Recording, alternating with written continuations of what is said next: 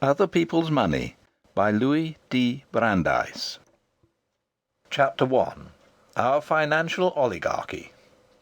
President Wilson, when governor, declared in 1911, "The great monopoly in this country is the money monopoly. So long as that exists, our old variety and freedom and individual energy of development are out of the question. A great industrial nation is controlled by its system of credit. Our system of credit is concentrated.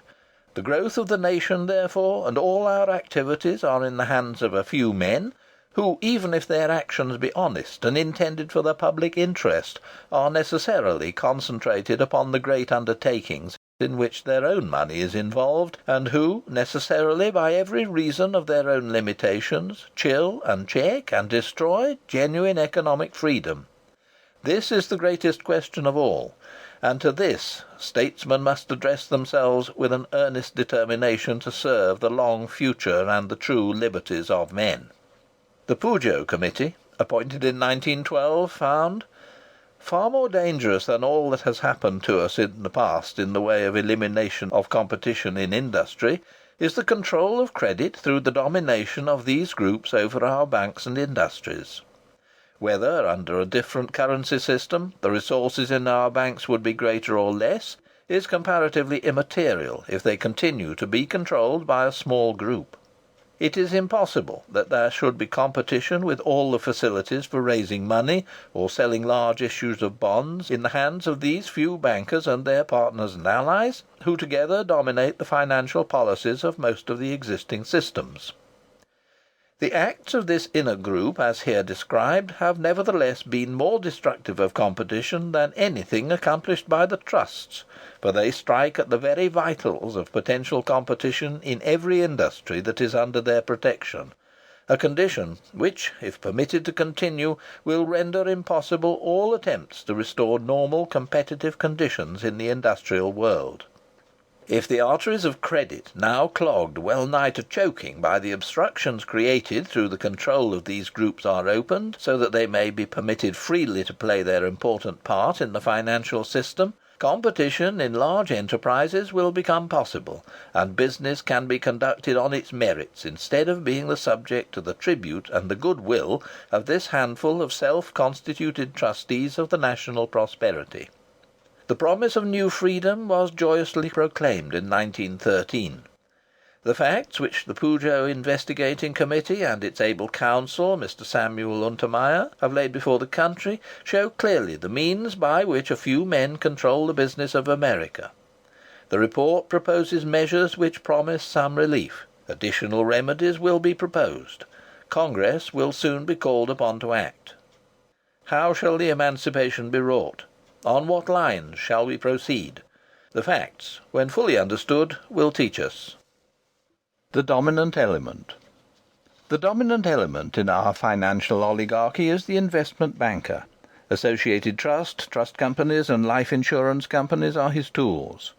Controlled railroads, public service and industrial corporations are his subjects. Though properly but middlemen, these bankers bestride as masters America's business world, so that practically no large enterprise can be undertaken successfully without their participation or approval. These bankers are, of course, able men possessed of large fortunes, but the most potent factor in their control of business is not the possession of extraordinary ability or huge wealth. The key to their power is combination, concentration, intensive and comprehensive, advancing on three distinct lines. First, there is the obvious consolidation of banks and trust companies, the less obvious affiliations, through stock holdings, voting trusts and interlocking directorates, of banking institutions which are not legally connected, and the joint transactions, gentlemen's agreements and banking ethics, which eliminate competition among the investment bankers. Second, there is the consolidation of railroads into huge systems, the large combinations of public service corporations, and the formation of industrial trusts which, by making businesses so big that local independent banking concerns cannot alone supply the necessary funds, has created dependence upon the associated New York bankers. But combination, however intensive along these lines only, could not have produced the money trust. Another and more potent factor of combination was added. Third, investment bankers like J.P. Morgan and Company, dealers in bonds, stocks and notes, encroached upon the functions of the three other classes of corporations with which their business brought them into contact. They became the directing power in railroads, public service and industrial companies through which our great business operations are conducted, the makers of bonds and stocks. They became the directing power in the life insurance companies and other corporate reservoirs of the people's savings, the buyers of bonds and stocks. They became the directing power also in banks and trust companies, the depositories of the quick capital of the country, the lifeblood of business, with which they and others carried on their operations. Thus, four distinct functions, each essential to business and each exercised originally by a distinct set of men, became united in the investment banker. It is to this union of business functions that the existence of the money trust is mainly due. Note: obviously only a few of the investment bankers exercise this great power, but many others perform important functions in the system, as hereinafter described. The development of our financial oligarchy followed, in this respect, lines by which the history of political despotism has familiarized us. Usurpation, proceeding by gradual encroachment rather than by violent acts; subtle and often long concealed concentration of distinct functions, which are beneficent when separately administered, and dangerous only when combined in the same persons. It was by processes such as these that Caesar Augustus became master of Rome. The makers of our own constitution had in mind like dangers to our political liberty when they provided so carefully for the separation of governmental powers. The proper sphere of the investment banker. The original function of the investment banker was that of a dealer in bonds, stocks and notes, buying mainly at wholesale from corporations, municipalities, states and governments which need money, and selling to those seeking investments. The banker performs in this respect the function of a merchant, and the function is a very useful one. Large business enterprises are conducted generally by corporations. The permanent capital of corporations is represented by bonds and stocks. The bonds and stocks of more important corporations are owned, in large part, by small investors who do not participate in the management of the company. Corporations require the aid of a banker middleman, for they lack generally the reputation and clientele essential to selling their own bonds and stocks direct to the investor. Investors in corporate securities also require the services of a banker middleman. The number of securities upon the market is very large. Only a part of these securities is listed on the New York Stock Exchange, but its listings alone comprise about 1,600 different issues, aggregating about $26.5 billion. And each year new listings are made, averaging about 233 to an amount of $1.5 billion. For a small investor to make an intelligent selection from these many corporate securities, indeed to pass an intelligent judgment upon a single one, is ordinarily impossible. He lacks the ability, the facilities, the training, and the time essential to a proper investigation. Unless his purchase is to be little better than a gamble, he needs the advice of an expert, who, combining special knowledge with judgment, has the facilities and incentive to make a thorough investigation. This dependence, both of corporations and of investors, upon the banker has grown in recent years, since women and others who do not participate in the management have become the owners of so large a part of the stocks and bonds of our great corporations. Over half of the stockholders of the American Sugar Refining Company, and nearly half of the stockholders of the Pennsylvania Railroad and of the New York, New Haven and Hartford Railroad, are women. Goodwill, the possession by a dealer of numerous and valuable regular customers, is always an important element in merchandising. But in the business of selling bonds and stocks it is of exceptional value, for the very reason that the small investor relies so largely upon the banker's judgment. This confidential relation of the banker to customers, and the knowledge of the customer's private affairs acquired incidentally, is often a determining factor in the marketing of securities. With the advent of big business, such goodwill possessed by the older banking houses, prominently J.P. Morgan and Company and their Philadelphia house called Drexel and Company, by Lee Higginson and Company, and Kidder Peabody and Company of Boston, and by Kuhn Loeb and Company of New York, became of enhanced importance. The volume of new security issues was greatly increased by huge railroad consolidations, the development of the holding companies, and particularly by the formation of industrial trusts. The rapidly accumulating savings of our people sought investment. The field of operations for the dealer in securities was thus much enlarged. And as the securities were new and untried, the services of the investment banker were in great demand, and his powers and profits increased accordingly. Controlling the security makers. But this enlargement of their legitimate field of operations did not satisfy investment bankers.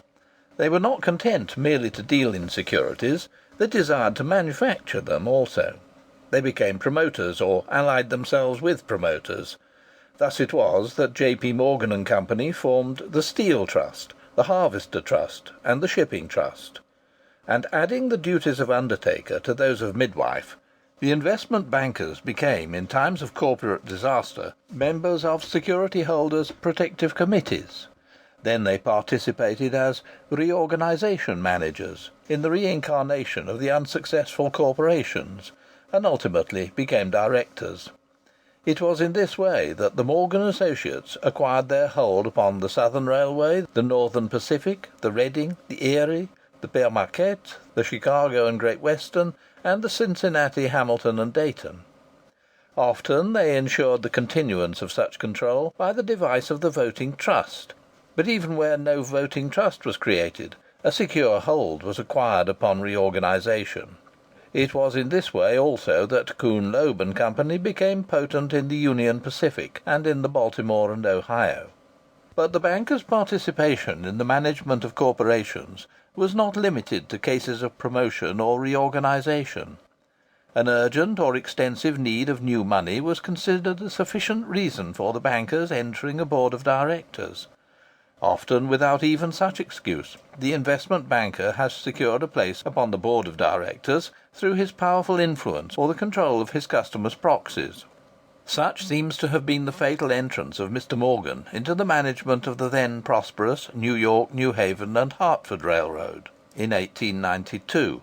When once a banker has entered the board, whatever may have been the occasion, his grip proves tenacious and his influence usually supreme, for he controls the supply of new money. The investment banker is naturally on the lookout for good bargains in bonds and stocks. Like other merchants, he wants to buy his merchandise cheap. But when he becomes director of a corporation, he occupies a position which prevents the transaction by which he acquires its corporate securities from being properly called a bargain. Can there be real bargaining where the same man is on both sides of a trade? The investment banker, through his controlling influence on the board of directors, decides that the corporation shall issue and sell the securities, decides the price at which it shall sell them, and decides that it shall sell the securities to himself. The fact that there are other directors besides the banker on board does not in practice prevent this being the result. The banker, who holds the purse strings, becomes usually the dominant spirit. Through voting trusteeships, exclusive financial agencies, membership on executive or finance committees, or by mere directorships, J.P. Morgan and Company and their associates held such financial power in at least 32 transportation systems, public utility corporations and industrial companies, companies with an aggregate capitalization of $17.273 billion. Mainly for corporations so controlled, J.P. Morgan and Company procured the public marketing in 10 years of security issues aggregating $1.95 billion. This huge sum does not include any issues marketed privately, nor any issues, however marketed, of intrastate corporations. Kuhn, Loeb and Company and a few other investment bankers exercise similar control over many other corporations. Controlling security buyers. Such control of railroads, public service and industrial corporations assures to the investment bankers an ample supply of securities at attractive prices, and merchandise well bought is half sold. But these bond and stock merchants are not disposed to take even a slight risk as to their ability to market their goods. They saw that if they could control the security buyers as well as the security makers, investment banking would indeed be a happy hunting ground, and they have made it so. The numerous small investors cannot, in the strict sense, be controlled, but their dependence upon the banker ensures their being duly influenced.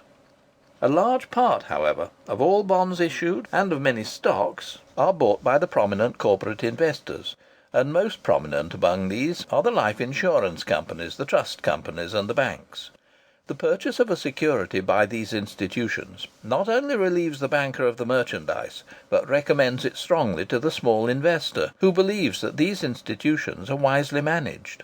These controlled corporate investors are not only large customers, but may be particularly accommodating ones. Individual investors are moody; they buy only when they want to do so. They are sometimes inconveniently reluctant. Corporate investors, if controlled, may be made to buy when the bankers need a market. It was natural that the investment bankers proceeded to get control of the great life insurance companies, as well as of the trust companies and the banks. The field thus occupied is uncommonly rich. The life insurance companies are our leading institutions for savings. Their huge surplus and reserves, augmented daily, are always clamouring for investment. No panic or money shortage stops the inflow of new money from the perennial stream of premiums on existing policies and interest on existing investments. The three great companies, the New York Life, the Mutual of New York, and the Equitable, would have over 55 million of new money to invest annually, even if they did not issue a single new policy. In 1904, just before the Armstrong investigation, these three companies had together $1,247,338.18 of assets. They had issued in that year $1,025,671,126 of new policies. The New York Legislature placed in 1906 certain restrictions upon their growth, so that their new business since has averaged $547,384,212, or only 53% of what it was in 1904. But the aggregate assets of these companies increased in the last 8 years to $1,817,052,260.36. At the time of the Armstrong investigation, the average age of these three companies was 56 years. The growth of assets in the last 8 years was about half as large as the total growth in the preceding 56 years. These three companies must invest annually about $70 million of new money, and besides, many old investments expire or are changed, and the proceeds must be reinvested. A large part of all life insurance surplus and reserves are invested in bonds. The aggregate bond investments of these three companies on January 1st, 1913, was $1,019,153,268.93. It was natural that the investment bankers should seek to control these never-failing reservoirs of capital. George W. Perkins was vice president of the New York Life, the largest of the companies. While remaining such, he was made a partner in J.P. Morgan & Company, and in the 4 years preceding the Armstrong investigation, his firm sold the New York Life $38,804,918.51 in securities. The New York Life is a mutual company, supposed to be controlled by its policyholders, but as the Pujo Committee finds, the so-called control of life insurance companies by policyholders through mutualisation is a farce, and its only result is to keep in office a self-constituted, self-perpetuating management. The Equitable Life Assurance Society is a stock company, and is controlled by $100,000 worth of stock. The dividend on this stock is limited by law to 7%. But in 1910, Mr. Morgan paid about $3 million for $51,000 worth par value of this stock, or $5,882.35 a share. The dividend return on the stock investment is less than 1/8 of 1%, but the assets controlled amount to now over $500 million. And certain of these assets had an especial value for investment bankers, namely, the large holdings of stock in banks and trust companies. The Armstrong investigation disclosed the extent of financial powers exerted through the insurance company holdings of bank and trust company stock. The committee recommended legislation compelling the insurance companies to dispose of the stock within 5 years. A law to that effect was enacted, but the time was later extended. The companies then disposed of a part of their bank and trust company stocks, but as the insurance companies were controlled by the investment bankers, these gentlemen sold the bank and trust company stocks to themselves. Referring to such purchases from the mutual life as well as from the equitable, the Pujo Committee found: here, then, were stocks of 5 important trust companies and one of our largest national banks in New York City that had been held by these 2 life insurance companies. Within 5 years, all of these stocks, so far as distributed by the insurance companies, have found their way into the hands of the men who virtually controlled or were identified with the management of the insurance companies or of their close allies and associates, to that extent thus further enriching them. The banks and trust companies are depositories, in the main, not of the people's savings, but of the business man's quick capital. Yet, since the investment banker acquired control of banks and trust companies, these institutions also have become, like the life companies, large purchasers of bonds and stocks. Many of our national banks have invested in this manner a large part of all their resources, including capital, surplus, and deposits. The bank investments of some banks exceed by far the aggregate of their capital and surplus, and nearly equal their loanable deposits. Controlling other people's quick capital. The goose that lays golden eggs has been considered a most valuable possession, but even more profitable is the privilege of taking the golden eggs laid by somebody else's goose. The investment bankers and their associates now enjoy that privilege. They control the people through the people's own money. If the bankers' power were commensurate only with their wealth, they would have relatively little influence on American business. Vast fortunes like those of the Astors are no doubt regrettable. They are inconsistent with democracy. They are unsocial. And they seem particularly unjust when they represent largely unearned increment. But the wealth of the Astors does not endanger political or industrial liberty. It is insignificant in amount as compared with the aggregate wealth of America, or even of New York City. It lacks significance, largely because its owners have only the income from their own wealth. The Astor wealth is static. The wealth of the Morgan associates is dynamic. The power and the growth of power in our financial oligarchs comes from wielding the savings and quick capital of others. In 2 or 3 great life insurance companies, the influence of J.P. Morgan and Company and their associates is exerted without any individual investment by them whatsoever. Even in the Equitable, where Mr. Morgan bought an actual majority of all the outstanding stock, his investment amounts to little more than 0.5% of the assets of the company. The fetters which bind the people are forged from the people's own gold. But the reservoir of other people's money, from which the investment bankers now draw their greatest power, is not the life insurance companies, but the banks and trust companies. Bank deposits represent the really quick capital of the nation. They are the lifeblood of businesses. Their effective force is much greater than that of an equal amount of wealth permanently invested. The 34 banks and trust companies, which the Pujo Committee declared to be directly controlled by the Morgan associates, held $1,983,000,000 in deposits. Control of these institutions means the ability to lend a large part of these funds directly and indirectly to themselves, and what is often even more important, the power to prevent the funds being lent to any rival interests. These huge deposits can, in the discretion of those in control, be used to meet the temporary needs of their subject corporations. When bonds and stocks are issued to finance permanently these corporations, the bank deposits can, in large part, be loaned by the investment bankers in control to themselves and their associates, so that securities bought may be carried by them until sold to investors. Or these bank deposits may be loaned to allied bankers, or jobbers in securities, or to speculators, to enable them to carry the bonds or stocks. Easy money tends to make securities rise in the market. Tight money nearly always makes them fall. The control by the leading investment bankers over the banks and trust companies is so great that they can often determine, for a time, the market for money by lending or refusing to lend on the stock exchange. In this way, among others, they have the power to affect the general trend of prices in bonds and stocks. Their power over a particular security is even greater.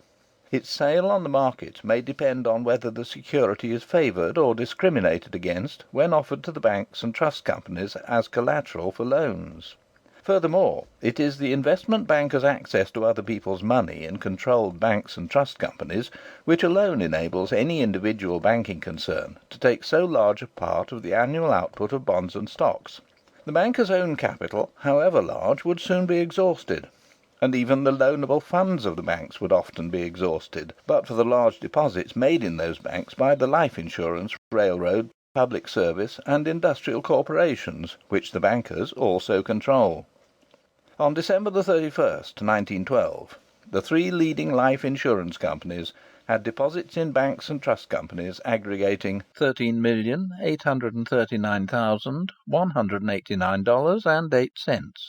As the Pujo Committee finds, the men who, through their control over the funds of our railroads and industrial companies, are able to direct where such funds shall be kept, and thus to create those great reservoirs of the people's money, are the ones who are in position to tap those reservoirs for the ventures in which they are interested, and to prevent their being tapped for purposes of which they do not approve. The latter is quite as important a factor as the former. It is the controlling consideration in its effect on competition in the railroad and industrial world. Having your cake and eating it too. But the power of the investment banker over other people's money is often more direct and effective than that exerted through controlled banks and trust companies. J.P. Morgan and Company achieve the supposedly impossible feat of having their cake and eating it too. They buy the bonds and stocks of controlled railroads and industrial concerns and pay the purchase price, and still do not part with their money. This is accomplished by the simple device of becoming the bank of deposit of the controlled corporations, instead of having the company deposit in some merely controlled bank in whose operation others have at least some share. When J.P. Morgan and Company buy an issue of securities, the purchase money, instead of being paid over to the corporation, is retained by the banker for the corporation, to be drawn upon only as the funds are needed by the corporation.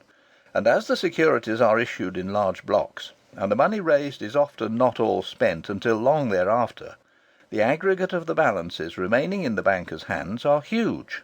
Thus J.P. Morgan and Company, including their Philadelphia house called Drexel and Company, held on November 1st, 1912, deposits aggregating $162,491,819.65.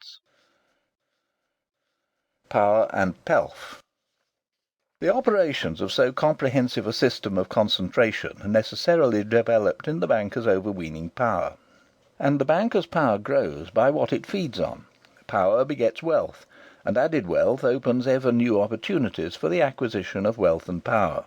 The operations of these bankers are so vast and numerous that even a very reasonable compensation for the service performed by the bankers would, in the aggregate, produce for them incomes so large as to result in huge accumulations of capital. But the compensation taken by the bankers as commissions or profits is often far from reasonable. Occupying, as they so frequently do, the inconsistent position of being at the same time seller and buyer, the standard for so-called compensation actually applied is not the rule of reason, but all the traffic will bear. And this is true even when there is no sinister motive. The weakness of human nature prevents men from being good judges of their own deservings. The syndicate formed by J.P. Morgan and Company to underwrite the United States Steel Corporation took for its services securities which netted $62,500,000 in cash. Of this huge sum, J.P. Morgan and Company received, as syndicate managers, $12,500,000 in addition to the share which they were entitled to receive as syndicate members. This sum of $62,500,000 was only part of the fees paid for the service of monopolizing the steel industry. In addition to the commissions taken specifically for organizing the United States Steel Corporation, large sums were paid for organizing the several companies of which it is composed. For instance, the National Tube Company was capitalized at $80 million of stock, $40 million of which was common stock. Half of this $44 million was taken by J.P. Morgan and Company and their associates for promotion services, and the $20 million stock so taken became later exchangeable for $25 million of Steel Common. Commissioner of Corporations Herbert Knox Smith found that more than $150 million of the stock of Steel Corporation was issued directly or indirectly through exchange for mere promotion or underwriting services. In other words, nearly 1/7 of the total capital stock of the Steel Corporation appears to have been issued directly or indirectly to promoters' services. The so-called fees and commissions taken by the bankers and associates upon the organization of the trusts have been exceptionally large. But even after the trusts are successfully launched, the exactions of the bankers are often extortionate. The syndicate which underwrote in 1901 the Steel Corporation's preferred stock conversion plan advanced only $20 million in cash, and received an underwriting commission of $6,800,000. The exaction of huge commissions is not confined to trust and other industrial concerns.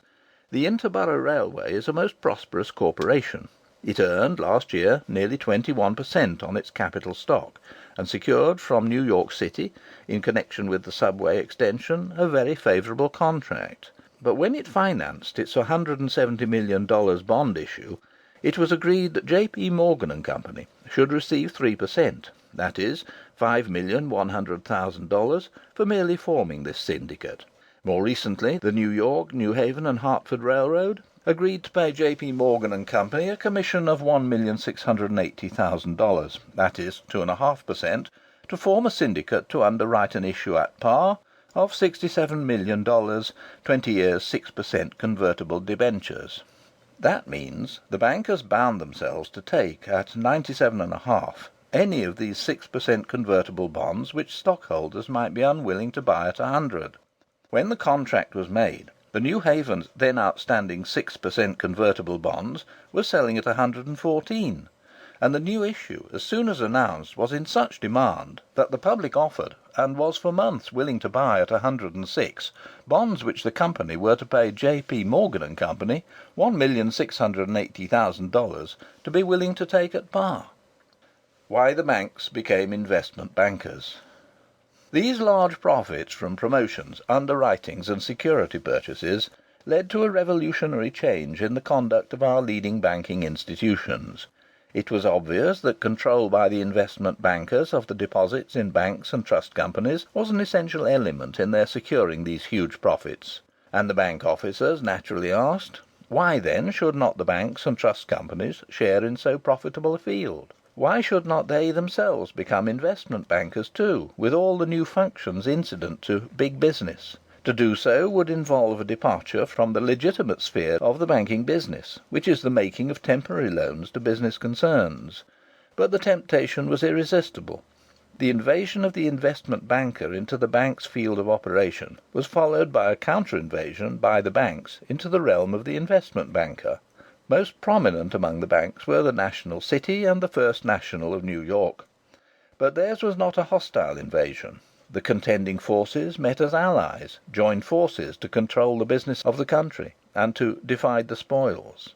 The alliance was cemented by voting trusts, by interlocking directorates, and by joint ownerships. There resulted the fullest co-operation, and ever more railroads, public service corporations, and industrial concerns were brought into complete subjection. End of Chapter 1.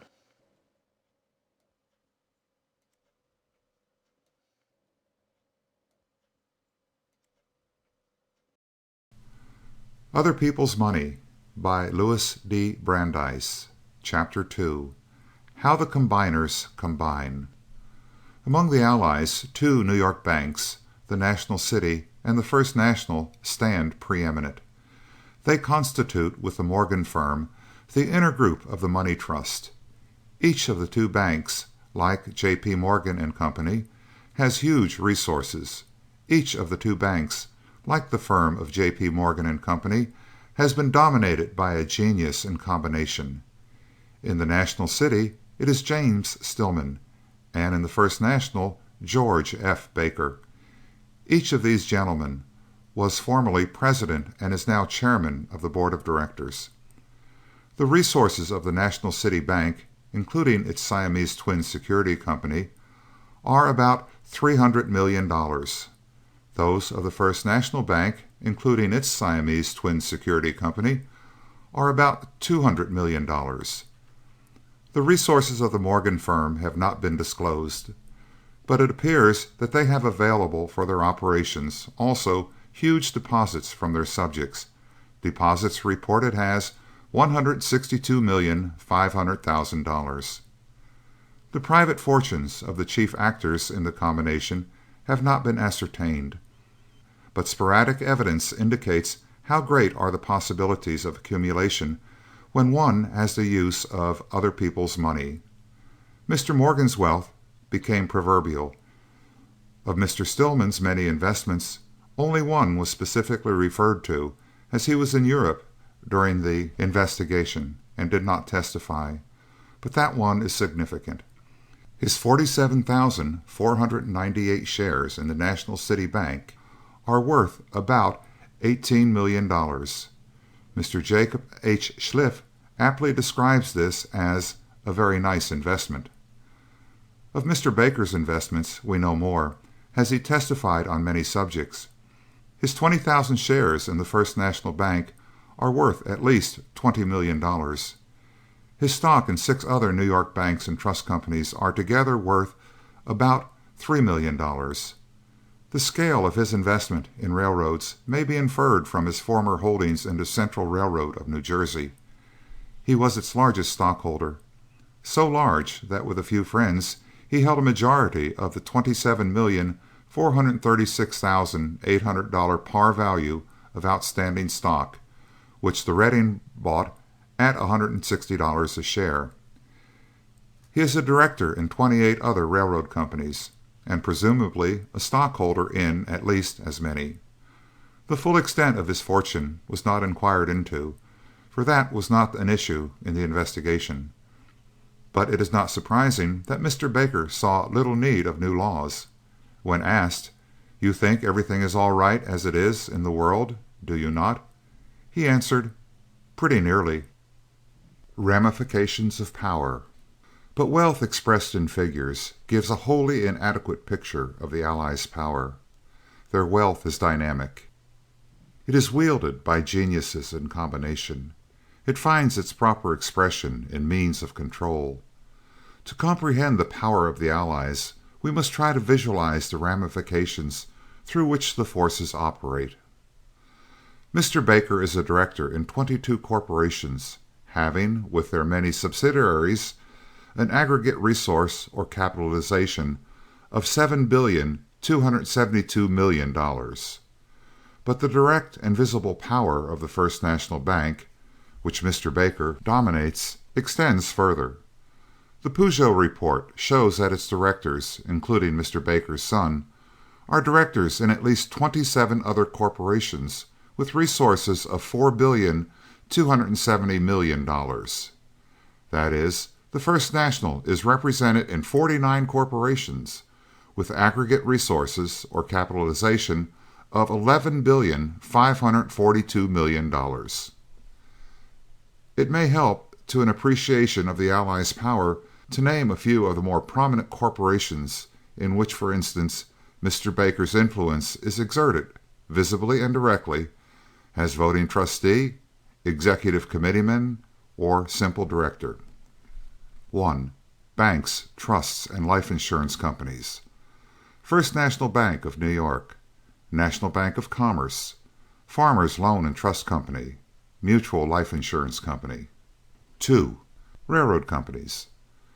New York Central Lines, New Haven, Reading, Erie, Lackawanna, Lehigh Valley, Southern, Northern Pacific, Chicago, Burlington, and Quincy. 3. Public service corporations. American Telegraph and Telephone Company, Adams Express Company. 4. industrial corporations, United States Steel Corporation, Pullman Company. Mr. Stillman is a director in only 7 corporations, with aggregate assets of $2,476,000,000, but the directors in the National City Bank, which he dominates, are directors in at least 41 other corporations, which, with their subsidiaries, have an aggregate capitalization or resource of $10,564,000,000. The members of the firm of J.P. Morgan and Company, the acknowledged leader of the Allied forces, hold 72 directorships in 47 of the largest corporations of the country. The Peugeot Committee finds that members of J.P. Morgan and Company and the directors of their controlled trust companies and of the First National and the National City Bank together hold 118 directorships in 34 banks and trust companies, having total resources of $2,679,000,000 and total deposits of $1,983,000,000. 30 directorships in 10 insurance companies, having total assets of $2,293,000,000. 105 directorships in 32 transportation systems, having a total capitalization of $11,784,000,000 and a total mileage, excluding express companies and steamship lines, of 150,200. 63 directorships in 24 producing and trading corporations, having a total capitalization of $3,339,000,000. 25 directorships in 12 public utility corporations, having a total capitalization of $2,150,000,000. In all, 341 directorships in 112 corporations, having aggregate resources or capitalization of $22,245,000,000. $22 billion. $22 billion is a large sum, so large that we have difficulty in grasping its significance. The mind realizes size only through comparisons. With what can we compare 22 billions of dollars? 22 billions of dollars is more than 3 times the assessed value of all the property, real and personal, in all New England. It is nearly 3 times the assessed value of all the real estate in the city of New York. It is more than twice the assessed value of all the property in the 13 southern states. It is more than the assessed value of all the property in the 22 states north and south lying west of the Mississippi River. But the huge sum of $22 billion is not large enough to include all the corporations to which the influence of the 3 allies directly and visibly extends. For, first, there are 56 other corporations, not included in the Peugeot schedule, each with capital or resources of over $5 million and aggregating nearly $1,350,000,000, in which the Morgan allies are represented according to the directories of directors. Second, the Peugeot schedule does not include any corporation with resources of less than $5 million. But these financial giants have shown their humility by becoming directors in many such. For instance, members of J.P. Morgan and Company and directors in the National City Bank and the First National Bank are also directors in 158 such corporations.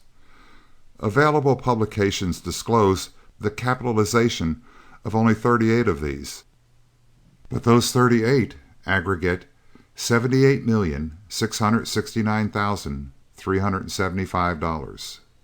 Third, the Peugeot schedule includes only the corporations in which the Morgan associates actually appear by name as directors. It does not include those in which they are represented by dummies or otherwise. For instance, the Morgan influence certainly extends to the Kansas City Terminal Railway Company, for which they have marketed since 1910, in connection with others, 4 issues aggregating $41,761,000, but no member of J.P. Morgan and Company, of the National City Bank, or of the First National Bank appears on the Kansas City Terminal Directorate. Fourth, the Peugeot schedule does not include all the subsidiaries of the corporation scheduled. For instance, the capitalization of the New Haven system is given as $385 million. That sum represents the bond and stock capital of the New Haven Railroad. But the New Haven system comprises many controlled corporations whose capitalization is only to a slight extent included, directly or indirectly, in the New Haven Railroad balance sheet. The New Haven, like most large corporations, is a holding company also, and a holding company may control subsidiaries while owning but a small part of the latter's outstanding securities. Only the small part so held will be represented in the holding company's balance sheet. Thus, while the New Haven Railroad's capitalization is only $385 million, and that sum only appears in the Peugeot schedule, the capitalization of the New Haven system, as shown by a chart submitted to the committee, is over twice as great, namely $849 million. It is clear, therefore, that the $22 billion referred to by the Peugeot committee understates the extent of the concentration affected by the inner group of the money trust. Cementing the Triple Alliance. Care was taken by these builders of imperial power that their structure should be enduring. It has been buttressed on every side by joint ownerships and mutual stockholdings, as well as by close personal relationships. For directorships are ephemeral and may end with a new election. Mr. Morgan and his partners acquired 1/6 of the stock of the First National Bank and made a $6 million investment in the stock of the National City Bank. Then J.P. Morgan and Company, the National City, and the First National, or their dominant officers, Mr. Stillman and Mr. Baker, acquired together by stock purchases and voting trusts control of the National Bank of Commerce with its $190 million of resources, of the Chase National with $125 million, of the Guarantee Trust Company with $232 million, of the Bankers Trust Company with $205 million, and of a number of smaller but important financial institutions. They became joint voting trustees in great railroad systems, and finally, as if the Allies were united into a single concern, loyal and efficient service in the banks, like that rendered by Mr. Davidson and Mr. Lamont in the First National, was rewarded by promotion to membership in the firm of J.P. Morgan and Company. The Provincial Allies. Thus equipped and bound together, J.P. Morgan and Company, the National City, and the First National easily dominated America's financial center, New York. For certain other important bankers, to be hereafter mentioned, were held in restraint by gentlemen's agreements. The three allies dominated Philadelphia, too, for the firm of Drexel and Company is J.P. Morgan and Company under another name. But there are two other important money centers in America, Boston and Chicago. In Boston, there are two large international banking houses, Lee, Higginson and Company, and Kidder Peabody and Company, both long established and rich, and each possessing an extensive, wealthy clientele of eager investors in bonds and stocks. Since 1907, each of these firms has purchased or underwritten, principally in conjunction with other bankers, about 100 different security issues of the greater interstate corporations, the issues of each banker amounting, in the aggregate, to over $1 billion. Concentration of banking capital has proceeded even further in Boston than in New York. By successive consolidations, the number of national banks has been reduced from 58 in 1898 to 19 in 1913. There are in Boston now also 23 trust companies. The National Schwammt Bank, the First National Bank of Boston, and the Old Colony Trust Company, which these two Boston banking houses and their associates control, alone have aggregate resources of $288,386,294, constituting about one-half of the banking resources of the city. These great banking institutions, which are themselves the result of many consolidations, and the 21 other banks and trust companies in which their directors are also directors, hold together 90% of the total banking resources of Boston. And linked to them by interlocking directorates are 9 other banks and trust companies whose aggregate resources are about 2.5% of Boston's total. Thus, of 42 banking institutions, 33 with aggregate resources of $560,516,239, holding about 92.5% of the aggregate banking resources of Boston, are interlocked. But even the remaining 9 banks and trust companies, which together hold but 7.5% of Boston's banking resources, are not all independent of one another. 3 are linked together, so that there appear to be only 6 banks in all Boston that are free from interlocking directorate relations. They together represent but 5% of Boston's banking resources. And it may well be doubted whether all of even those 6 are entirely free from affiliations with the other groups. Boston's banking concentration is not limited to the legal confines of the city. Around Boston proper are over 30 suburbs, with which it forms what is popularly known as Greater Boston. These suburban municipalities, and also other important cities like Worcester and Springfield, are in many respects within Boston's sphere of influence.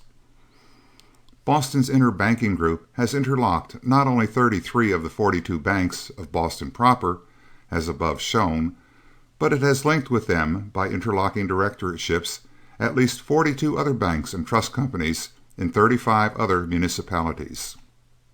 Once Lee Higginson and Company and Kidder Peabody and Company were active competitors. They are so still in some small or purely local matters, but both are devoted cooperators with the Morgan Associates in larger and interstate transactions, and the alliance with these great Boston banking houses has been cemented by mutual stock holdings and co-directorships. Financial concentration seems to have found its highest expression in Boston. Somewhat similar relations exist between the Triple Alliance and Chicago's great financial institutions.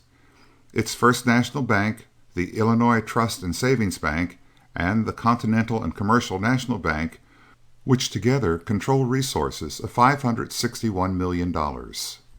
And similar relations would doubtlessly be found to exist with leading bankers of the other important financial centers of America, as to which the Peugeot Committee was prevented by lack of time from making investigation. The auxiliaries. Such are the primary, such the secondary powers which comprise the money trust.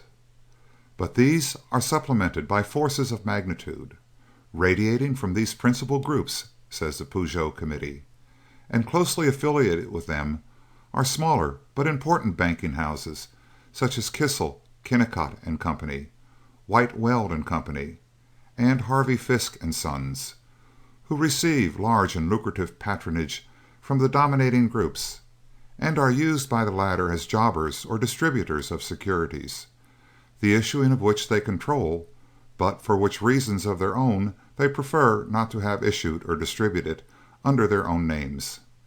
Lee, Higginson and Company, besides being partners with the inner group, are also frequently utilized in this service because of their facilities as distributors of securities. For instance, J.P. Morgan and Company, as fiscal agents of the New Haven Railroad, had the right to market its securities and that of its subsidiaries.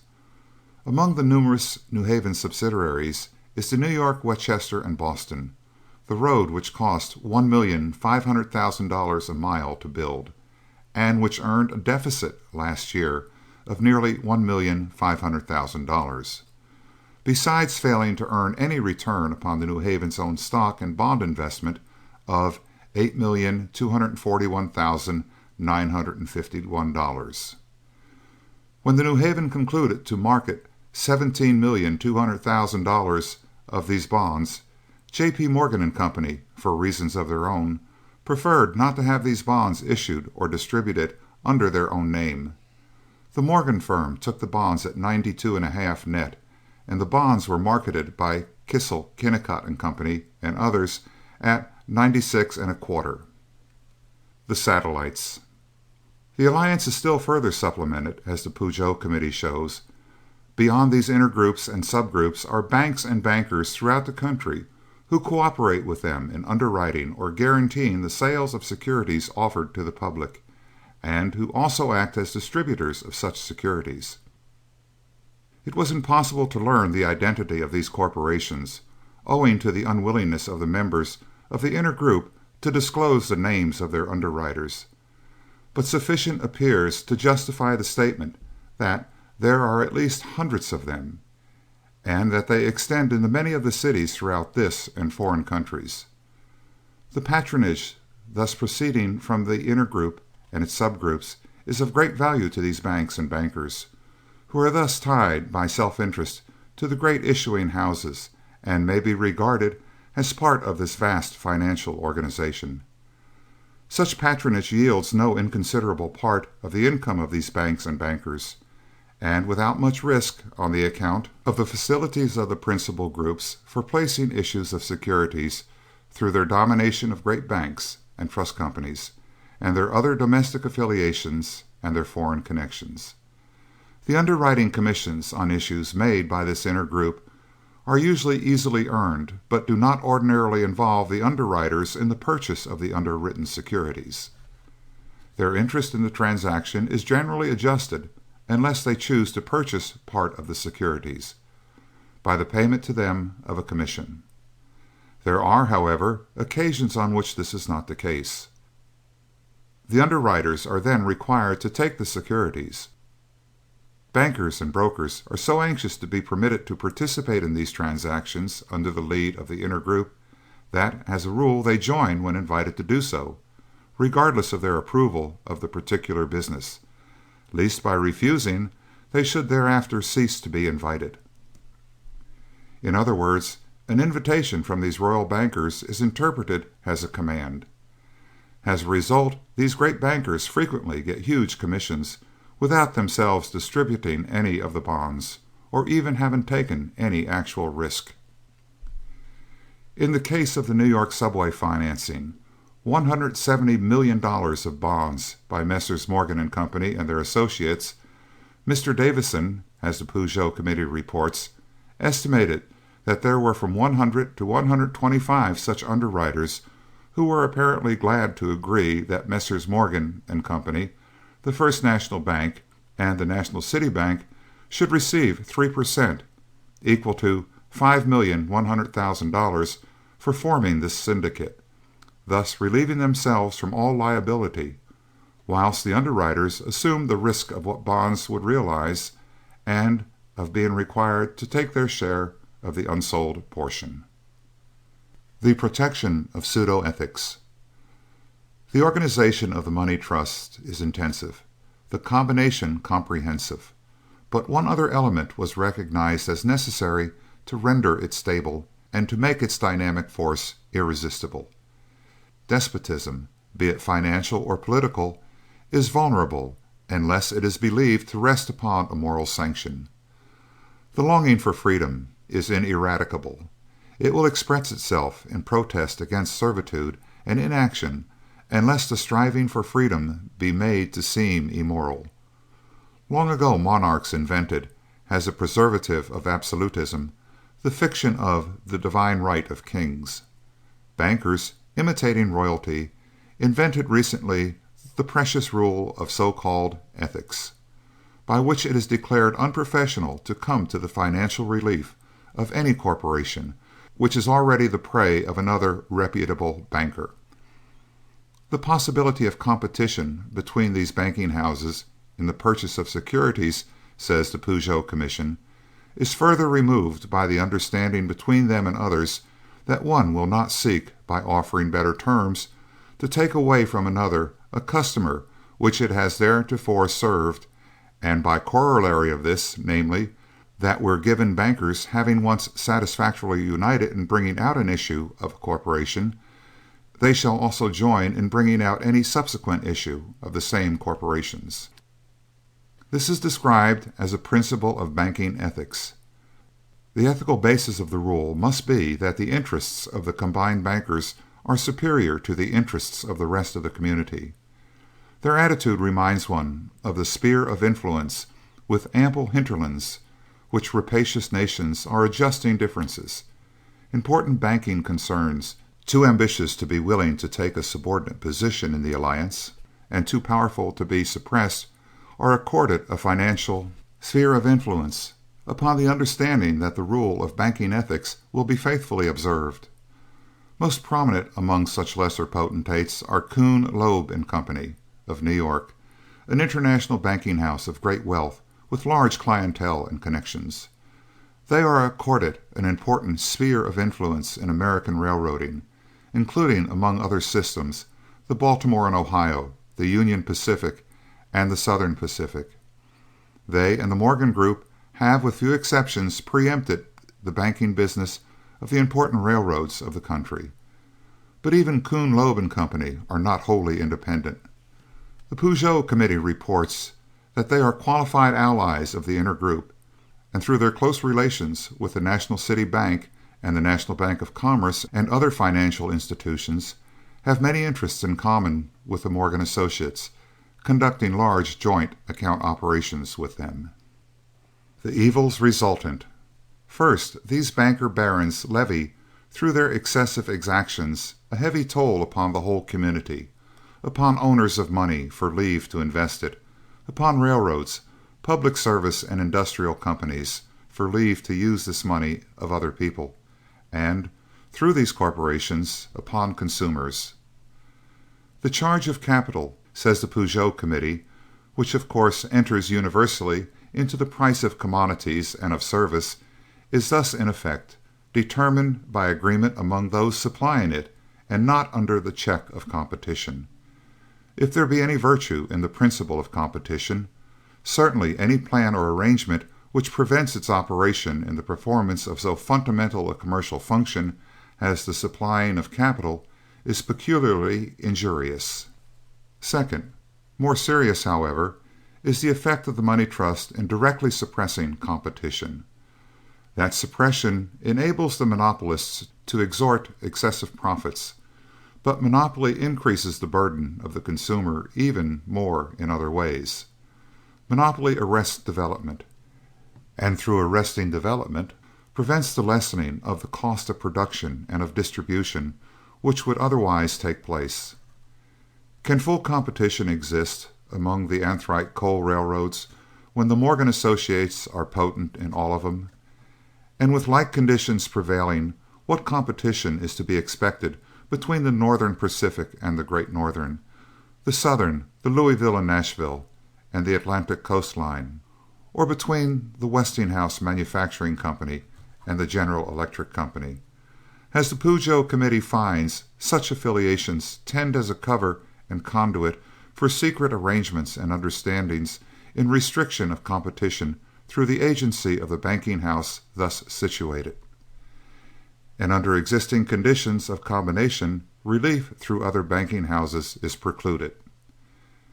It can hardly be expected that the banks, trust companies, and other institutions that are thus seeking participation from this inner group would be likely to engage in business of a character that would be displeasing to the latter or would interfere with their plans or prestige. And so the protection that can be afforded by the members of the inner group constitutes the safest refuge of our great industrial combinations against future competition. The powerful grip of these gentlemen is upon the throttle that controls the wheels of credit, and upon their signal those wheels will turn or stop. Third, but far more serious even than the suppression of competition, is the suppression of industrial liberty, indeed of manhood itself, which this overweening financial power entails. The intimidation which it effects extends far beyond the banks, trust companies, and other institutions seeking participation from this inner group in their lucrative underwritings, and far beyond those interested in the great corporations directly dependent upon the inner group. its blighting and benumbing effect extends as well to the small and seemingly independent businessman, to the vast army of professional men and others directly dependent upon big business, and to many another, for 1. Nearly every enterprising businessman needs bank credit. The granting of credit involves the exercise of judgment of the bank officials, and however honestly the bank officials may wish to exercise their discretion, experience shows that their judgment is warped by the existence of the all-pervading power of the money trust. He who openly opposes the great interests will often be found to lack that quality of safe and saneness which is the basis of financial credit. 2. Nearly every enterprising businessman and a large part of our professional men have something to sell to, or must buy something from, the great corporations to which the control or influence of the money lords extends directly, or from or to affiliated interests. Sometimes it is merchandise, sometimes it is service, sometimes they have nothing either to buy or to sell, but desire political or social advancement. Sometimes they want merely peace. Experience shows that it is not healthy to buck against a locomotive, and business is business. Here and there you will find a hero, red-blooded and courageous, loving manhood more than wealth, place, or security, who dared to fight for independence and won. Here and there you may find the martyr, who resisted in silence and suffered with resignation. But America, which seeks the greatest good of the greatest number, cannot be content with conditions that fit only the hero, the martyr, or the slave. End of chapter 2. Other People's Money by Louis D. Brandeis, Chapter 3, Interlocking Directorates. The practice of interlocking directorates is the root of many evils. It offends laws human and divine. Applied to rival corporations, it tends to the suppression of competition and to violation of the Sherman Law. Applied to corporations which deal with each other, it tends to disloyalty and to violation of the fundamental law that no man can serve two masters. In either event, it tends to inefficiency, for it removes incentive and destroys soundness of judgment. It is undemocratic, for it rejects the platform, a fair field and no favors, substituting the pull of privilege for the push of manhood. It is the most potent instrument of the money trust. Break the control so exercised by the investment bankers over railroads, public service and industrial corporations, over banks, life insurance and trust companies, and a long step will have been taken toward attainment of the new freedom. The term interlocking directorates is here used in a broad sense as including all intertwined conflicting interests, whatever the form, and by whatever device effected. The objection extends alike to contracts of a corporation, whether with one of its directors individually, or with a firm of which he is a member, or with another corporation in which he is interested as an officer or director or stockholder. The objection extends likewise to men holding the inconsistent position of director in two potentially competing corporations, even if those corporations do not actually deal with each other. The endless chain. A simple example will illustrate the vicious circle of control, the endless chain, through which our financial oligarchy now operates. J.P. Morgan, or a partner, a director of the New York, New Haven, and Hartford Railroad, causes that company to sell to J.P. Morgan & Company an issue of bonds. J.P. Morgan & Company borrow the money with which to pay for the bonds from the Guarantee Trust Company, of which Mr. Morgan, or a partner, is a director. J.P. Morgan & Company sell the bonds to the Penn Mutual Life Insurance Company, of which Mr. Morgan, or a partner, is a director. The New Haven spends the proceeds of the bonds in purchasing steel rails from the United States Steel Corporation, of which Mr. Morgan, or a partner, is a director. The United States Steel Corporation spends the proceeds of the rails in purchasing electrical supplies from the General Electric Company, of which Mr. Morgan, or a partner, is a director. The General Electric sells supplies to the Western Union Telegraph Company, a subsidiary of the American Telephone and Telegraph Company, and in both, Mr. Morgan, or a partner, is a director. The telegraph company has an exclusive wire contract with the Reading, of which Mr. Morgan, or a partner, is a director. The Reading buys its passenger cars from the Pullman Company, of which Mr. Morgan, or a partner, is a director. The Pullman Company buys, for local use, locomotives from the Baldwin Locomotive Company, of which Mr. Morgan, or a partner, is a director. The Reading, the General Electric, the Steel Corporation, and the New Haven, like the Pullman, buy locomotives from the Baldwin Company. The Steel Corporation, the Telephone Company, the New Haven, the Reading, the Pullman, and the Baldwin Companies, like Western Union, buy electrical supplies from the General Electric. The Baldwin, the Pullman, the Reading, the Telephone, the Telegraph, and the General Electric Companies, like the New Haven, buy steel products from the Steel Corporation. Each and every one of the companies last named markets its securities through J.P. Morgan and Company. Each deposits its funds with J.P. Morgan and Company, and with these funds of each, the firm enters upon further operations. The specific illustration is in part supposititious, but it represents truthfully the operation of interlocking directorates. Only it must be multiplied many times and with many permutations to represent fully the extent to which the interests of a few men are intertwined. Instead of taking the New Haven as the railroad starting point in our example, the New York Central, the Santa Fe, the Southern, the Lehigh Valley, the Chicago and Great Western, the Erie, or the Père Marquette might have been selected. Instead of the Guarantee Trust Company as the banking reservoir, any one of a dozen other important banks or trust companies. Instead of the Penn Mutual as purchaser of the bonds, other insurance companies. Instead of the General Electric, its qualified competitor, the Westinghouse Electric and Manufacturing Company. The chain is indeed endless, for each controlled corporation is entwined with many others. As the nexus of big business, the Steel Corporation stands, of course, preeminent. The Stanley Commission showed that the few men who control the Steel Corporation, itself an owner of important railroads, are directors also in 29 other railroad systems with 126,000 miles of line, more than half the railroad mileage of the United States, and in important steamship companies.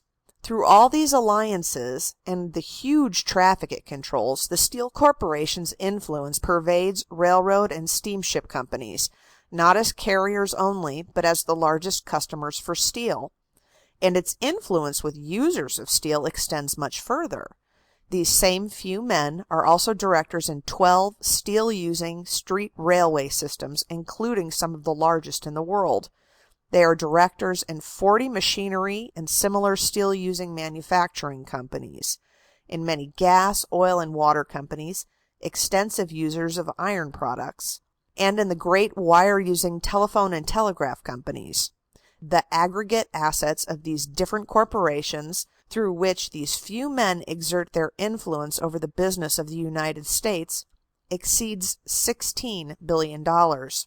Obviously, interlocking directorates, and all that term implies, must be effectually prohibited before the freedom of American business can be regained. The prohibition will not be an innovation.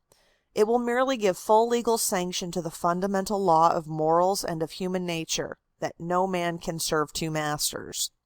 The surprising fact is that a principle of equity so firmly rooted should have been departed from at all in dealing with corporations. For no rule of law has, in other connections, been more rigorously applied than that which prohibits a trustee from occupying inconsistent positions, from dealing with himself, or from using his fiduciary position for personal profit. And a director of a corporation is as obviously a trustee as persons holding similar positions in an unincorporated association or in a private trust estate, who are called specifically by that name. The courts have recognized this fully. Thus, the Court of Appeals of New York declared in an important case, while not technically trustees, for the title of the corporate property was in the corporation itself, they were charged with the duties and subject to the liabilities of trustees. Clothed with the power of controlling the property and managing the affairs of the corporation, without let or hindrance, as to third persons, they were its agents. but as to the corporation itself, equity holds them liable as trustees. While courts of law generally treat the directors as agents, courts of equity treat them as trustees, and hold them to a strict account for any breach of the trust relation. For all practical purposes they are trustees, when called upon in equity to account for their official conduct. Nullifying the law. But this wholesome rule of business, so clearly laid down, was practically nullified by courts in creating two unfortunate limitations, as concessions doubtless to the supposed needs of commerce. First, courts held valid contracts between a corporation and a director, or between two corporations with a common director, where it was shown that in making the contract, the corporation was represented by independent directors and that the vote of the interested director was unnecessary to carry the motion and his presence was not needed to constitute a quorum. Second, the courts held that even where a common director participated actively in the making of a contract between two corporations, the contract was not absolutely void, but voidable only at the election of the corporation. The first limitation ignored the rule of law that a beneficiary is entitled to disinterested advice from all his trustees, and not merely from some, and that a trustee may violate his trust by inaction as well as by action. It ignored also the laws of human nature, in assuming that the influence of a director is confined to the act of voting. Everyone knows that the most effective work is done before any vote is taken, subtly and without provable participation. Everyone should know that the denial of minority representation on boards of directors has resulted in the domination of most corporations by one or two men, and in practically banishing all criticism of the dominant power. And even where the board is not so dominated, there is too often that harmonious cooperation among directors which secures for each, in his own line, a due share of the corporation's favors. The second limitation, by which contracts, in the making of which the interested director participates actively, are held merely voidable instead of absolutely void, ignores the teachings of experience. To hold such contracts merely voidable has resulted practically in declaring them valid. It is the directors who control corporate action, and there is little reason to expect that any contract, entered into by a board with a fellow director, however unfair, would be subsequently avoided. Appeals from Philip Drunk to Philip Sober are not of frequent occurrence, nor very fruitful. But here we lack even an appealing party. Directors and the dominant stockholders would, of course, not appeal, and the minority stockholders have rarely the knowledge of facts which is essential to an effective appeal, whether it be made to the directors, to the whole body of stockholders, or to the courts. Besides, the financial burden and the risks incident to any attempt of individual stockholders to interfere with an existing management is ordinarily prohibitive. Proceedings to avoid contracts with directors are, therefore, seldom brought, except after a radical change in the membership of the board, and radical changes in a board's membership are rare. Indeed, the Peugeot Committee reports, "None of the witnesses," the leading American bankers testified, "was able to name an instance in the history of the country in which the stockholders had succeeded in overthrowing an existing management in any large corporation. Nor does it appear that stockholders have ever even succeeded in so far as to secure the investigation of an existing management of a corporation to ascertain whether it has been well or honestly managed." Mr. Max Pam proposed in the April 1913 Harvard Law Review that the government come to the aid of minority stockholders. He urged that the president of every corporation be required to report annually to the stockholders, and to state and federal officials every contract made by the company in which any director is interested; that the Attorney General of the United States or the state investigate the same and take proper proceedings to set all such contracts aside and recover any damages suffered; or, without disaffirming the contracts, to recover from the interested directors the profits derived therefrom; and to this end also, that state and national bank examiners, state superintendents of insurance, and the Interstate Commerce Commission be directed to examine the records of every bank, trust company, insurance company, railroad company, and every other corporation engaged in interstate commerce. Mr. Pam's views concerning interlocking directorates are entitled to careful study. As counsel prominently identified with the organization of trusts, he had for years full opportunity of weighing the advantages and disadvantages of big business. His conviction that the practice of interlocking directorates is a menace to the public and demands drastic legislation is significant, and much can be said in support of the specific measure which he proposes. But to be effective, the remedy must be fundamental and comprehensive. The essentials of protection. Protection to minority stockholders demands that corporations be prohibited absolutely from making contracts in which a director has a private interest, and that all such contracts be declared not voidable merely, but absolutely void. In the case of railroads and public service corporations, in contradistinction to private industrial companies, such prohibition is demanded also in the interests of the general public. For interlocking interests breed inefficiency and disloyalty, and the public pays, in higher rates or in poor service, a large part of the penalty for graft and inefficiency.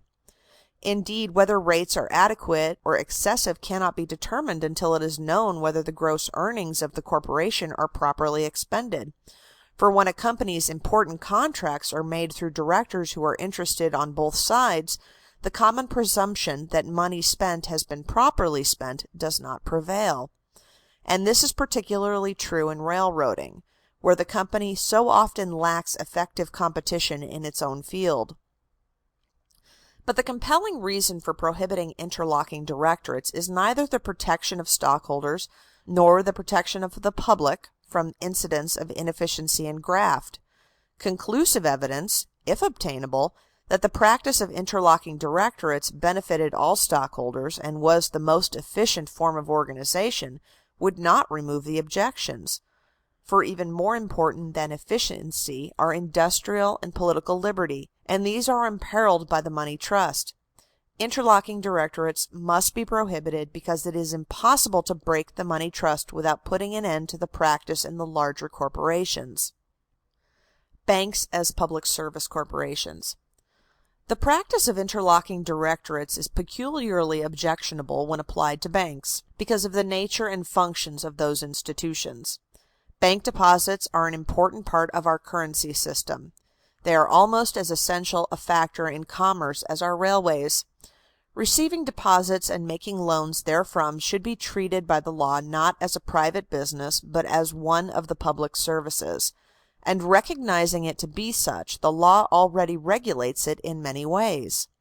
The function of a bank is to receive and to loan money. It has no more right than a common carrier to use its powers specifically to build up or to destroy other businesses. The granting or withholding of a loan should be determined, so far as concerns the borrower, solely by the interest rate and the risk involved, and not by favoritism or other considerations foreign to the banking function. Men may safely be allowed to grant or to deny loans of their own money to whomsoever they see fit, whatsoever their motive may be. But bank resources are, in the main, not owned by the stockholders nor by the directors.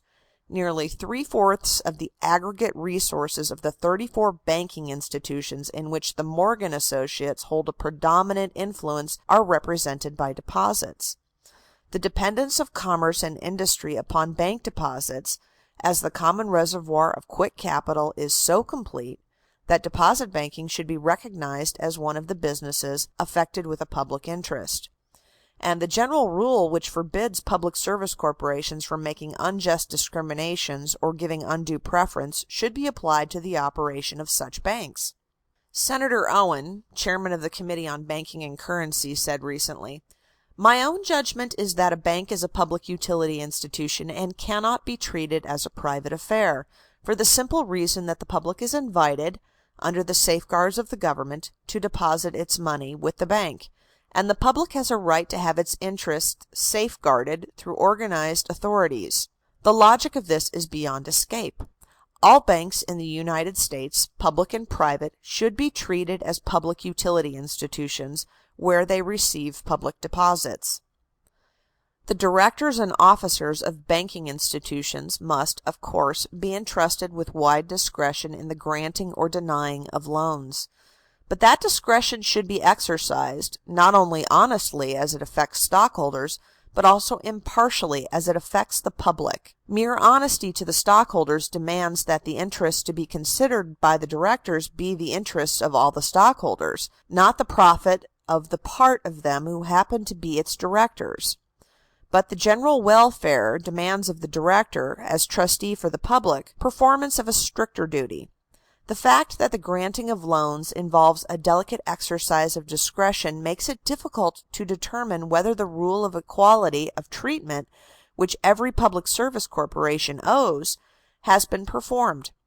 But that difficulty merely emphasizes the importance of making absolute the rule that banks of deposit shall not make any loan nor engage in any transaction in which a director has a private interest. And we should bear this in mind. If privately owned banks fail in the public duty to afford borrowers equality of opportunity, there will arise a demand for government-owned banks, which will become irresistible. The statement of Mr. Justice Holmes of the Supreme Court of the United States in the Oklahoma Bank case is significant. We cannot say that the public interests to which we have adverted, and others, are not sufficient to warrant the state in taking the whole business of banking under its control. On the contrary, we are of the opinion that it may go on from regulation to prohibition except upon such conditions as it may prescribe. Official precedents. Nor would the requirement that banks shall make no loan in which a director has a private interest impose undue hardships or restrictions upon bank directors. It might make a bank director dispose of some of his investments and refrain from making others, but it often happens that the holding of one office precludes a man from holding another, or compels him to dispose of certain financial interests. A judge is disqualified from sitting in any case in which he has even the smallest financial interest, and most judges, in order to be free to act in any matters arising in their court, proceed, upon taking office, to disclose of all investments which could conceivably bias their judgment in any matter that might come before them. An interstate commerce commissioner is prohibited from owning any bonds or stocks in any corporation subject to the jurisdiction of the commission. It is a serious criminal offense for any executive officer of the federal government to transact government business with any corporation in the pecuniary profits of which he is directly or indirectly interested.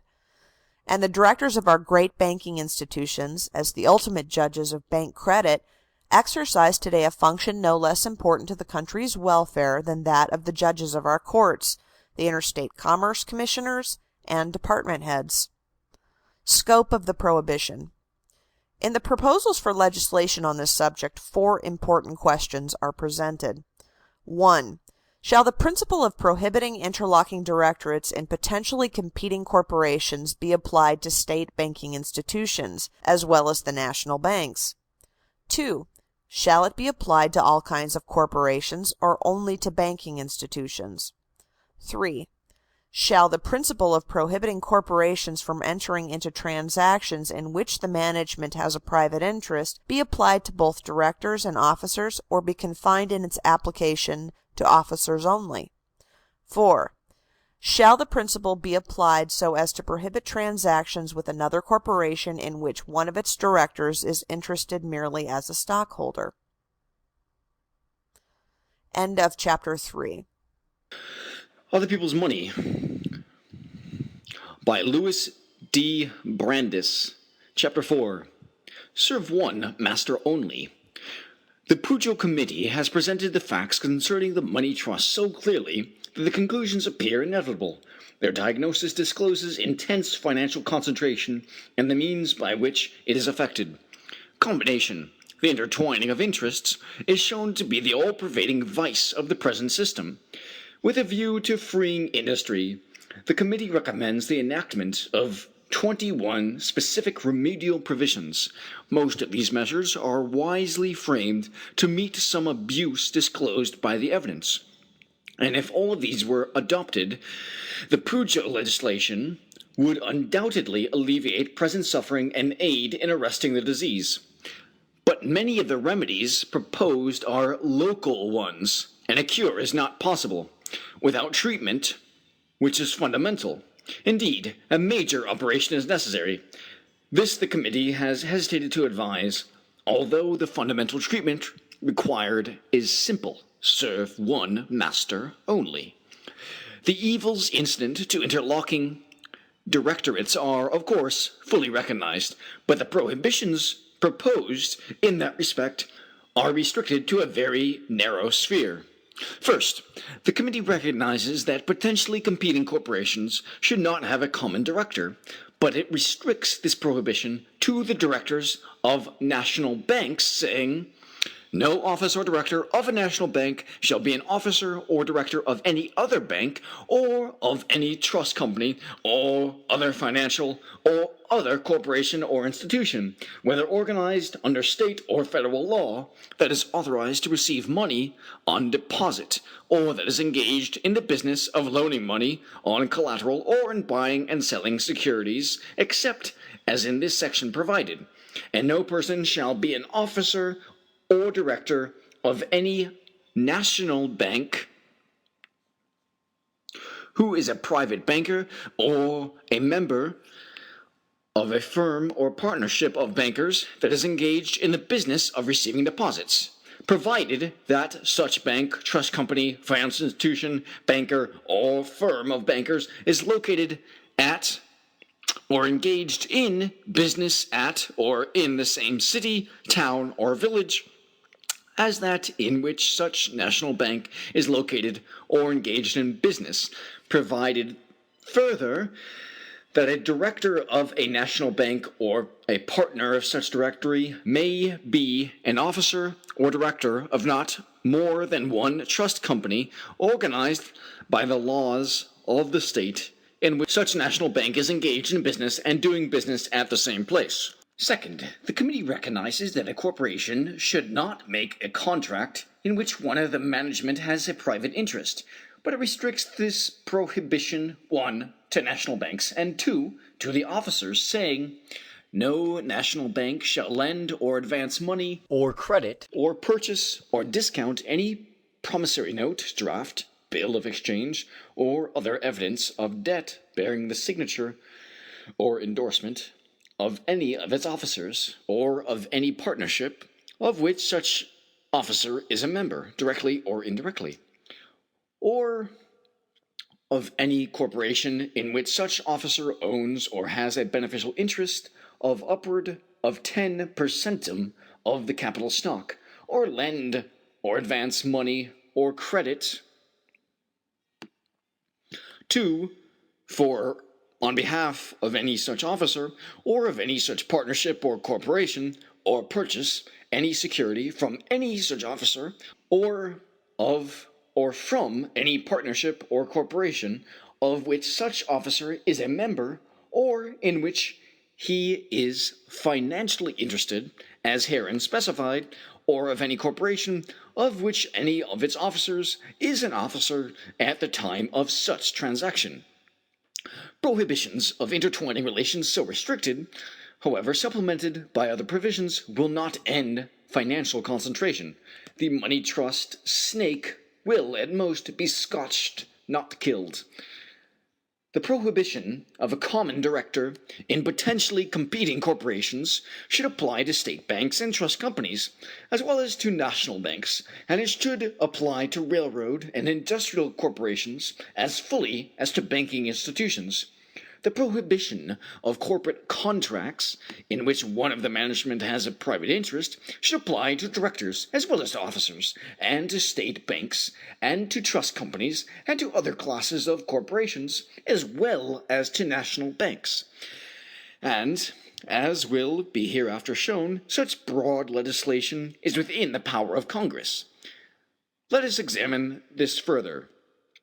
The prohibition of common directors in potentially competing corporations. 1. National banks. The objection to common directors as applied to banking institutions is clearly shown by the Pujo Committee. As the first and foremost step in applying a remedy, and also for reasons that seem to us conclusive, independently of that consideration, we must recommend that interlocking directorates in potentially competing financial institutions be abolished and prohibited so far as lies in the power of Congress to bring about that result. When we find, as in a number of instances, the same man a director in half a dozen or more banks and trust companies, all located in the same section of the same city, doing the same class of business, and with a like set of associates similarly situated, all belonging to the same group and representing the same class of interests, all further pretense of competition is useless. If banks serving the same field are to be permitted to have common directors, genuine competition will be rendered impossible. Besides, this practice gives to such common directors the unfair advantage of knowing the affairs of borrowers in various banks, and thus affords endless opportunities for oppression. This recommendation is in accordance with the legislation or practice of other countries. The Bank of England, the Bank of France, the National Bank of Belgium, and the leading banks of Scotland all exclude from their boards persons who are directors in other banks. By law, in Russia, no person is allowed to be on the board of management of more than one bank. The committee's recommendation is also in harmony with laws enacted by the Commonwealth of Massachusetts more than a generation ago, designed to curb financial concentration through the savings banks. Of the great wealth of Massachusetts, a large part is represented by deposits in savings banks. These deposits are distributed among 194 different banks located in 131 different cities and towns. These 194 banks are separate and distinct, not only in form, but in fact. In order that the banks may not be controlled by a few financiers, the Massachusetts law provides that no executive officer or trustee, director of any savings bank can hold any office in any other savings bank. That statute was passed in 1876. A few years ago, it was supplemented by providing that none of the executive officers of a savings bank could hold a similar office in any national bank. Massachusetts attempted this to curb the power of the individual financier, and no disadvantages are discernible.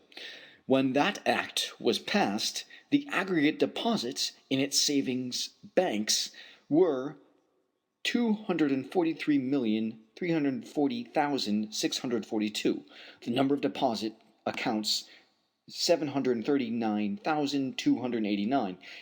The average deposit to each person of the population $144.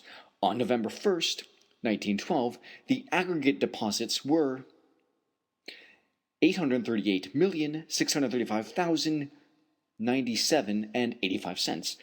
The number of deposit accounts 2,200,917. The average deposit to each account $381.04. Massachusetts has shown that curbing the power of the few, at least in this respect, is entirely consistent with efficiency and with the prosperity of the whole people. 2. State banks and trust companies. The reason for prohibiting common directors in banking institutions applies equally to national banks and to state banks, including those trust companies which are essentially banks. In New York City, there are 37 trust companies, of which only 15 are members of the clearinghouse. But those 15 had, on November 2nd, 1912, aggregate resources of $827,875,653. Indeed, the Bankers Trust Company, with resources of $205 million, and the Guarantee Trust Company, with resources of $232 million, are among the most useful tools of the money trust. No bank in the country has larger deposits than the latter, and only one bank larger deposits than the former.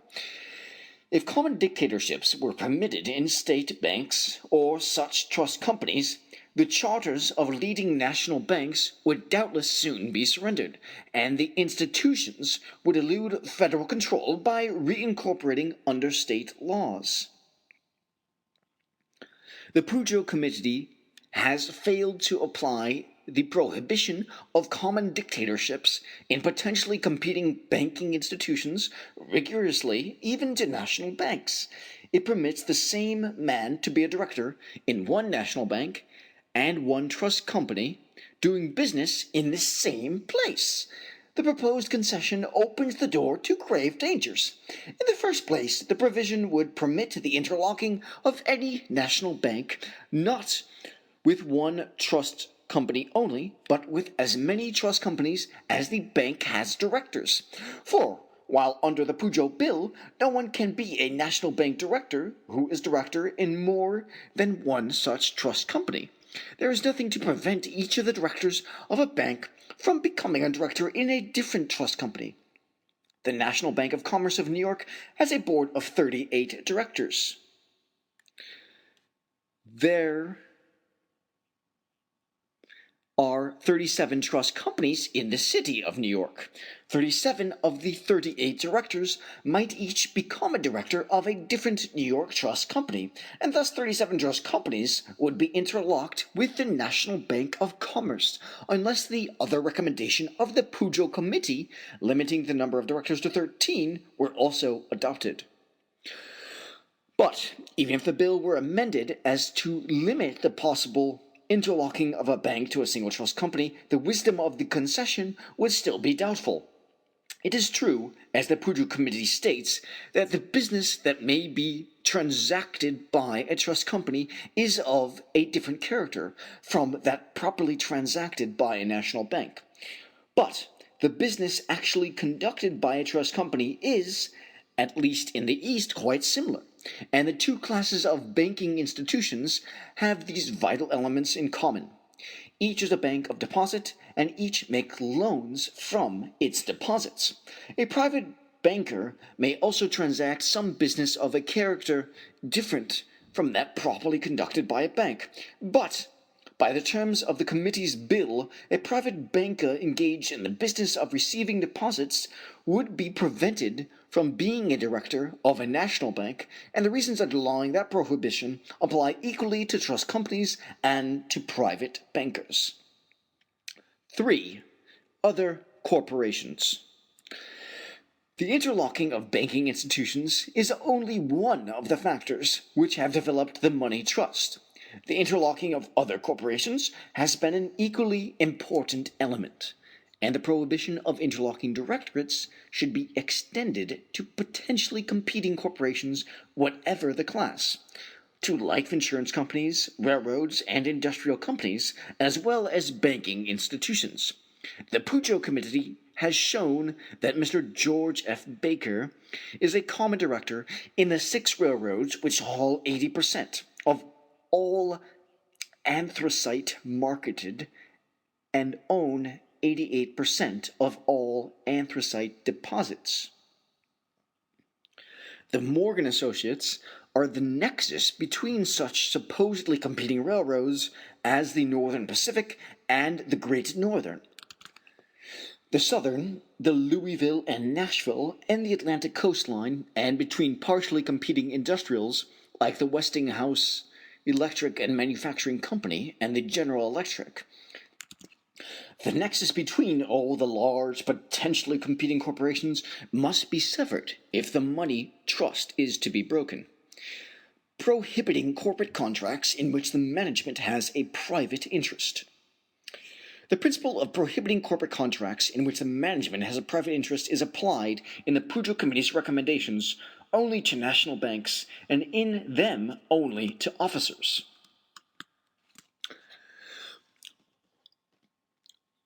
All other corporations are to be permitted to continue the practice, and even in national banks, the directors are to be free to have a conflicting private interest, except that they must not accept compensation for promoting a loan of bank funds, nor participate in syndicates, promotions, or underwriting of securities in which their banks may be interested as underwriters or owners or lenders thereon. That all loans or other transactions in which a director is interested shall be made in his own name, and shall be authorized only after ample notice to co-directors, and that the facts shall be spread upon the records of the corporation. The money trust would not be disturbed by a prohibition limited to authors.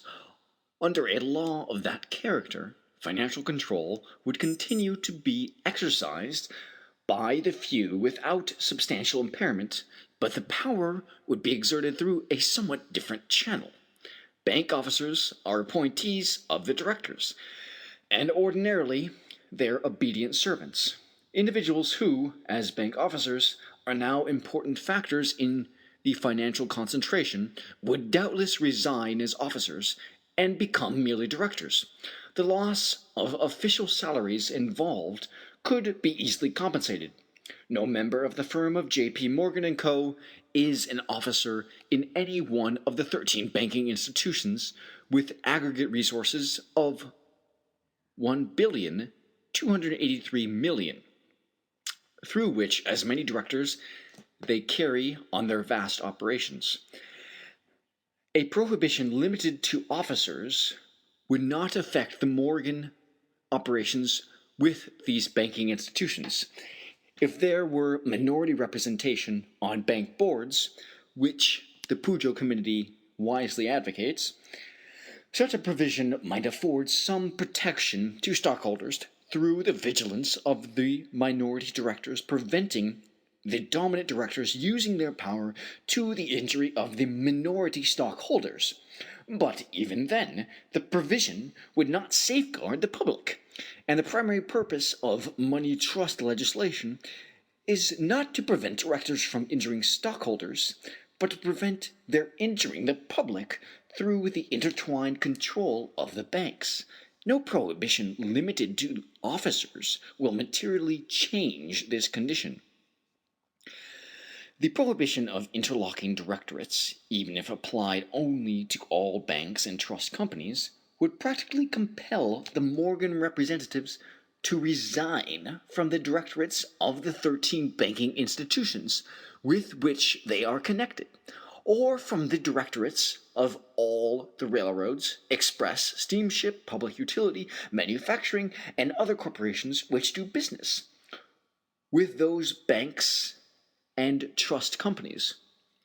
Whether they resigned from the one or the other class of corporations, the endless chain would be broken into many pieces, and whether they retired or not, the Morgan power would obviously be greatly lessened, for if they did not retire, their field of operations would be greatly narrowed. Apply the private interest prohibition to all kinds of corporations. The creation of the money trust is due quite as much to the encroachment of the investment banker upon railroads, public service, industrial, and life insurance companies as to the control of banks and trust companies. Before the money trust can be broken, all these relations must be severed, and they cannot be severed unless corporations of each of these several classes are prevented from dealing with their own directors and with corporations in which those directors are interested.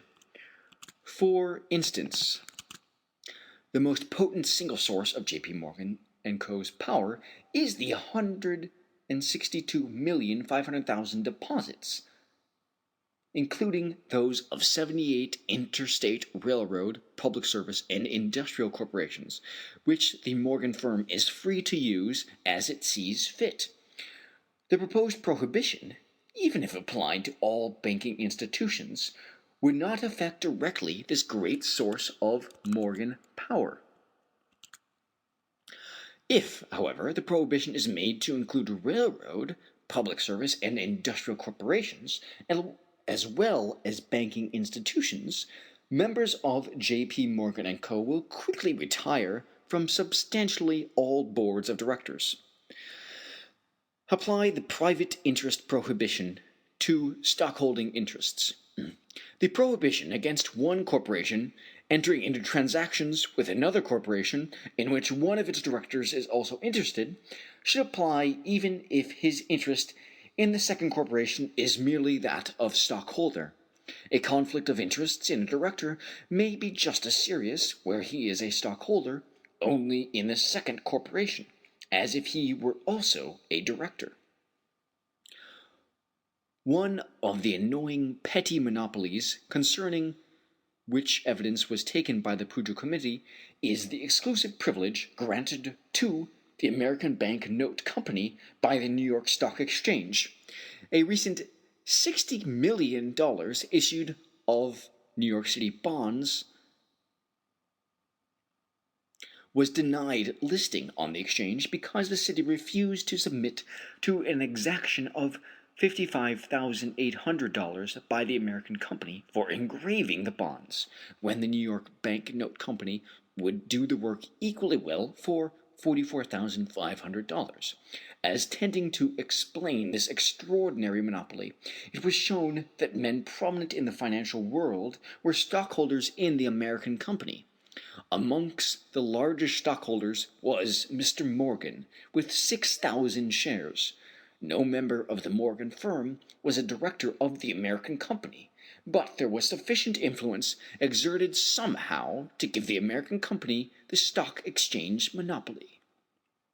The Pujo Committee, while failing to recommend that transactions in which a director has a private interest be prohibited, recognizes that a stockholder's interest of more than a certain size may be as potent an instrument of influence as a direct personal interest, for it recommends that borrowings, directly or indirectly by any corporation of the stock of which he, a bank director, holds upwards of 10% from the bank of which he is such director, should only be permitted on condition that notice shall have been given to his co-directors, and that a full statement of the transaction shall be entered upon the minutes of the meeting at which such loan was authorized. As shown above, the particular provision for notice affords no protection to the public, but if it did, its application ought to be extended to lesser stock holdings. Indeed, it is difficult to fix a limit so low that financial interest will not influence action. Certainly, a stockholding interest of a single director, much smaller than 10%, might be most effective in inducing favors. Mr. Morgan's stock holdings in the American Bank Note Company was only 3%. The $6 million investment of J.P. Morgan & Co. in the National City Bank represented only 6% of the bank's stock, and would undoubtedly have been effective even if it had not been supplemented by the election of his son to the board of directors.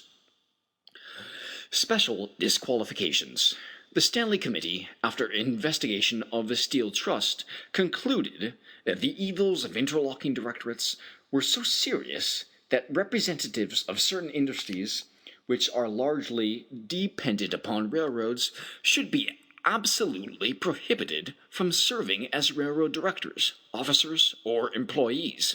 It, therefore, proposed to disqualify as railroad director, officer, or employee any person engaged in the business of manufacturing or selling railroad cars or locomotives, railroad rail or structural steel, or in mining and selling coal. The drastic Stanley Bill shows how great is the desire to do away with present abuses and to lessen the power of the money trust. Directors, officers, and employees of banking institutions should, by a similar provision, be disqualified from acting as directors, officers, or employees of life insurance companies. The Armstrong investigation showed that life insurance companies were, in 1905, the most potent factor in financial concentration. Their power was exercised largely through the banks and trust companies which they controlled by stock ownership and their huge deposits. The Armstrong legislation directed life insurance companies to sell their stocks. The Mutual Life and the Equitable did so in part. But the Morgan Associates bought the stocks, and now, instead of the life insurance companies controlling the banks and trust companies, the latter and the bankers control the life insurance companies. How the prohibition may be limited. The money trust cannot be destroyed unless all classes of corporations are included in the prohibition of interlocking directors and of transactions by corporations in which the management has a private interest. But it does not follow that the prohibition must apply to every corporation of each class. Certain exceptions are entirely consistent with merely protecting the public against the money trust. Although protection of minority stockholders and business ethics demand that the rule prohibiting a corporation from making contracts in which a director has a private financial interest should be universal in its application. The number of corporations in the United States, December 31st, 1912, was 305,336. Of these, only 1,610 have a capital of more than $5 million. Few corporations, other than banks, with a capital of less than $5 million could appreciably affect general credit conditions either through their own operations or their affiliations. Corporations, other than banks, with capital resources of less than $5 million might, therefore, be excluded from the scope of the statute for the present. The prohibition could also be limited so as not to apply to any industrial concern, regardless of the amount of capital and resources, doing only an interstate business, as practically all large industrial corporations are engaged in interstate commerce. This would exclude some retail concerns and local jobbers and manufacturers not otherwise excluded from the operation of the Act. Likewise, banks and trust companies located in cities of less than 100,000 inhabitants might, if thought advisable, be excluded. For the present, if their capital is less than $500,000 and their resources less than, say, $2,500,000. In larger cities, even the smaller banking institutions should be subject to the law. Such exceptions should overcome any objection which might be raised that in some smaller cities the prohibition of interlocking directorates would exclude from the bank directorates all the able businessmen of the community through fear of losing the opportunity of bank accommodations.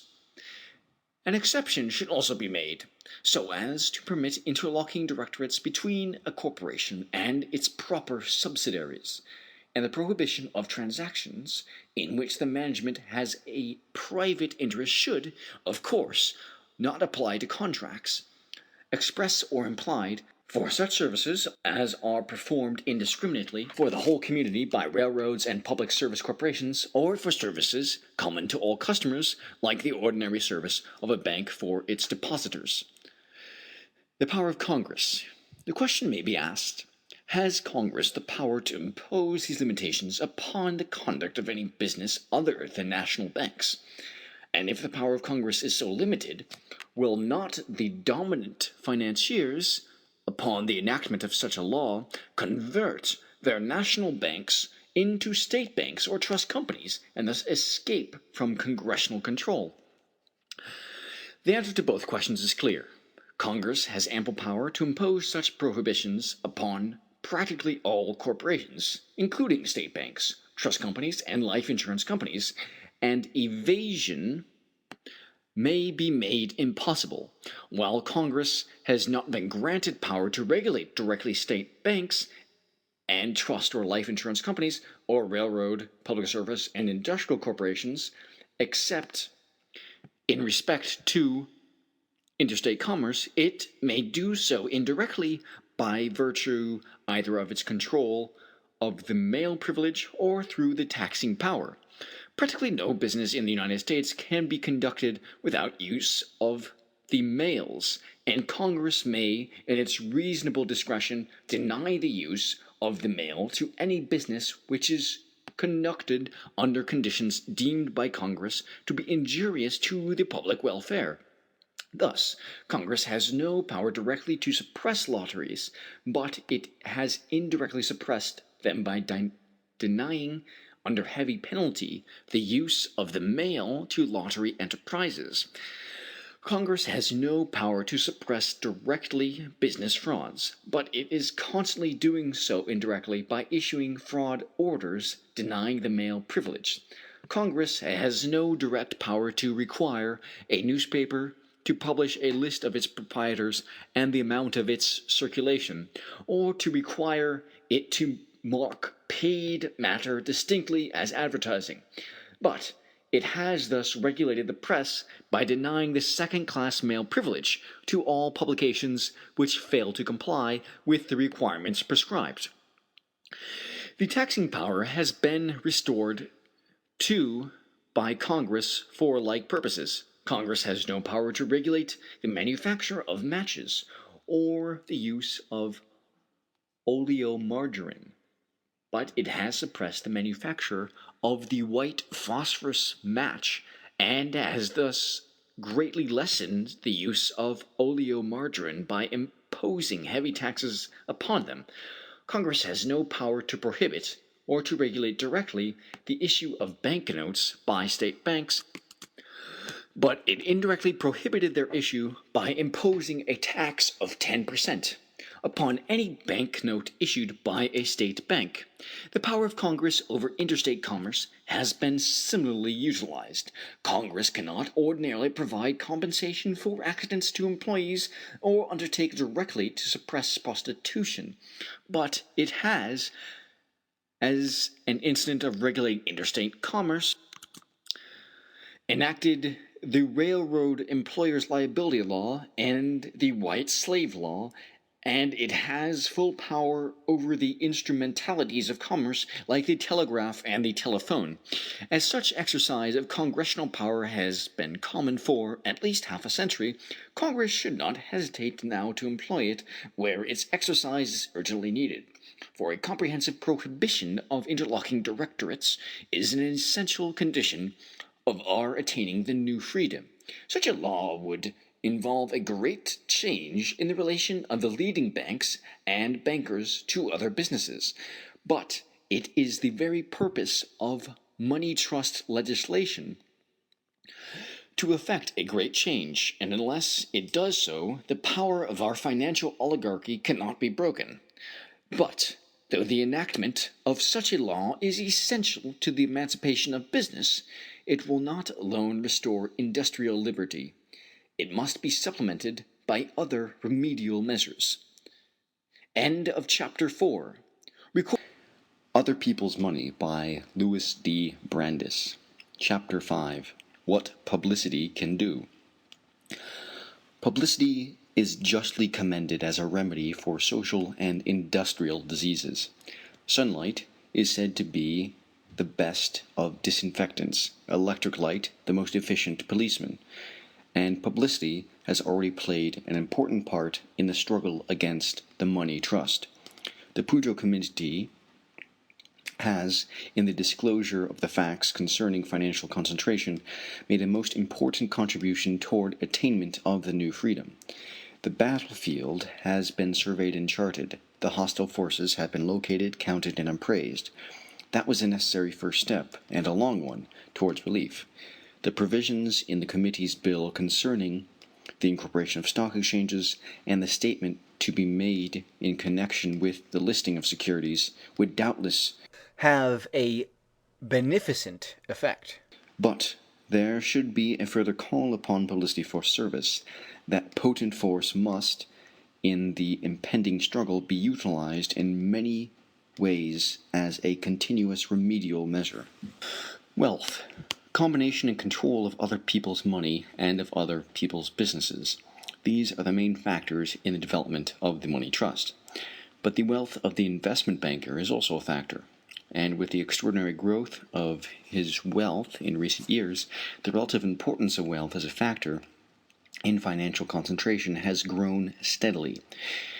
It was wealth which enabled Mr. Morgan, in 1910, to pay $3 million for $51,000 par value of the stock of the Equitable Life Insurance Society. His direct income from this investment was limited by law to less than 1/8 of 1% a year, but it gave legal control of $504 million of assets.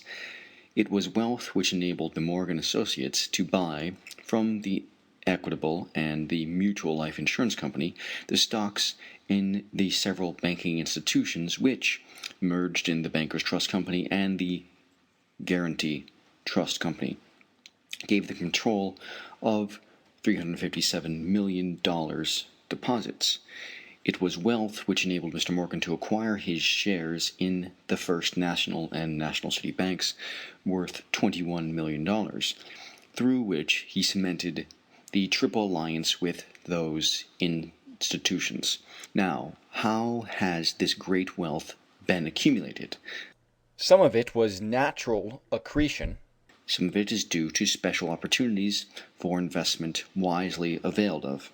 Some of it is due to the vast extent of the banker's operations. Then power breeds wealth as wealth breeds power. But a main cause of these large fortunes is the huge tolls taken by those who control the avenues to capital and to investors. There has been exacted as toll literally all that the traffic will bear. Excessive bankers' commissions. The Pujo Committee was unfortunately prevented by a lack of time from presenting to the country the evidence covering the amounts taken by the investment bankers as promoters' fees, underwriting commissions, and profits. Nothing could have demonstrated so clearly the power exercised by the bankers as a schedule showing the aggregate of these taxes levied within recent years. It would be well worthwhile now to reopen the money trust investigation merely to collect these data. But earlier investigations have disclosed some illuminating those sporadic facts. The syndicate which promoted the Steel Trust took, as compensation for a few weeks' work, securities yielding $62,500,000 in cash, and of this J.P. Morgan and Company received for their services as syndicate managers $12,500,000, besides their shares as syndicate subscribers in the remaining $50 million. The Morgan Syndicate took for promoting the Tube Trust $20 million common stock out of a total issue of $80 million stock, preferred and common. Nor were monster commissions limited to trust promotions. More recently, bankers' syndicates have, in many instances, received for floating preferred stocks of recapitalized industrial concerns 1/3 of all common stock issued, besides a considerable sum in cash, and for the sale of preferred stock of well-established manufacturing concerns, cash commissions or profits of from 7.5% to 10% of the cash raised are often exacted. On bonds of high-class industrial concerns, bankers' commissions or profits of from 5 to 10 points have been common.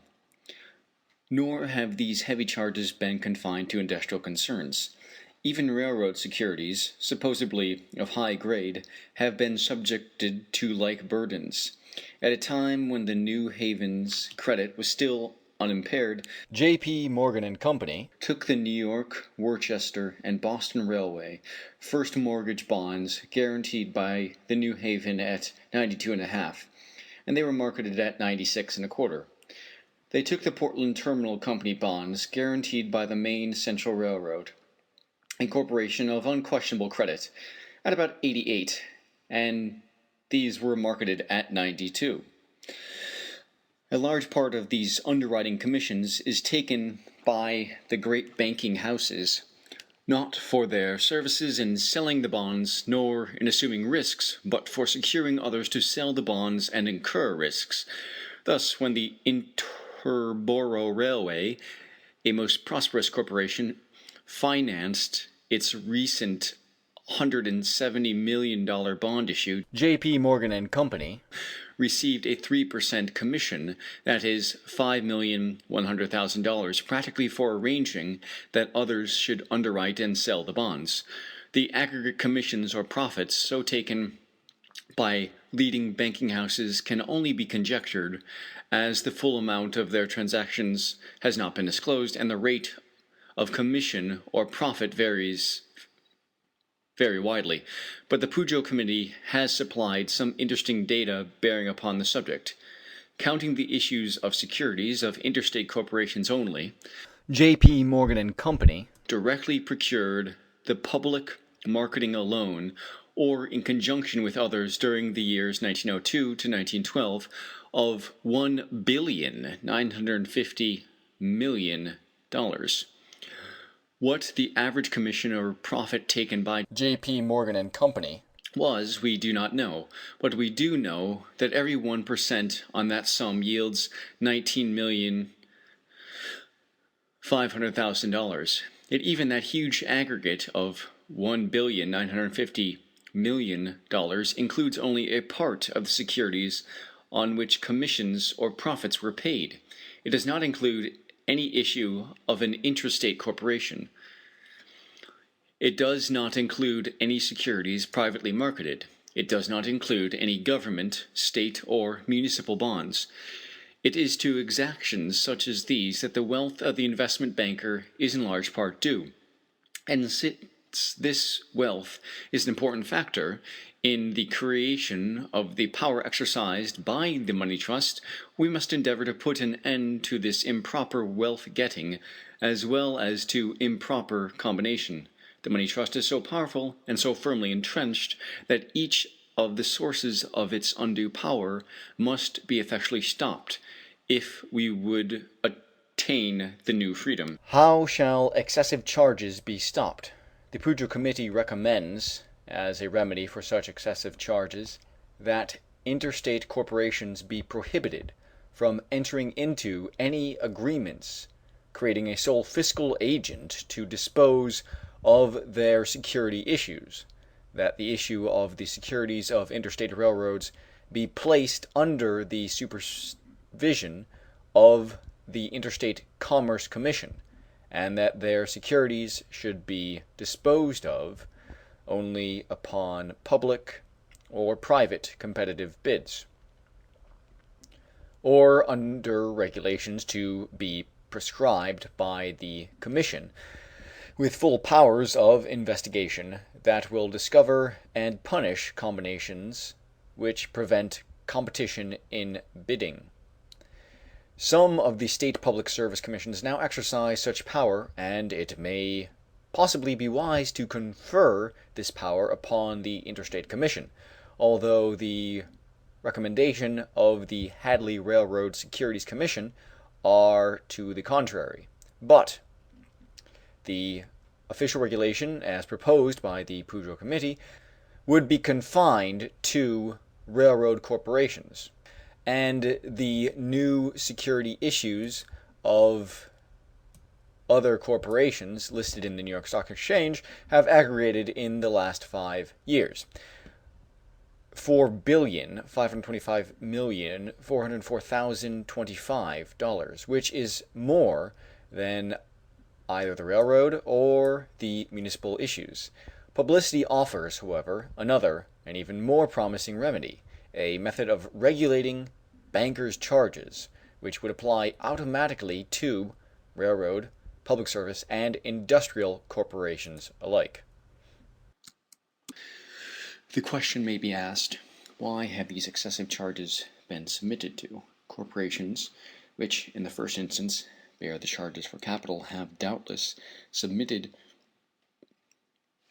because of banker control, exercised directly through interlocking directorates or kindred relations, and directly through combinations among bankers to suppress competition. But why have the investors submitted since ultimately all these charges are borne by the investors, except so far as corporations succeed in shifting the burden upon the community. The large army of small investors, constituting a substantial majority of all security buyers, are entirely free from banker control. Their submission is undoubtedly due in part to the fact that the bankers control the avenues to recognizably safe investments almost as fully as they do the avenues to capital. But the investors' servility is due partly also to this ignorance of the facts. It is not probable that, if each investor knew the extent to which the security he buys from the banker is diluted by excessive underwritings, commissions, and profits, there would be a strike of capital against these unjust exactions. The strike of capital. A recent British experience supports this view. In a brief period, last spring, 9 different issues aggregating $135,840,000 were offered by syndicates on the London market, and on the average, only about 10% of these loans was taken by the public. Money was tight, but the rates of interest offered were very liberal, and no one doubted that the investors were well supplied with funds. The London Daily Mail presented an explanation. The long series of rebuffs to new loans at the hands of investors reached a climax in the ill success of the great Rothschild issue. It will remain a topic of financial discussion for many days, and many in the city are expressing the opinion that it may have a revolutionary effect upon the present system of loan issuing and underwriting. The question being discussed is that the public have become loath to subscribe for stock which they believe the underwriters can afford, by reason of the commission they receive, to sell subsequently at a lower price than the issue price, and that the stock exchange has begun to realize the public's attitude. The public sees in the underwriter not so much one who ensures that the loan shall be subscribed in return for its commission as a middleman who, as it were, has an opportunity of obtaining stock at a lower price than the public in order that he may pass it off at profit subsequently. They prefer not to subscribe, but to await an opportunity of dividing that profit. They feel that if, when the issues were made, the stock were offered them at a more attractive price, there would be less need to pay the underwriter so high commissions. It is another practical protest, if indirect, against the existence of the middleman, which protest is one of the features of present-day finance. Publicity as a remedy. Compel bankers, when issuing securities, to make public the commissions or profits they are receiving. Let every circular letter, prospectus, or advertisement of a bond or stock show clearly what the banker received for his middleman services, and what the bonds and stocks net the issuing corporation. This is knowledge to which both the existing security holder and the prospective purchaser is fairly entitled. If the banker's compensation is reasonable, considering the skill and risk involved, there can be no objection to making it known. If it is not reasonable, the investor will strike, as investors seem to have done recently in England. Such disclosures of bankers' commissions or profits is demanded also for another reason. It will aid the investor in judging of the safety of the investment. In the marketing of securities, there are 2 classes of risks. One is the risk whether the banker or the corporation will find ready purchasers for the bonds or stock at the issue price. The other, whether the investor will get a good article. The maker of the security and the banker are interested chiefly in getting it sold at the issue price. The investor is interested chiefly in buying a good article. The small investor relies almost exclusively upon the banker for his knowledge and judgment as to the quality of the security, and it is this which makes his relation to the banker one of confidence. But at present, the investment banker occupies a position inconsistent with that relation.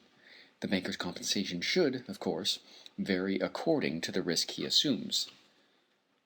Where there is a large risk that the bonds or stock will not be promptly sold at the issue price, the underwriting commission, that is the insurance premium, should be correspondingly large.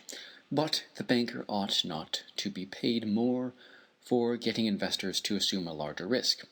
In practice, the banker gets the higher commission for underwriting the weaker security, on the ground that his own risk is greater. And the weaker the security, the greater is the banker's incentive to induce his customers to relieve him. Now, the law should not undertake, except incidentally in connection with railroads and public service corporations, to fix bankers' profits, and it should not seek to prevent investors from making bad margins. It is now recognized in the simplest merchandising that there should be full disclosures. The archaic doctrine of caveat emptor is vanishing. The law has begun to require publicity in aid of fair dealing. The federal pure food law does not guarantee quality or prices, but helps the buyer to judge of quality by requiring disclosure of ingredients. Among the most important facts to be learned for determining the real value of a security is the amount of water it contains, and any excessive amount paid to the banker for marketing a security is water. Require a full disclosure to the investor of the amount of commissions and profits paid. Not only will investors be put on their guard, but bankers' compensation will tend to adjust itself automatically to what is fair and reasonable. Excessive commissions, thus form of unjustly acquired wealth, will in large part cease. Real disclosure. But the disclosure must be real, and it must be a disclosure to the investor. It will not suffice to require merely the filing of a statement of facts with the Commissioner of Corporations or with a score of other officials, federal and state.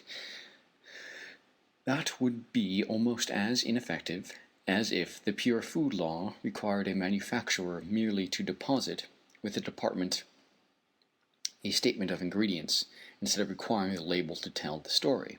Nor would the filing of a full statement with the stock exchange, if incorporated, as provided by the Pujo Committee bill, be adequate.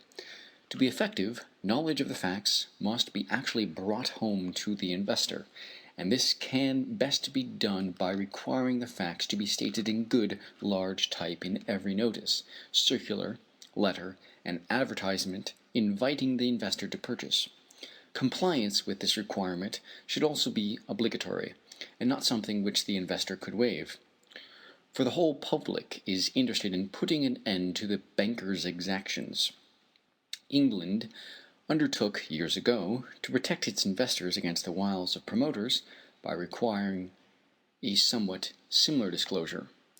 But the British Act failed, in large measure of its purpose, partly because under it the statement of facts was filed only with a public official, and partly because the investor could waive the provision, and the British statute has now been changed in the latter respect. Disclose syndicate particulars. The required publicity should also include a disclosure of all participants in underwriting. It is a common incident of underwriting that no member of the syndicate shall sell at less than the syndicate price for a definite period, unless the syndicate is sooner dissolved. In other words, the bankers make by agreement an artificial price. Often the agreement is probably illegal under the Sherman antitrust law. This price maintenance is, however, not necessarily objectionable.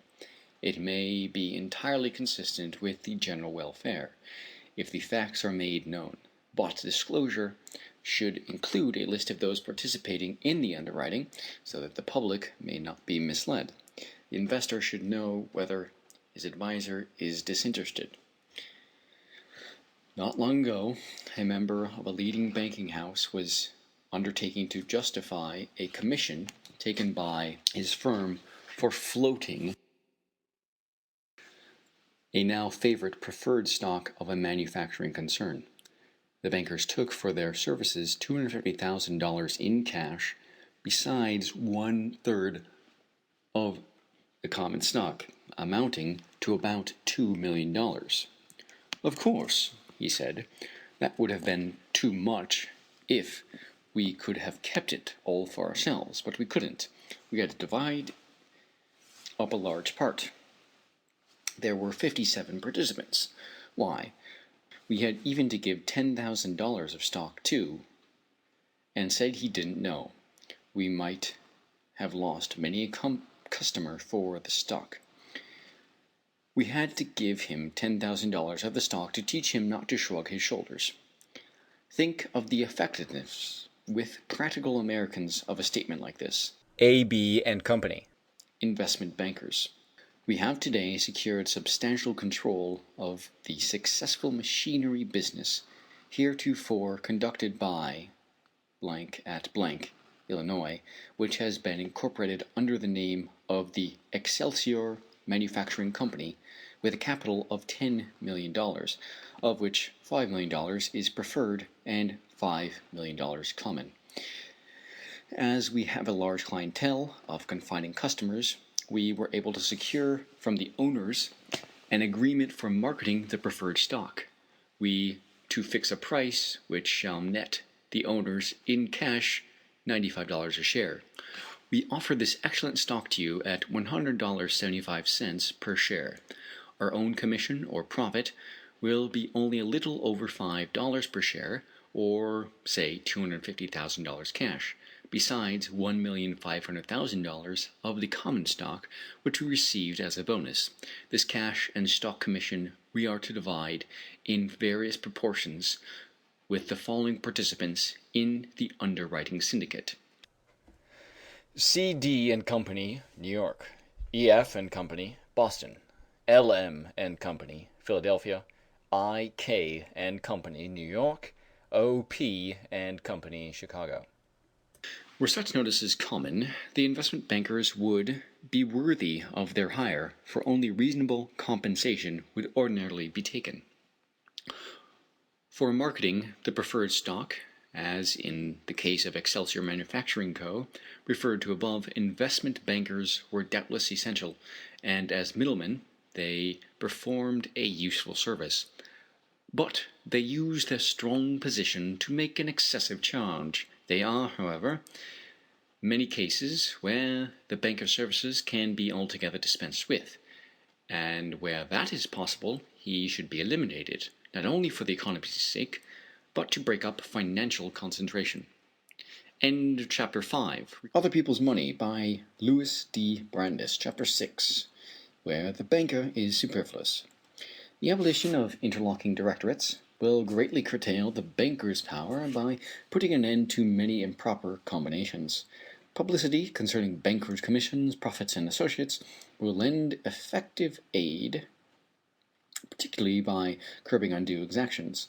Many of the specific measures recommended by the Pujo Committee, some of them dealing with technical details, will go far toward correcting corporate and banking abuses, and thus tend to arrest financial concentration. But the investment banker has, within his legitimate province, acquired control so extensive as to menace the public welfare even where his business is properly conducted. If the new freedom is to be attained, every proper means of lessening that power must be availed of. A simple and effective remedy, which can be widely applied even without new legislation, lies near at hand. Eliminate the banker middleman where he is superfluous. Today, practically all governments, states, and municipalities pay toll to the banker on all bonds sold. Why should they? It is not because the banker is always needed. It is because the banker controls the only avenue through which the investor in bonds and stocks can ordinarily be reached. The banker has become the universal tax gatherer. True, the pro rata of taxes levied by him upon our state and city governments is less than that levied by him upon the corporations. But few states or cities escape payment of some such tax to the banker on every loan it makes. Even where the new issues of bonds are sold at public auction or to the highest bidder on sealed proposals, the bankers' syndicates usually secure large blocks of the bonds, which are sold to the people at a considerable profit. The middleman, even though unnecessary, collects his tribute. There is a legitimate field for dealers in state and municipal bonds. As for other merchants, investors already owning such bonds must have a medium through which they can sell their holdings. And those states or municipalities which lack an established reputation among investors, or which must seek more distant markets, need the banker to distribute new issues. But there are many states and cities which have an established reputation and have a home market at hand. These should sell their bonds direct to investors without the intervention of middlemen. And as like conditions prevail with some corporations, their bonds and stocks should also be sold direct to the investor. Both financial efficiency and industrial liberty demand that the banker's toll be abolished where that is possible. Banker and broker. The business of the investment banker must not be confused with that of the bond and stockbroker. The two are often combined, but the functions are essentially different. The broker performs a very limited service. He has properly nothing to do with the original issue of securities, nor with their introduction to the market. He merely negotiates a purchase or sale as agent for another under specific orders. He exercises no discretion except in the method of bringing buyer and seller together or of executing orders. For his humble service he receives a moderate compensation, a commission, usually 1/8 of 1%, 12 1/2 cents for each $100, on the par value of the security sold. The investment banker also is a mere middleman, but he is a principal, not an agent. He is also a merchant in bonds and stocks. The compensation received for his part in the transaction is, in many cases, more accurately described as profit than as commission. So far as concerns new issues of government, state and municipal bonds especially, he acts as merchant, buying and selling securities on his own behalf, buying commonly at wholesale from the maker and selling at retail to the investors, taking the merchant's risk and the merchant's profits. On purchases of corporate securities, the profits are often very large, but even a large profit may be entirely proper, for when the banker's services are needed and are properly performed, they are of great value. On purchases of government, state, and municipal securities, the profit is usually smaller, but even a very small profit cannot be justified if necessary. How the banker can serve. The banker's services include 3 distinct functions, and only 3. First, specifically as expert, the investment banker has the responsibility of the ordinary retailer to sell only that merchandise which is good of its kind. But his responsibility in this respect is unusually heavy, because he deals in an article on which a great majority of his customers are unable themselves to pass intelligent judgment without aid. The purchase by the investor of most corporate securities is little better than a gamble, where he fails to get the advice of someone who has investigated security thoroughly as the banker should. For few investors have the time, the facilities, or the ability to investigate properly the value of corporate securities. Second, specifically as distributor, the banker performs an all-important service in providing an outlet for securities. His connections enable him to reach possible buyers quickly, and goodwill, that is, possession of the confidence of regular customers, enables him to effect sales where the maker of the security might utterly fail to find a market. Third, specifically as jobber or retailer, the investment banker like other merchants, carries his stock in trade until it can be marketed. In this he performs a service which is often of great value to the maker. Needed cash is obtained immediately, because the whole issue of securities can thus be disposed of by a single transaction, and even where there is not immediate payment, the knowledge that the money will be provided when needed is often of paramount importance. By carrying securities in stock, the banker performs a service also to investors, who are thereby enabled to buy securities at such times as they desire. Whenever makers of securities, or investors, require all or any of these three services, the investment banker is needed, and payment of compensation to him is proper. Where there is no such need, the banker is clearly superfluous, and in respect to the original issue of many of our state and municipal bonds, and of some corporate securities, no such need exists. Where the banker serves not.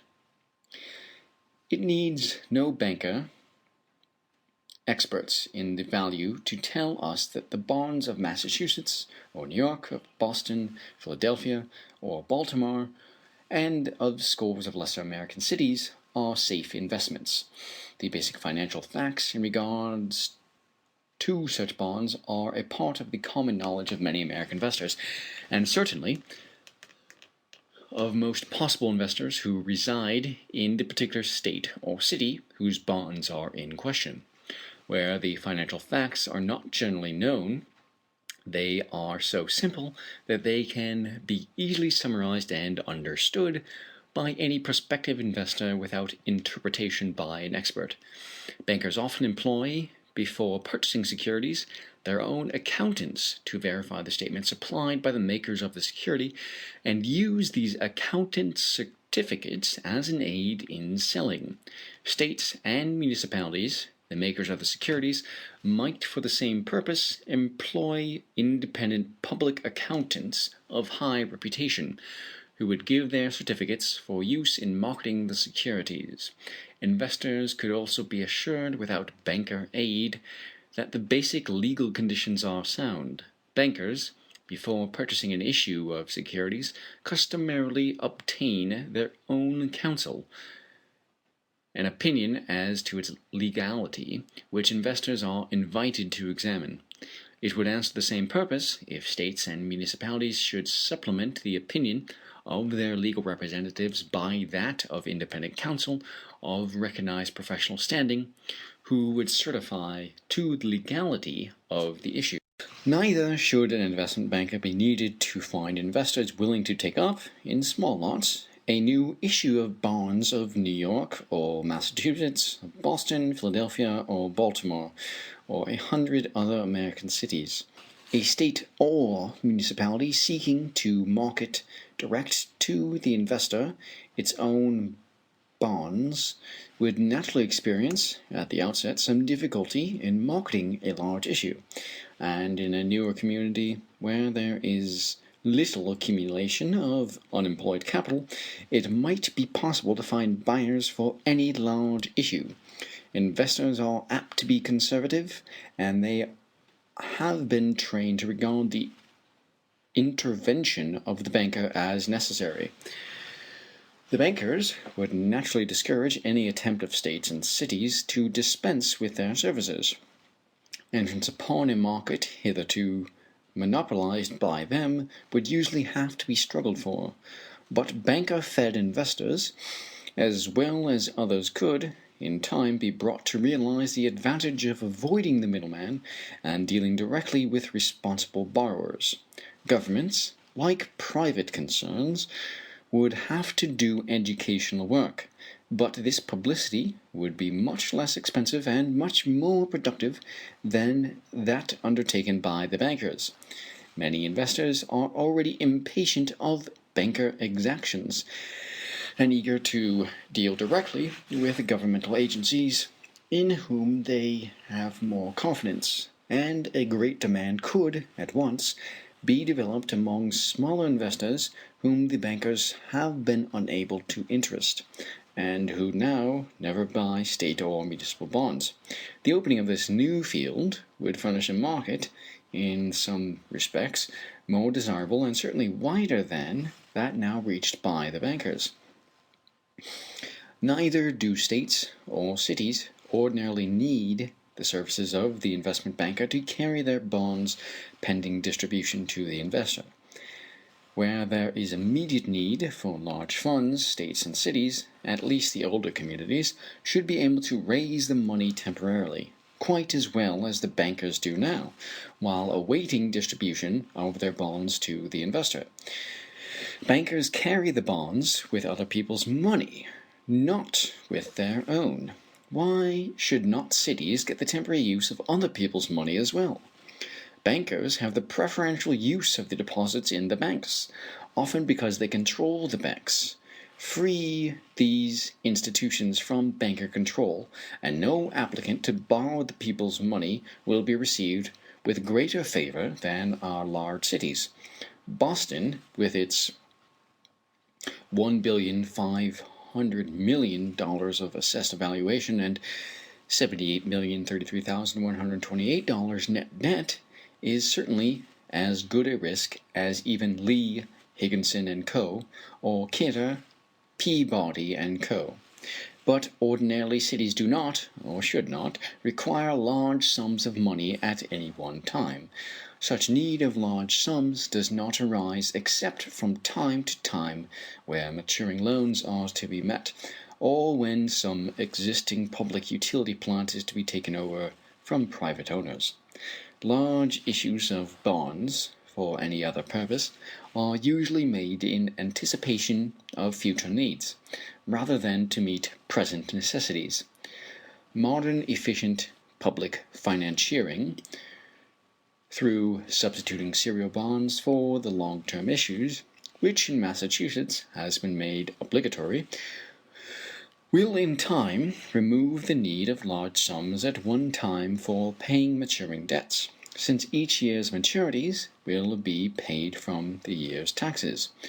Purchases of existing public utility plants are of rare occurrence, and are apt to be preceded by long periods of negotiation.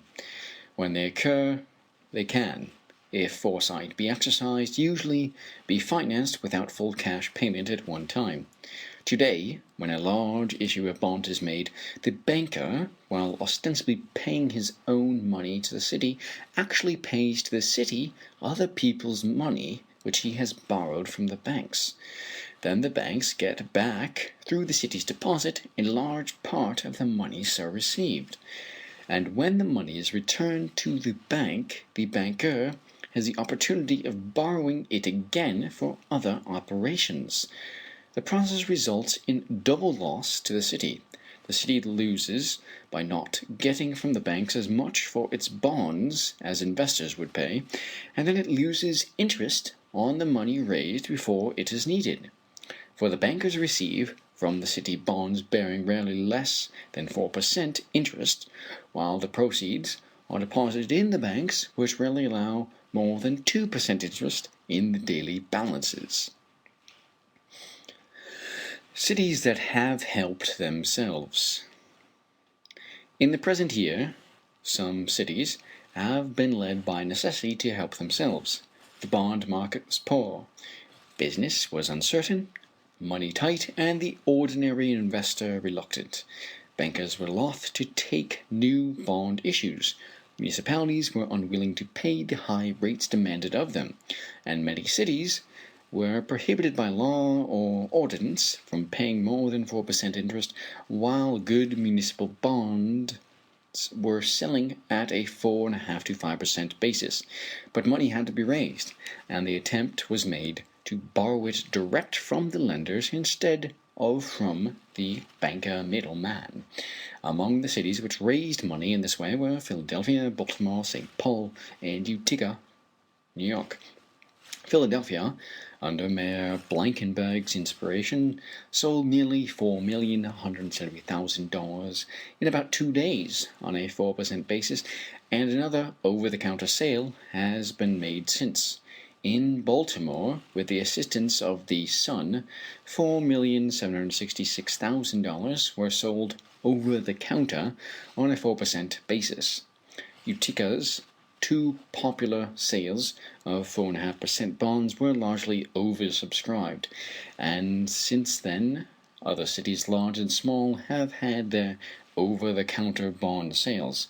The experience of Utica, as stated by its controller, Fred G. Roiswig, must prove of general interest. In June of the present year, I advertised for sale two issues, one of $100,000 and the other of $19,000, bearing interest at 4.5%. The latter issue was purchased at par by a local bidder. Of the former, we purchased $10,000 for our sinking funds. That left $90,000 unsold, for which there were no bidders, which was the first time that I had been unable to sell our bonds. About this time, the popular sales of Baltimore and Philadelphia attracted my attention. The laws in effect in those cities did not restrict the officials, as does our law, and I could not copy their methods. I realized that there was plenty of money in this immediate vicinity if I could devise a plan conforming with our laws, under which I could make the sale attractive to small investors. It would undoubtedly prove successful. I had found in previous efforts to interest people of small means that they did not understand the meaning of premium, and would rather not buy than bid above par. They also objected to making a deposit with their bids.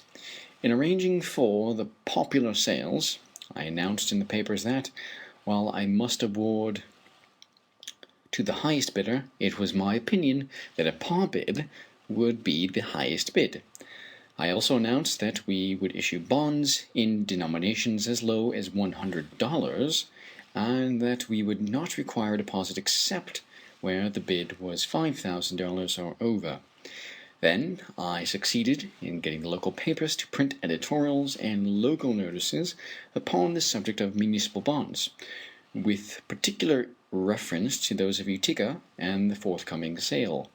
All the prospective purchaser had to do was to fill in the amount desired, sign his name, seal the bid, and await the day for the award. I did not have many bidders for very small amounts.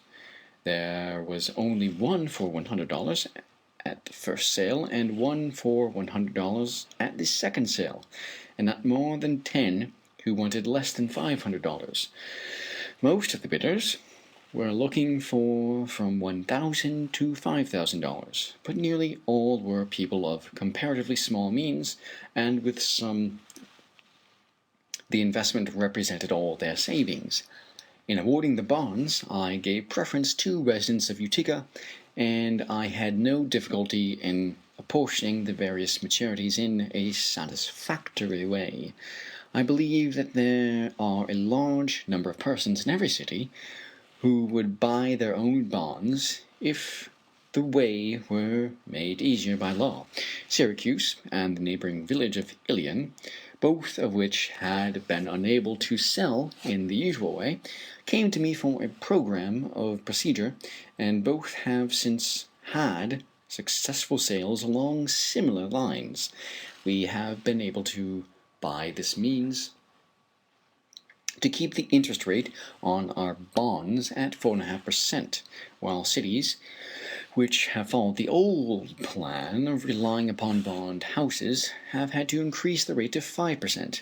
I am in favor of amending the law in such a manner that the Common Council, approved by the Board of Estimate and Apportionment,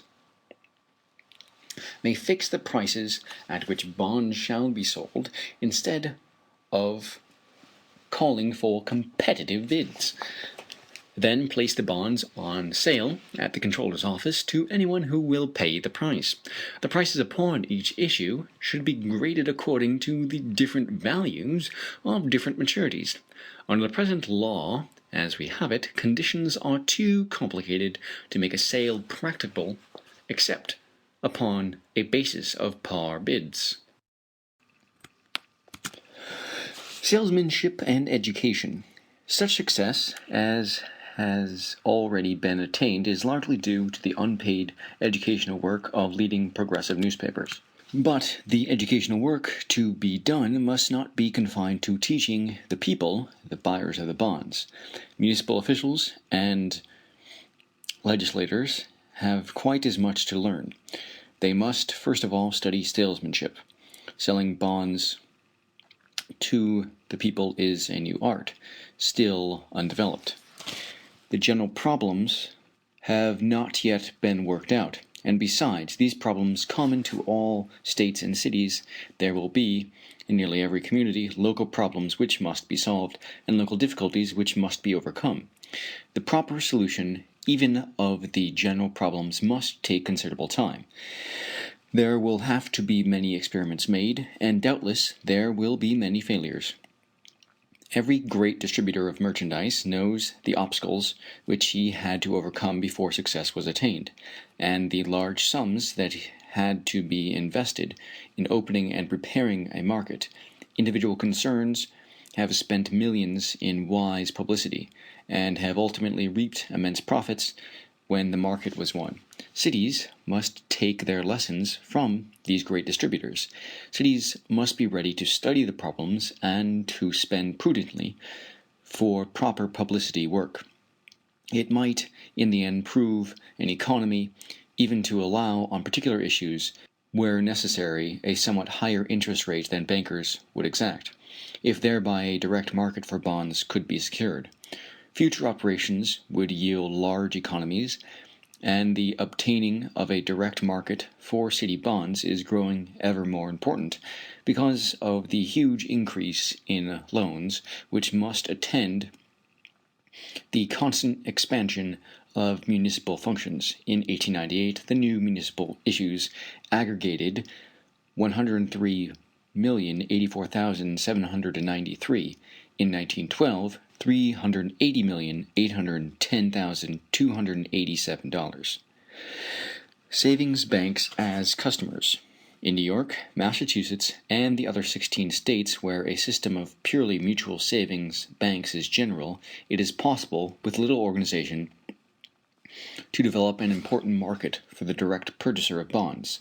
The bonds issued by Massachusetts cities and towns have averaged recently about $15 million a year, and those of the state about $3 million. The 194 Massachusetts savings banks, with the aggregate assets of $902,105,755.94, held on October 31st, 1912, $90,536,581.32 in bonds and notes of state municipalities. Of this sum, about $60 million are invested in bonds and notes of Massachusetts cities and towns, and about $8 million in state issues. The deposits in the savings banks are increasing at the rate of over $30 million a year. Massachusetts state and municipal bonds have, within a few years, come to be issued tax-exempt in the hands of the holder, whereas other classes of bonds usually held by savings banks are subject to a tax of 0.5% of the market value. Massachusetts savings banks, therefore, will to an increasing extent select Massachusetts municipal issues for high-grade bond investments. Certainly, Massachusetts cities and towns might, with the cooperation of the Commonwealth, easily develop a home market for over-the-counter bond business with the savings banks, and the savings banks of other states offer similar opportunities to their municipalities. Cooperation. Bankers obtained their power through combination. Why should not cities and states, by means of cooperation, free themselves from the bankers? For by cooperation between the cities and the state, the direct marketing of municipal bonds could be greatly facilitated. Massachusetts has 33 cities, each with a population of over 12,000 persons, 71 towns, each with a population of over 5,000, and 250 towns, each with a population of less than 5,000. 308 of these municipalities now have funded indebtedness outstanding. The aggregate net indebtedness is about $180 million. Every year, about $15 million of bonds and notes are issued from the Massachusetts cities and towns for the purpose of meeting new requirements and refunding old indebtedness. If these municipalities would cooperate in marketing securities, the market for the bonds of each municipality would be widened, and there would exist also a common market for Massachusetts municipal securities, which would be usually well supplied, would receive proper publicity, and would attract investors. Successful merchandising obviously involves carrying an adequate, well-assorted stock. If every city acts alone in endeavoring to market its bonds direct, the city's bond-selling activity will necessarily be sporadic. Its ability to supply the investor will be limited by its own necessities for money. The market will also be limited to the bonds of the particular municipality. But if a state and its cities should cooperate, there could be developed a continuous and broad market for the sales of bonds over the counter. The joint selling agency of over 300 municipalities, as in Massachusetts, would naturally have a constant supply of assorted bonds and notes, which could be had in as small amounts as the investor might want to buy them. It would be a simple matter to establish such a joint selling agency by which municipalities, under proper regulation of and aid from the state, would cooperate. And cooperation among the cities and with the state might serve in another important aspect. These 354 Massachusetts municipalities carry in the aggregate large bank balances. Sometimes the balance carried by a city represents unexpended revenues, sometimes unexpended proceeds of loans. On these balances, they usually receive from the banks 2% interest. The balances of municipalities vary like those of other depositors, one having idle funds when another is in need. Why should not all of these cities and towns cooperate, making, say, the state their common banker, and supply each other with funds, as farmers and laborers cooperate through credit unions? Then cities would get, instead of 2% on their balances, all their money was worth. The Commonwealth of Massachusetts holds now in its sinking and other funds nearly $30 million of Massachusetts municipal securities, constituting nearly 3/4 of all securities held in these funds. Its annual purchases aggregate nearly $4 million. Its purchases, direct from cities and towns, have already exceeded $1 million this year. It would be but a simple extension of the state's function to cooperate, as indicated in a joint municipal bond selling agency and credit union. It would be a distinct advance in the efficiency of state and municipal financing, and what is even more important, a long step toward the emancipation of the people from banker control. Corporate self-help. Strong corporations with established reputations, locally or nationally, could emancipate themselves from the banker in a similar manner. Public service corporations in some of our leading cities could easily establish over-the-counter home markets for their bonds, and would be greatly aided in this by the supervision now being exercised by some state commissions over the issue of securities by such corporations. Such corporations would gain thereby not only in freedom from banker control and exactions, but in the winning of valuable local support. The investor's money would be followed by his sympathy. In things economic as well as in things political, wisdom and safety lie in direct appeals to the people.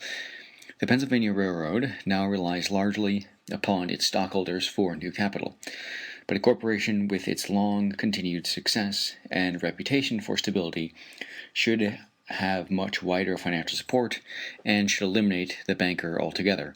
With the 2,700 stations on its system, the Pennsylvania could, with a slight expense create nearly as many avenues through which money could be obtainable to meet its growing needs. Banker protectors. It may be urged that reputations often outlive the conditions which justify them, that outlived reputations are pitfalls to the investors, and that the investment banker is needed to guard him from such dangers. True, but when have the big bankers or their satellites protected the people from such pitfalls? Was there ever a more be-bankered railroad than the New Haven?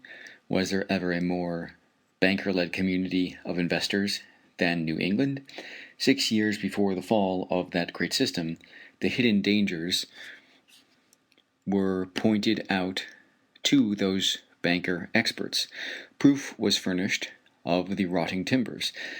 The disaster-breeding politics were laid bare. The bankers took no action. Repeatedly, thereafter, the bankers' attention was called to the steady deterioration of the structure.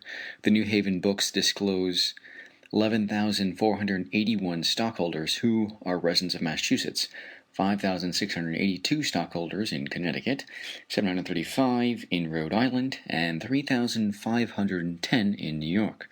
Of the New Haven stockholders, 10,474 were women. Of the New Haven stockholders, 10,222 were of such modest means that their holdings were from 1 to 10 shares only. The investors were sorely in need of protection. The city directories disclose 146 banking houses in Boston, 26 in Providence, 33 in New Haven and Hartford, and 357 in New York City. But who connected with those New England and New York banking houses during the long years which preceded the recent investigation of the Interstate Commerce Commission raised either voice or pen in protest against the continuous mismanagement of that great trust property, or warned the public of the impending disaster? Some of the bankers sold their own stock holdings. Some bankers whispered to a few favored customers advice to dispose of New Haven stock, but not one banker joined those who sought to open the eyes of New England to the impending disaster and to avert it by timely measures. New England's leading banking houses were ready to cooperate with the New Haven management in taking generous commissions for marketing the endless supply of new securities, and they did nothing to protect the investors. Were these bankers blind, or were they afraid to oppose the will of J.P. Morgan and Company? Perhaps it is the banker who, most of all, needs the new freedom. End of Chapter 6, recording by Other People's Money by Louis Brandeis, Chapter 7, Big Men and Little Business. J.P. Morgan and Co. declare in a letter to the Pujo Committee that practically all the railroad and industrial development of this country has taken place initially through the medium of the great banking houses. That statement is entirely unfounded, in fact. On the contrary, nearly every such contribution to our comfort and prosperity was initiated without their aid. The great banking houses came into relation with these enterprises either after successes had been attained or upon reorganization after the possibility of success had been demonstrated. But the funds of the hardy pioneers who had risked their all were exhausted. This is true of our early railroads, of our early street railways, and of the automobile, of the telegraph and the wireless, of gas and oil, of harvesting machinery, and of our steel industry, of textile, paper, and shoe industries, and of nearly every other important branch of manufacture. The initiation of each of these enterprises may properly be categorized as great transactions, and the men who contributed the financial aid and business management necessary for their introduction are entitled to share equally with inventors in our gratitude for what has been accomplished.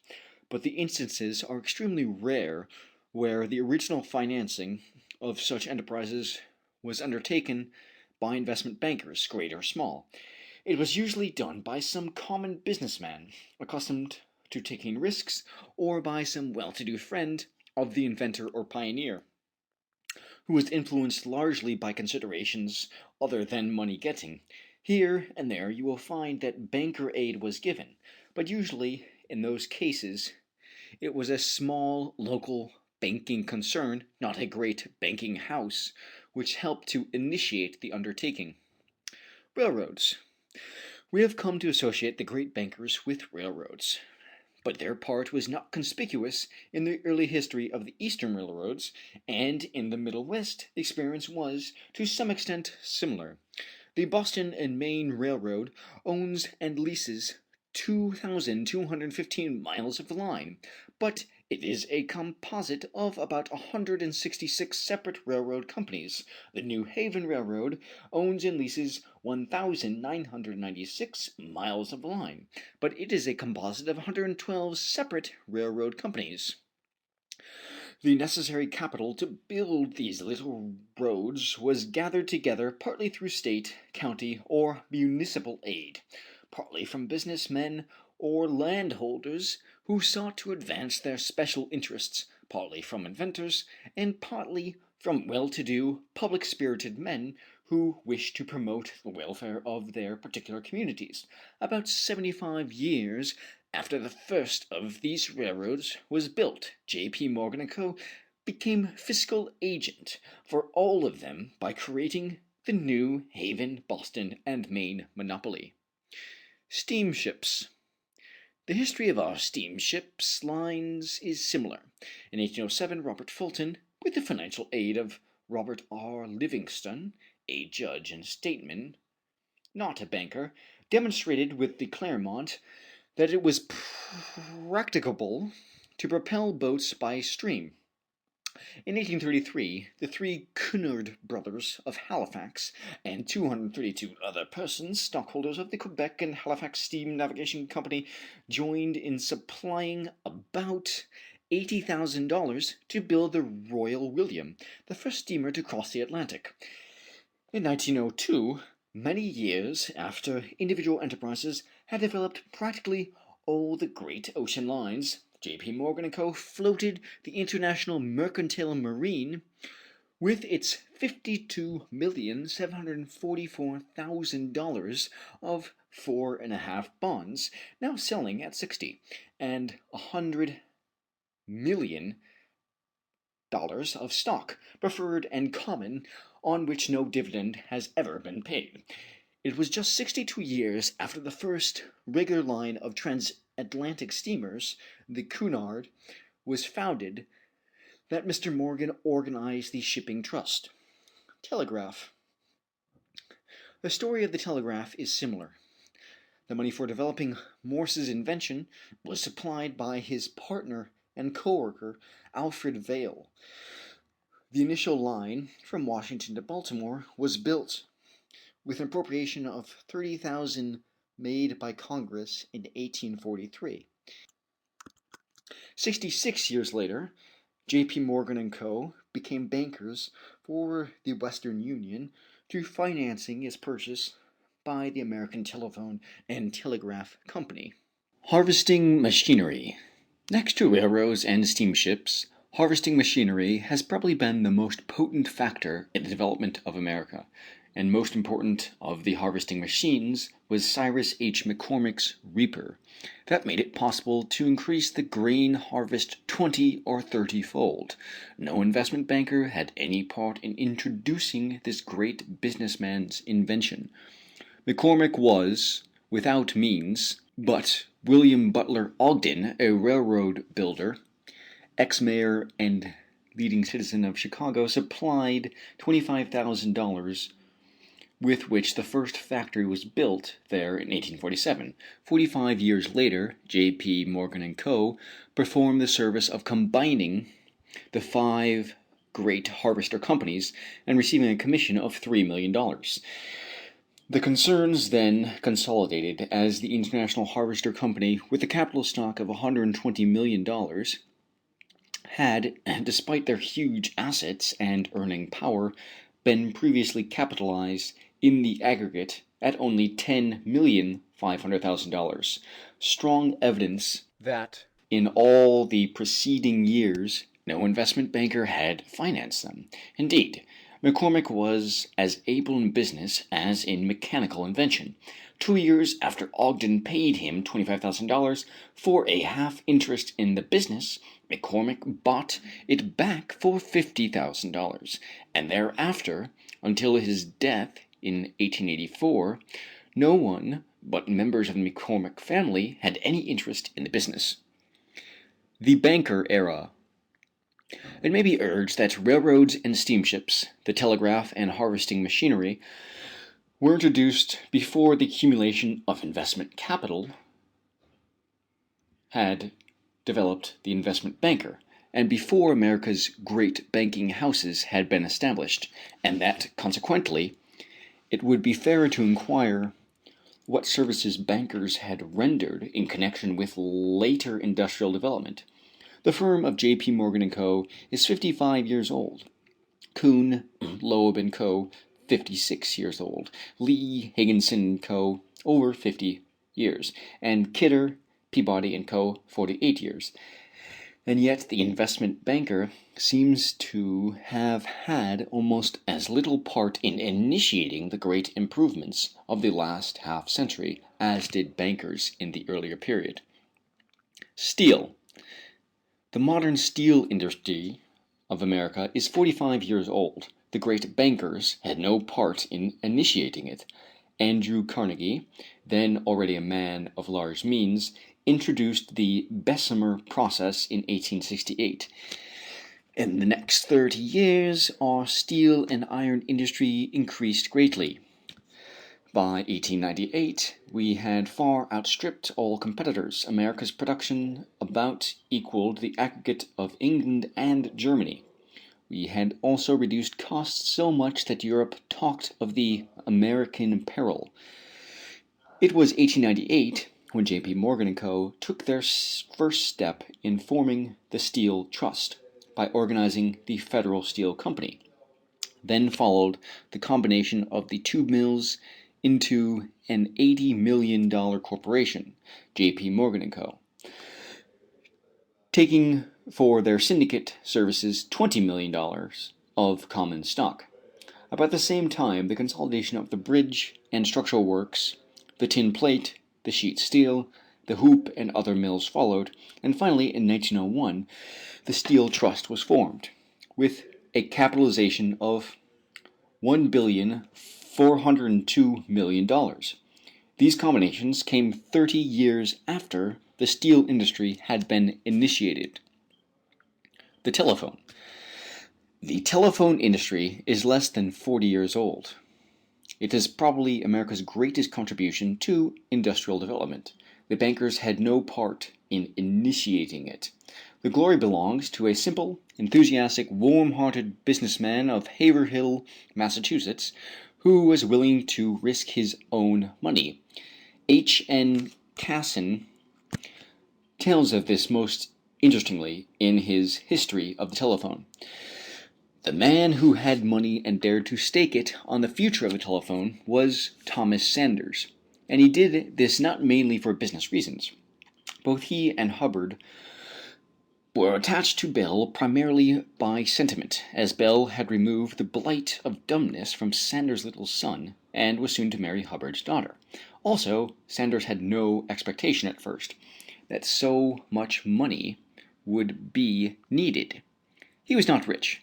His entire business, which was that of cutting out soles for shoe manufacturers, was not at any time worth more than $35,000. Yet, from 1874 to 1878, he had advanced 9/10 of the money that was spent on the telephone. The first 5,000 telephones and more were made with his money.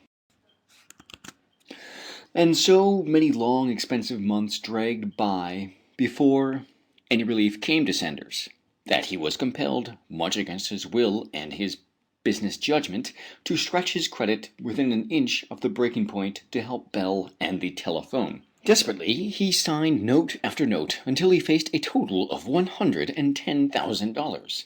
If the new scientific toy succeeded, which he often doubted, he would be the richest citizen in Haverhill, and if it failed, which he sorely feared, he would be a bankrupt. Sanders and Hubbard were leasing telephones 2 by 2 to businessmen who previously had been using the private lines of the Western Union Telegraph Company. This great corporation was at this time their natural and inevitable enemy. It had swallowed most of its competitors and was reaching out to monopolize all methods of communication by wire. The rosiest hope that shone in front of Sanders and Hubbard was that the Western Union, might conclude to buy the Bell patents, just as it had already bought many others. In one moment of discouragement, they had offered the telephone to President Orton of the Western Union for $100,000, and Orton had refused it. "What use," he said pleasantly, "could this company make of an electrical toy?" But besides the operation of its own wires, the Western Union was supplying customers with various kinds of printing telegraphs and dial telegraphs, some of which could transmit 60 words a minute.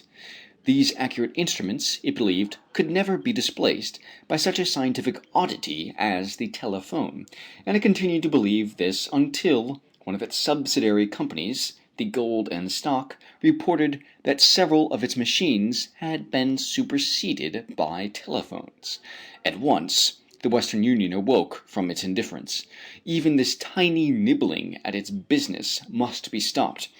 It took action quickly, and organized the American Speaking Telephone Company, and with $300,000 capital, and with 3 electrical inventors, Edison, Gray, and Dolbear, on its staff.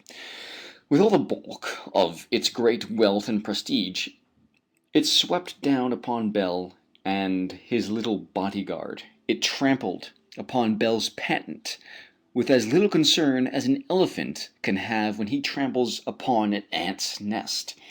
To the complete bewilderment of Bell, it coolly announced that it had the only original telephone, and that it was ready to supply superior telephones with all the latest improvements made by the original inventors, Dolbear, Gray, and Edison. The result was strange and unexpected. The Bell Group, instead of being driven from the field, were at once lifted to a higher level in the business world, and the Western Union, in the endeavor to protect its private lines, became involuntarily a bellwether to lead capitalists in the direction of the telephone. Even then, when financial aid came to the Bell enterprise, it was from capitalists, not from bankers, and among these capitalists was William H. Forbes, son of the builder of the Burlington, who became the first president of the Bell Telephone Company. That was in 1878. More than 20 years later, after the telephone had spread over the world, the great house of Morgan came into financial control of the property. The American Telephone and Telegraph Company was formed. The process of combination became active. Since January 1900, its stock has increased from 25,886,300 to 344,606,400. In 6 years, 1906 to 1912, the Morgan Associates marketed about $300 million bonds of that company or its subsidiaries. In that period, the volume of business done by the telephone companies had, of course, grown greatly, and the plant had to be constantly increased. But the proceeds of these huge security issues were used to a large extent in effecting combinations, that is, in buying out telephone competitors, in buying control of the Western Union Telegraph Company, and in buying up outstanding stock interests in semi-independent Bell companies. It is these combinations which have led to the investigation of the telephone company by the Department of Justice, and they are, in large part, responsible for the movement to have the government take over the telephone business. Electrical machinery. The business of manufacturing electrical machinery and apparatus is only a little over 30 years old. J.P. Morgan & Co. became interested early in one branch of it, but their dominance of the business today is due not to their initiating it, but to their effecting a combination and organizing the General Electric Company in 1892. There were then three large electrical companies: the Thomson-Houston, the Edison, and the Westinghouse, besides some small ones. The Thomson-Houston of Lynn, Massachusetts, was in many respects the leader, having been formed to introduce, among other things, important inventions of Professor Elihu Thomson and Professor Houston. Lynn is one of the principal shoe manufacturing centers of America. It is within 10 miles of State Street, Boston, but Thomson's early financial support came not from Boston bankers, but mainly from Lynn businessmen and investors, men active, energetic, and used to taking risks with their own money.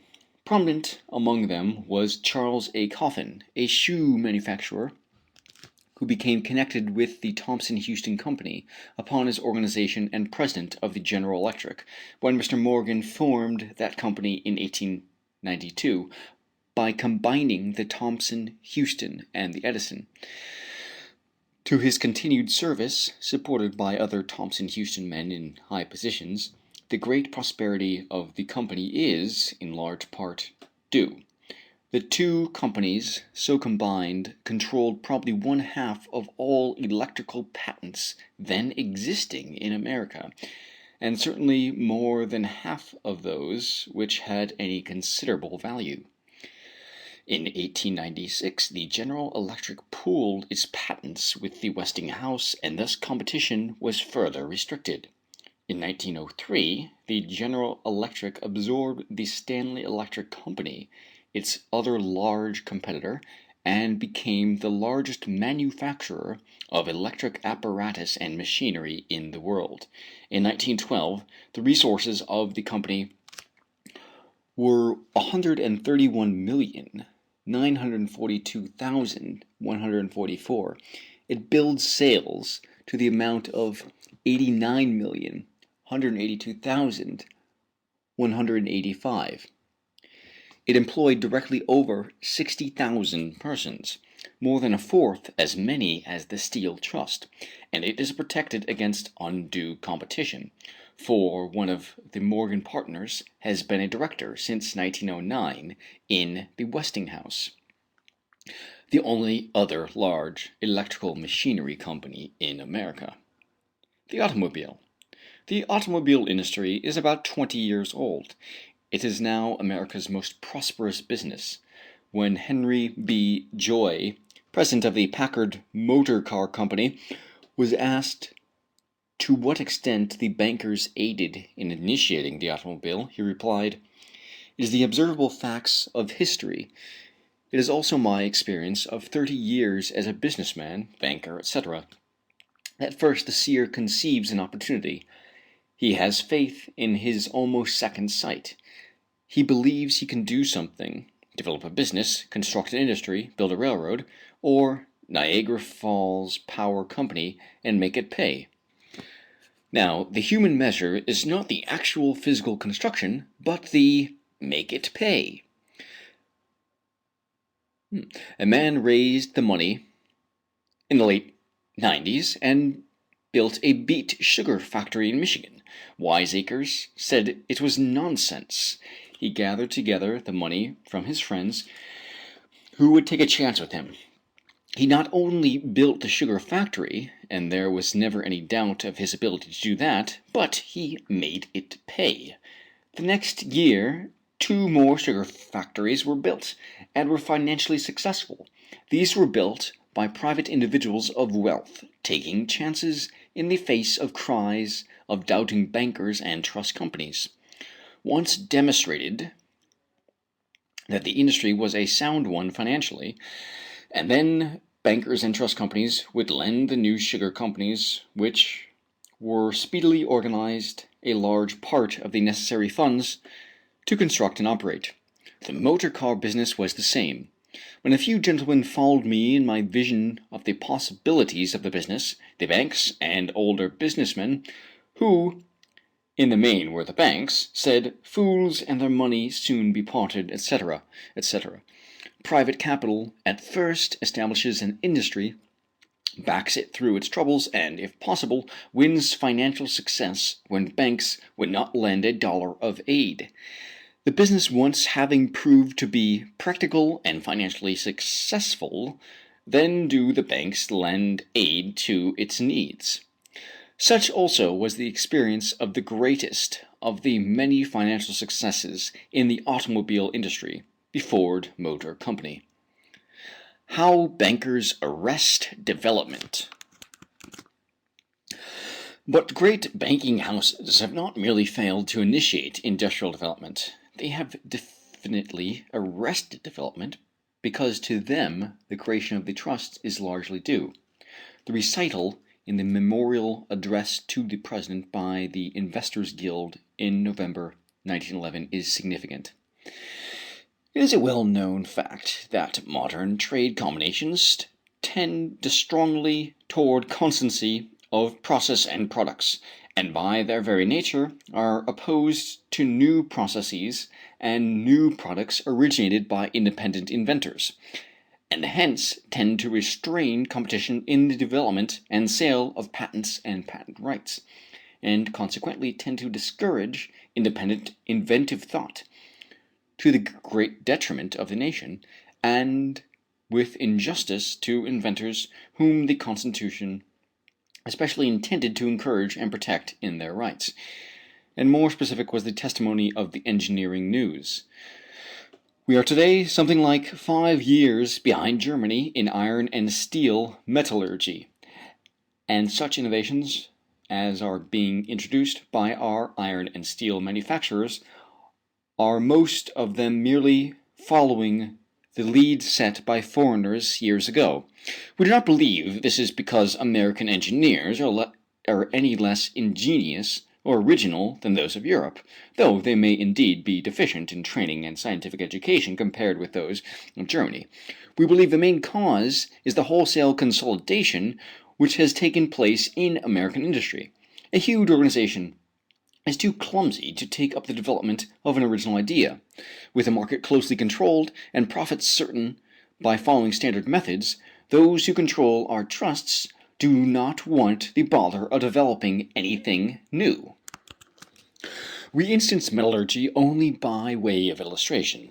There are plenty of other fields of industry where exactly the same condition exists. We are building the same machines and using the same methods as a dozen years ago, and the real advances in the art are being made by European inventors and manufacturers, to which President Wilson's statement may be added.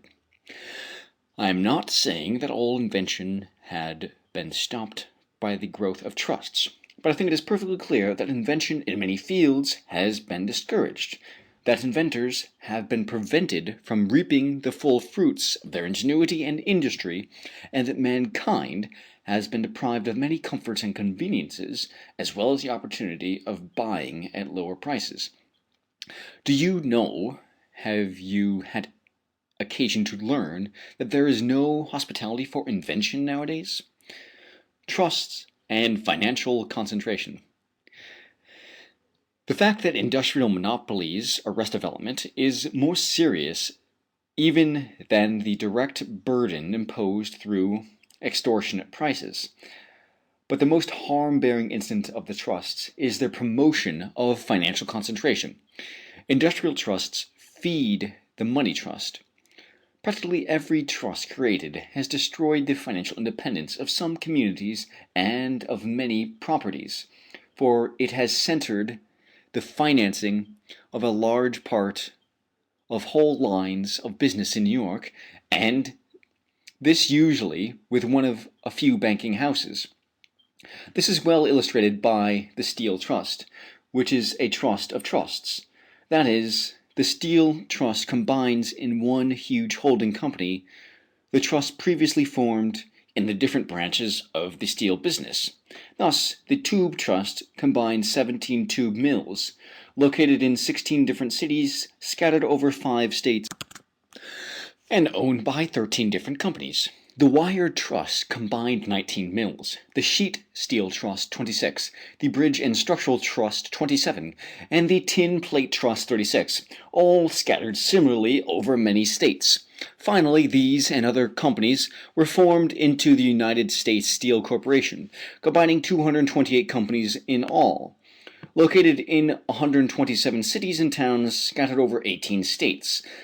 Before the combinations were effected, nearly every one of these companies was owned largely by those who managed it, and had been financed to a large extent in the place or in the state in which it was located. When the Steel Trust was formed, all these concerns came under one management. Thereafter, the financing of each of these 228 corporations, and some which were later acquired, had to be done through or with the consent of J.P. Morgan & Co. That was the greatest step in financial concentration ever taken. Stock exchange incidents. The organization of trusts has served in another way to increase the power of the money trust. Few of the independent concerns out of which the trusts have been formed were listed on the New York Stock Exchange, and few of them had financial offices in New York. Promoters of large corporations whose stock is to be held by the public, and also investors, desire to have their securities listed on the New York Stock Exchange. Under the rules of the exchange, no security can be so listed unless the corporation has a transfer agent and registrar in New York City. Furthermore, banker directorships have contributed largely to the establishment of the financial offices of the trusts in New York City. That alone would tend to financial concentration, but the listing of the stock enhances the power of the money trust in another way.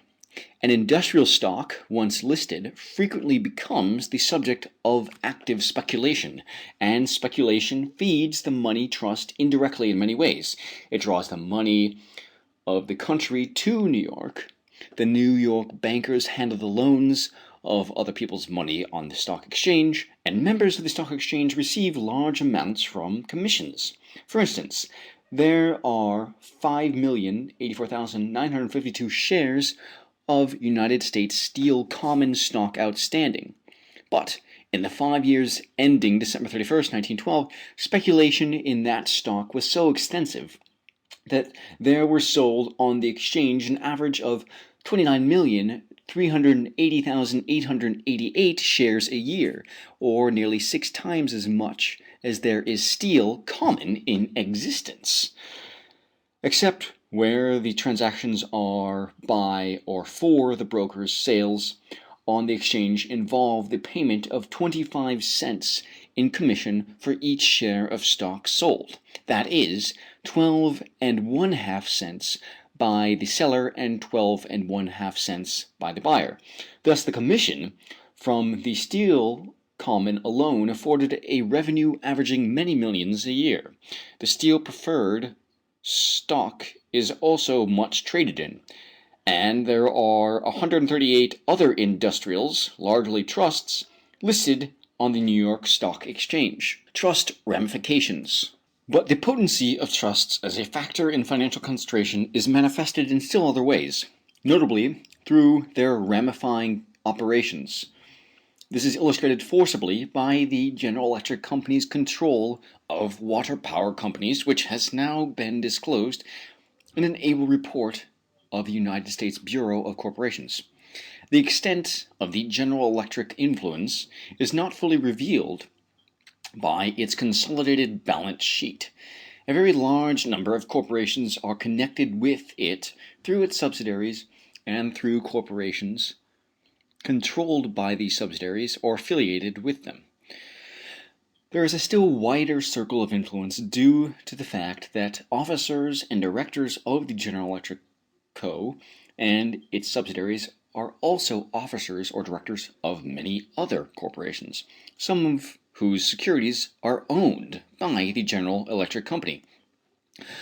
The General Electric Company holds, in the first place, all the common stock in 3 security holding companies, the United Electric Securities Company, the Electrical Securities Corporation, and the Electric Bond and Share Company directly.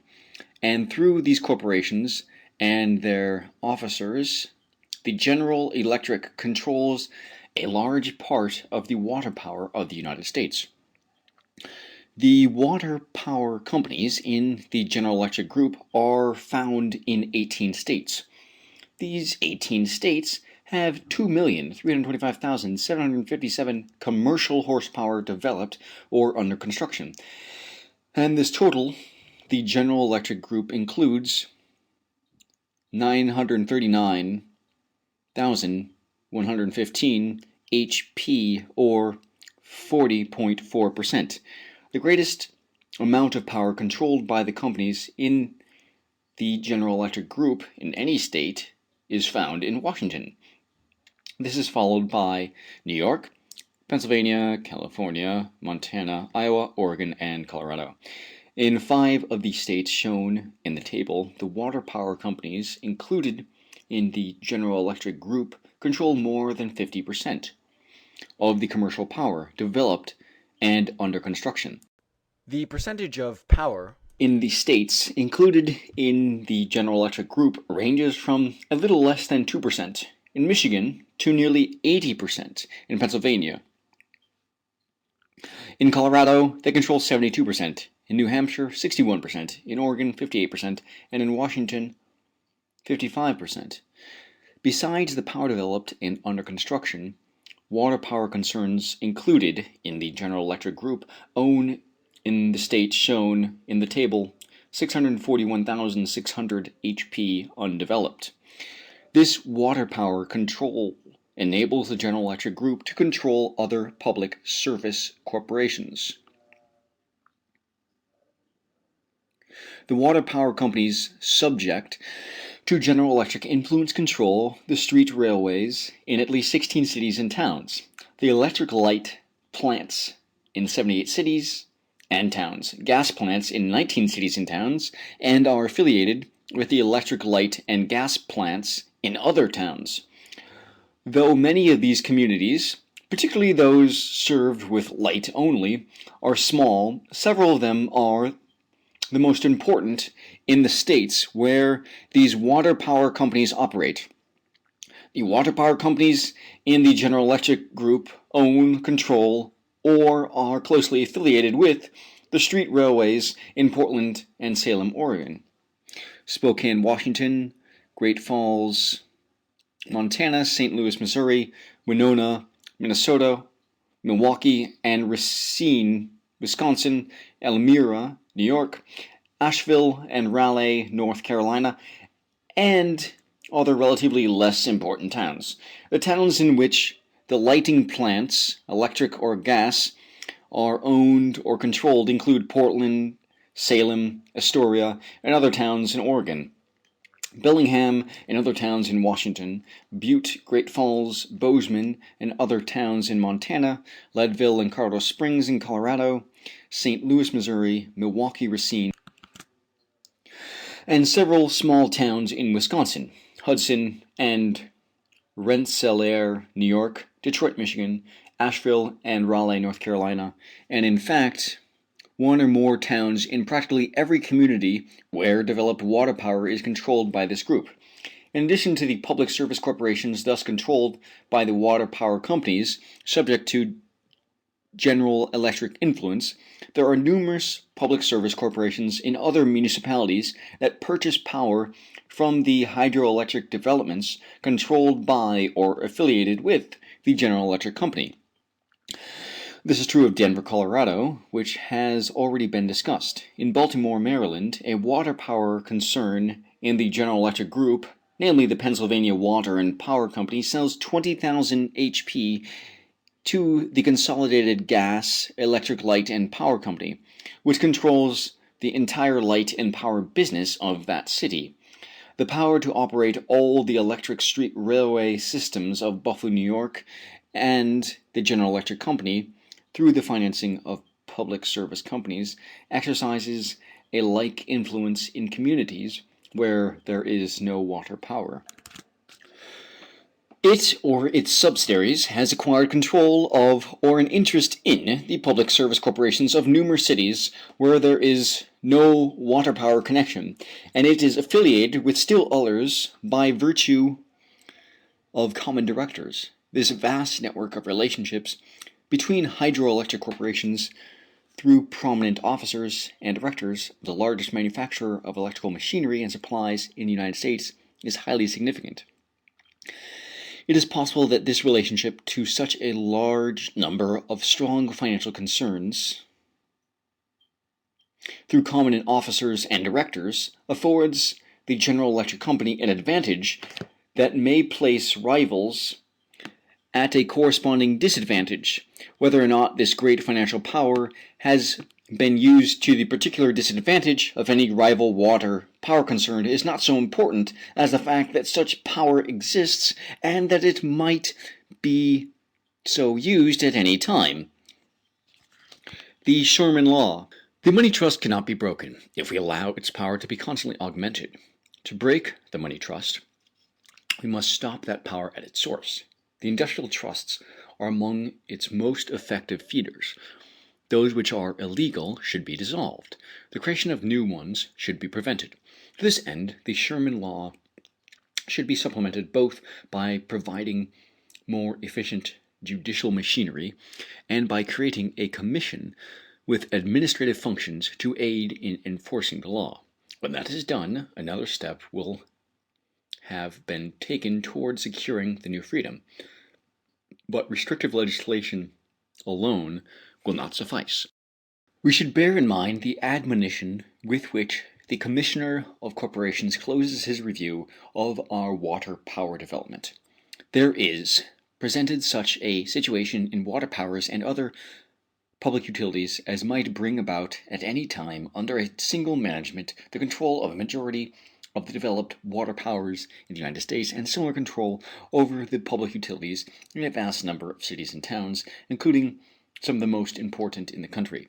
We should conserve all rights which the federal government and the states now have in our natural resources, and there should be a complete separation of our industries from railroads and public utilities.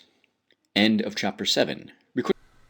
Other People's Money by Louis D. Brandeis. Chapter 8.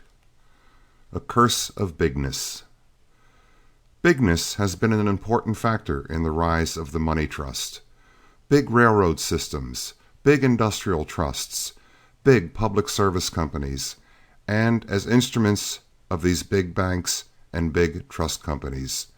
J.P. Morgan and Company, in their letter of defense to the Peugeot Committee, urged the needs of big business as the justification for financial concentration.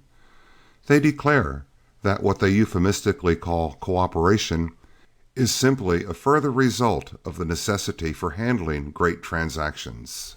That the country obviously requires not only the larger individual banks, but demands also that those banks shall cooperate to perform efficiently the country's business, and that a step backward along this line would mean a halt in industrial progress that would affect every wage earner from the Atlantic to the Pacific. The phrase great transactions is used by the bankers apparently as meaning large corporate security issues.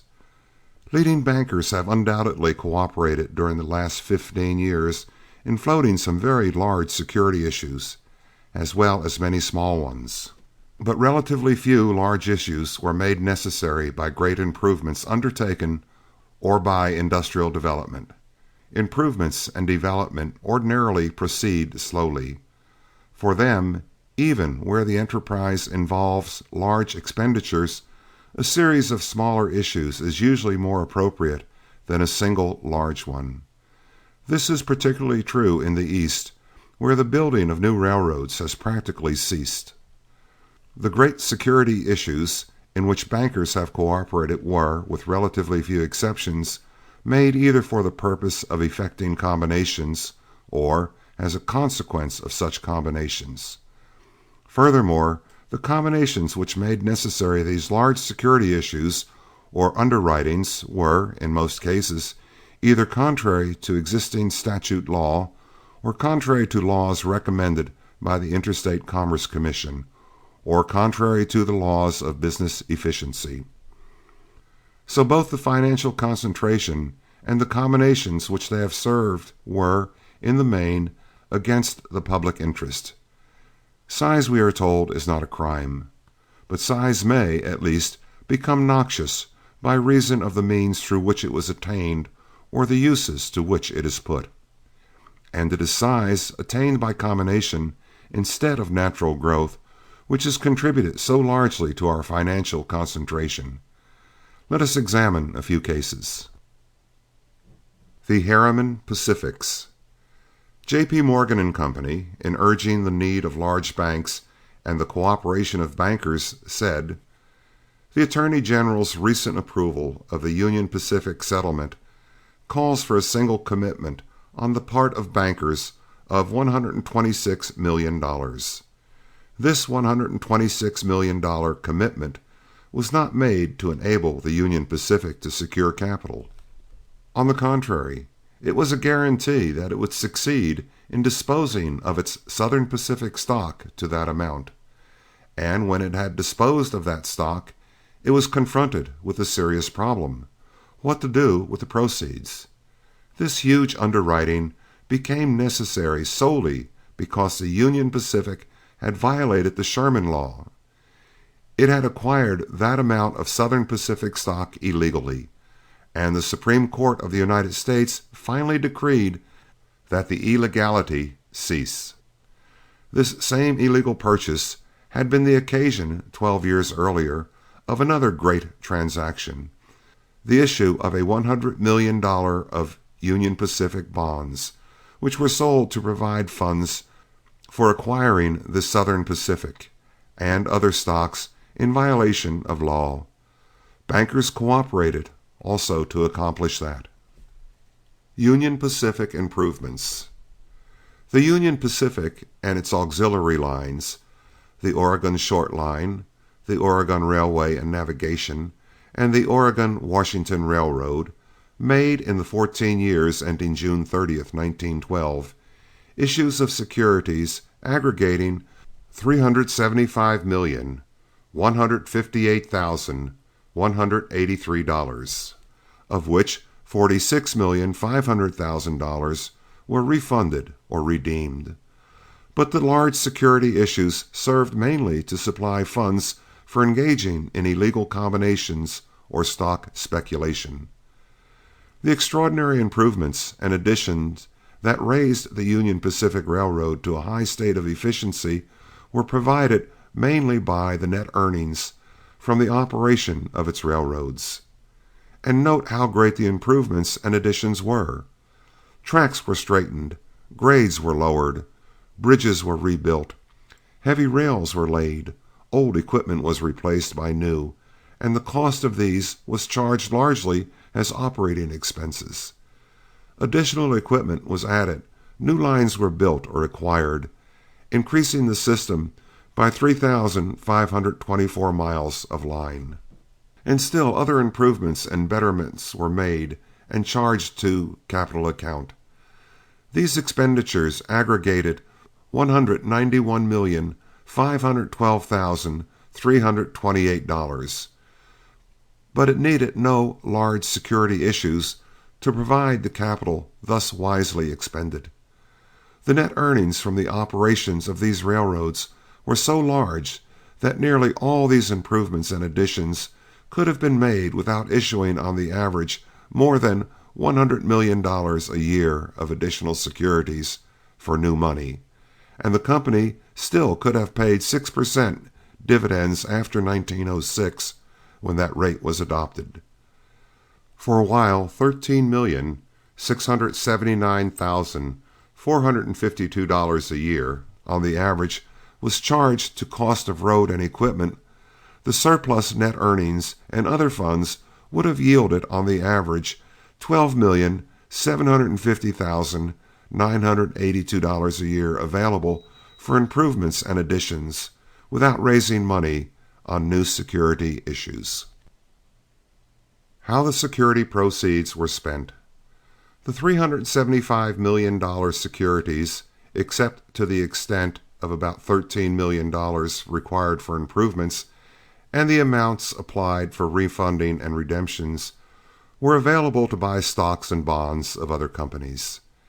And some of the stocks so acquired were sold at large profits, providing further sums to be employed in stock purchases. The $375 million Union Pacific Line security issues, therefore, were not needed to supply funds for Union Pacific improvements, nor did these issues supply funds for the improvement of any of the companies in which the Union Pacific invested, except that certain amounts were advanced later to aid in financing the Southern Pacific. They served substantially no purpose save to transfer the ownership of railroad stocks from one set of persons to another. Here are some of the principal investments. 1. $91,657,500 in acquiring and financing the Southern Pacific. 2. $89,391,401 in acquiring the Northern Pacific stock and stock of the Northern Securities Company. 3. $45,466,960 in acquiring Baltimore and Ohio stock. 4. $37,692,256 in acquiring Illinois Central stock. 5. $23,205,679 in acquiring New York Central stock. 6. $10,395,000 in acquiring Atchison, Topeka, and Santa Fe stock. 7. $8,946,781 in acquiring Chicago and Alton stock. 8. $11,610,187 in acquiring Chicago, Milwaukee, and St. Paul stock. 9. $6,750,423 in acquiring Chicago and Northwestern stock. 10. $6,936,696 in acquiring Railroad Securities Company stock, Illinois Central stock. The immediate effect of these stock acquisitions, as stated by the Interstate Commerce Commission in 1907, was merely this. Mr. Harriman may journey by steamship from New York to New Orleans, thence by rail to San Francisco, across the Pacific Ocean to China, and returning by another route to the United States, may go to Ogden by any one of 3 rail lines, and thence to Kansas City or Omaha, without leaving the deck or platform of a carrier which he controls, and without duplicating any part of his journey. He has further what appears to be a dominant control in the Illinois Central Railroad, running directly north from the Gulf of Mexico to the Great Lakes, parallel to the Mississippi River, and 2,000 miles west of the Mississippi River, he controls the only line of railroad parallel to the Pacific coast and running from the Colorado River to the Mexican border. The testimony taken at this hearing shows that about 50,000 square miles of territory in the state of Oregon, surrounded by the lines of the Oregon Short Line Railroad Company, the Oregon Railroad and Navigation Company, and the Southern Pacific Company, is not developed, while the funds of those companies which could be used for that purpose are being invested in stocks like the New York Central and other lines having only a remote relation to the territory in which the Union Pacific system is located. Mr. Harriman succeeded in becoming director of 27 railroads with 39,354 miles of line, and they extended from the Atlantic to the Pacific, from the Great Lakes to the Gulf of Mexico. The aftermath. On September 9, 1909, less than 12 years after Mr. Harriman first became director in the Union Pacific, he died from overwork at the age of 61. But it was not death only that had set a limit to his achievements. The multiplicity of his investments prevented him from performing for his other railroads the great service that had won him a worldwide reputation as manager and rehabilitator of the Union Pacific and the Southern Pacific. Within a few months after Mr. Harriman's death, the serious equipment scandal on the Illinois Central became public, culminating in the probable suicide of one of the vice presidents of that company. The Chicago and Alton, in the management of which Mr. Harriman was prominent from 1899 to 1907 as president, chairman of the board, or executive committeeman, has never regained the prosperity it enjoyed before he and his associates acquired control. The Pierre Marquette has passed again into receivers' hands. Long before Mr. Harriman's death, the Union Pacific had disposed of its Northern Pacific stock because the Supreme Court of the United States declared the Northern Securities Company illegal and dissolved the Northern Pacific Great Northern merger. 3 years after his death, the Supreme Court of the United States ordered the Union Pacific Southern Pacific merger dissolved. By a strange irony, the law has permitted the Union Pacific to reap large profits from its illegal transactions in Northern Pacific and Southern Pacific stocks. But many other stocks held as investments have entailed large losses. Stocks in the Illinois Central and other companies which cost the Union Pacific $129,894,991.72 had on November 15, 1913, a market value of only $87,851,500, showing a shrinkage of $42,043,491.72, and the average income from them, while held, was only about 4.30% on their cost. A banker's paradise. Kuhn, Loeb and Company were the Union Pacific bankers. It was in pursuance of a promise which Mr. Jacob H. Schliff, the senior partner, had given pending the reorganization that Mr. Harriman first became a member of the executive committee in 1897. Thereafter combinations grew and crumbled, and there were vicissitudes in stock speculations. But the investment bankers prospered amazingly, and financial concentration proceeded without abatement. The bankers and their associates received the commissions paid for purchasing the stocks which the Supreme Court holds to have been acquired illegally, and have retained them. The bankers received commissions for underwriting the securities issued to raise the money which to buy the stocks which the Supreme Court holds to have been illegally acquired, and have retained them. The bankers received commissions paid for floating securities of the controlled companies while they were thus controlled in violation of law, and have, of course, retained them.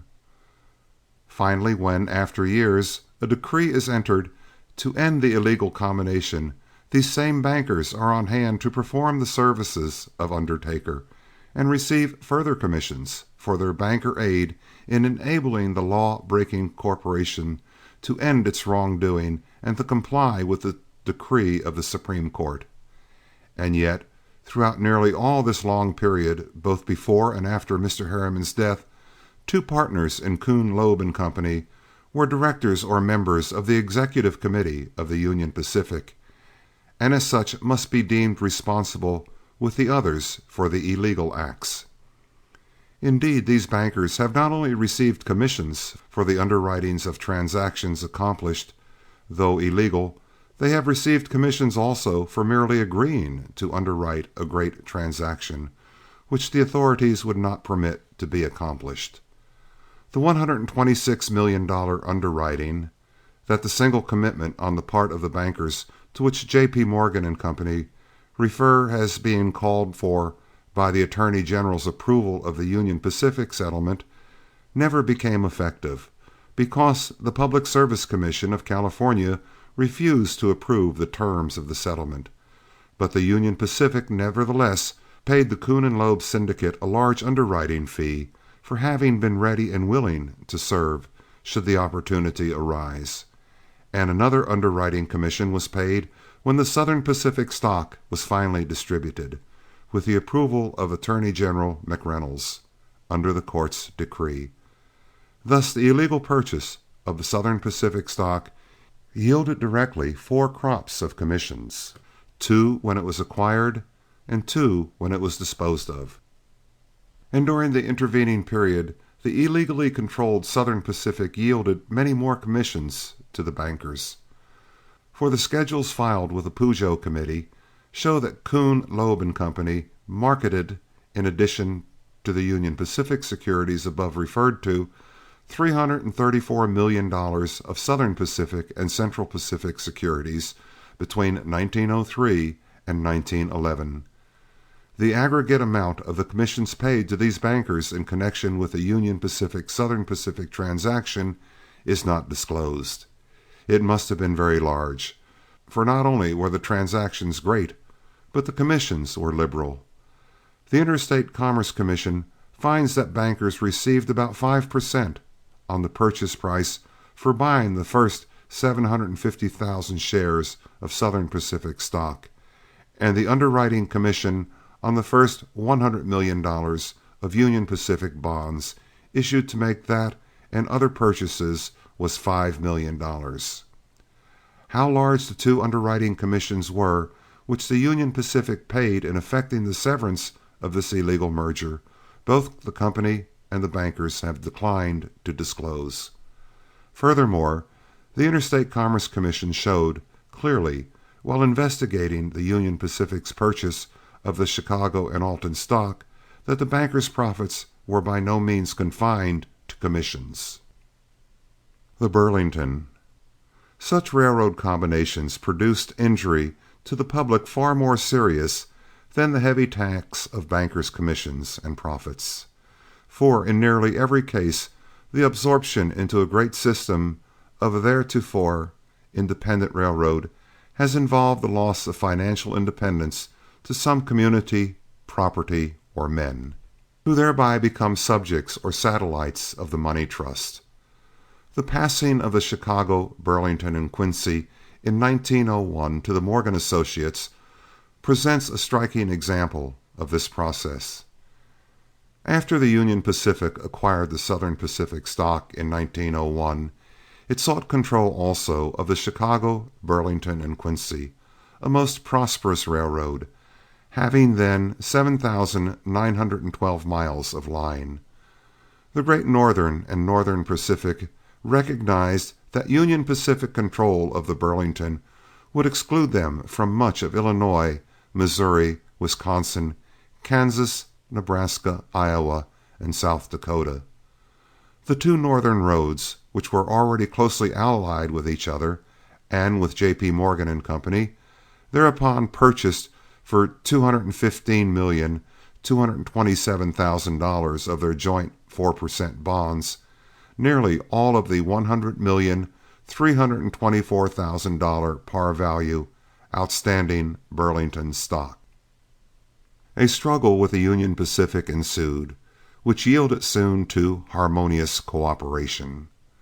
The Northern Securities Company was formed with $400 million capital, thereby merging the Great Northern, the Northern Pacific, and the Burlington, and joining the Harriman, Kuhn Loeb with the Morgan Hill interests. Obviously, neither the issue of $215 million joint fours nor the issue of the $400 million Northern Securities stock supplied $1 of funds for improvements of or addition to any of the 4 great railroad systems concerned in these large transactions. The sole effect of issuing $615 million of securities was to transfer stock from one set of persons to another, and the resulting harmonious cooperation was soon interrupted by the government proceedings, which ended with the dissolution of the Northern Securities Company. But the evil done outlived the combination. The Burlington had passed forever from its independent Boston owners to the Morgan allies, who remained in control. The Burlington, one of Boston's finest achievements, was the creation of John M. Forbes. He was a builder, not a combiner or banker or wizard of finance. He was a simple, hard-working businessman. He had been a merchant in China at a time when China's trade was among America's big business.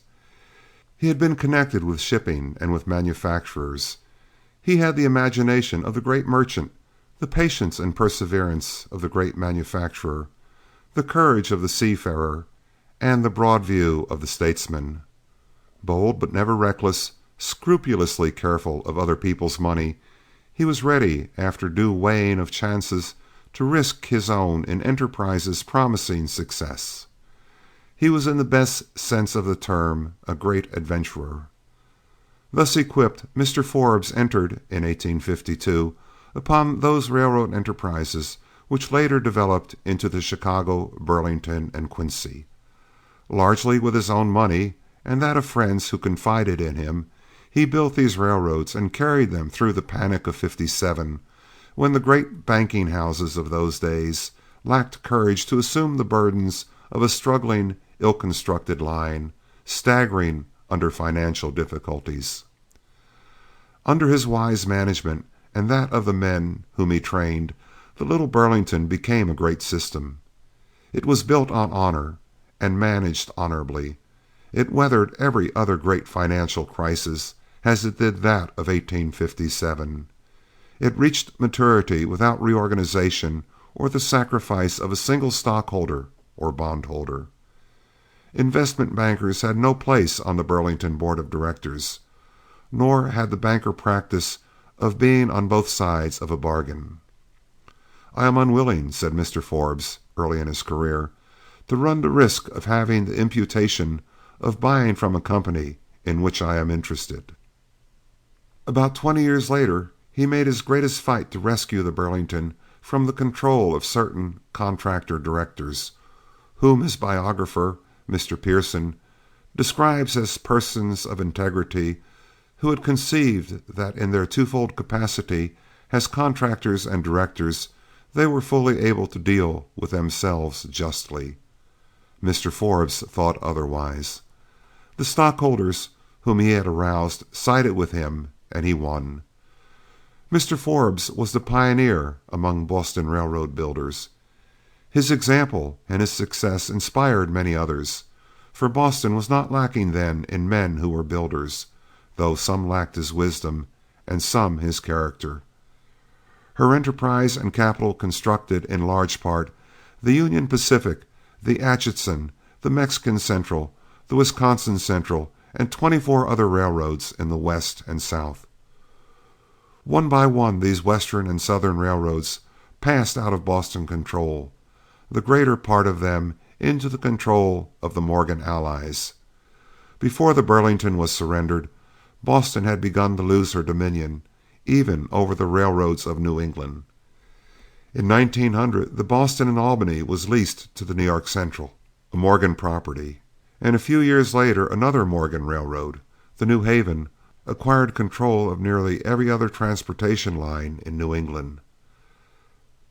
Now nothing is left of Boston's railroad dominion in the West and South except the Eastern Kentucky Railroad, a line 36 miles long, and her control of the railroads of Massachusetts is limited to the Grafton-Upton with 19 miles of line, and the Boston, Revere, Beach, and Lynn, a passenger road 13 miles long. The New Haven Monopoly. The rise of the New Haven monopoly presents another striking example of combination as a developer of financial concentration, and it illustrates also the use to which large security issues are put. In 1892, when Mr. Morgan entered the New Haven Directorate, it was a very prosperous little railroad, with capital liabilities of $25 million, paying 10% dividends, and operating 508 miles of line. By 1899, the capitalization had grown to $80,477,600, but the aggregate mileage had also grown, mainly through merger or lease of other lines, to 2,017. 14 years later, in 1913, when Mr. Morgan died and Mr. Mellon resigned, the mileage was 1,097, just 20 miles less than in 1899, but the capital liabilities had increased to $425,935,000.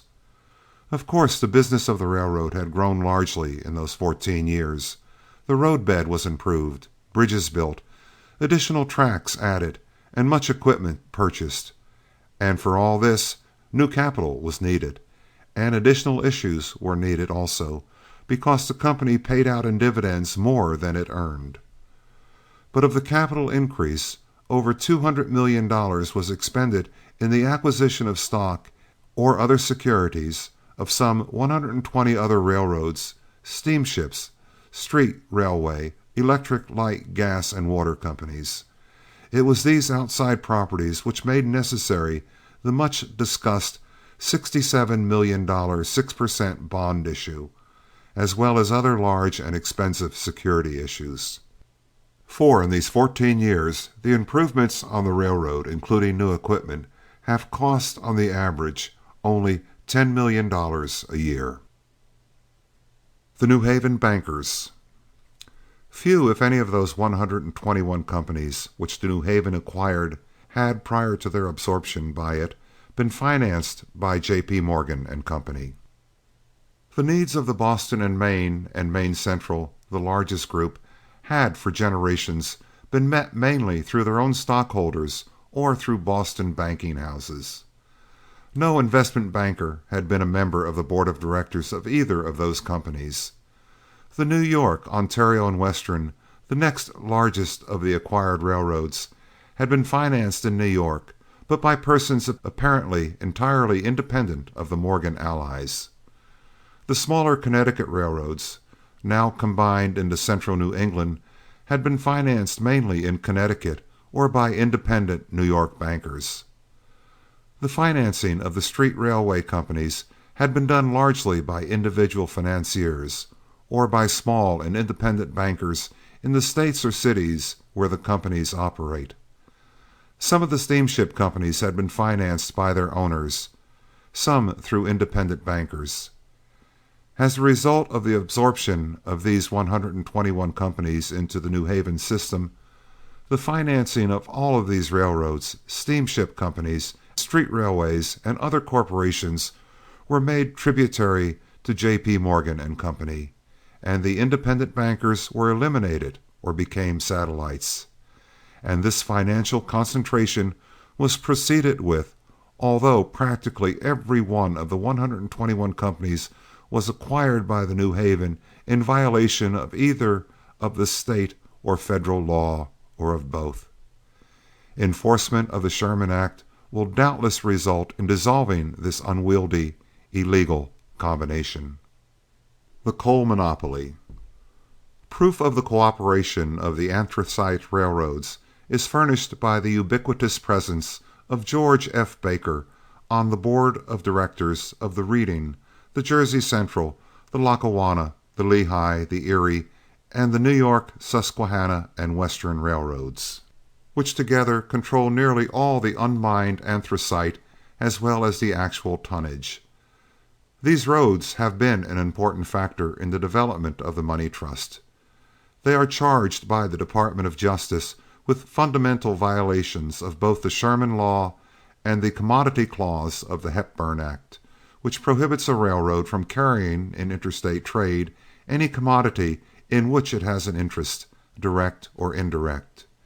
Nearly every large issue of securities made in the last 14 years by any of these railroads, except the Erie, has been in connection with some act of combination.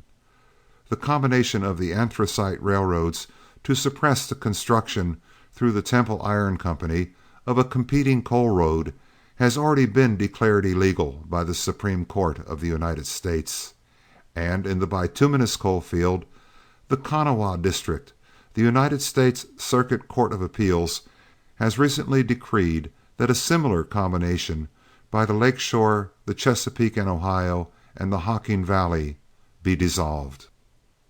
Other railroad combinations. The cases of the Union Pacific and of the New Haven are typical, not exceptional. Our railroad history presents numerous instances of large security issues made wholly or mainly to effect combinations. Some of these combinations have been proper as a means of securing natural feeders or extensions of main lines, but far more of them have been dictated by the desire to suppress active or potential competition, or by personal ambition or greed, or by the mistaken belief that efficiency grows with size. Thus, the monstrous combination of the Rock Island and the St. Louis and San Francisco, with over 14,000 miles of line, is recognized now to have been obviously inefficient. It was severed voluntarily, but had it not been, must have crumbled soon from inherent defects, if not as a result of proceedings under the Sherman Law. Both systems are suffering now from the effects of this unwise combination. The Frisco, itself greatly overcombined, has paid the penalty in receivership. The Rock Island, a name once expressive of railroad efficiency and stability, has, through its excessive recapitalizations and combinations, become a football of speculators and a source of great apprehension to confiding investors. The combination of the Cincinnati, Hamilton and Dayton, and the Pierre Marquette led to several receiverships.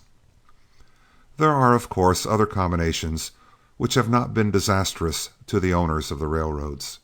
But the fact that a railroad combination has not been disastrous does not necessarily justify it. The evil of the concentration of power is obvious, and as combination necessarily involves such concentration of power, the burden of justifying a combination should be placed upon those who seek to effect it.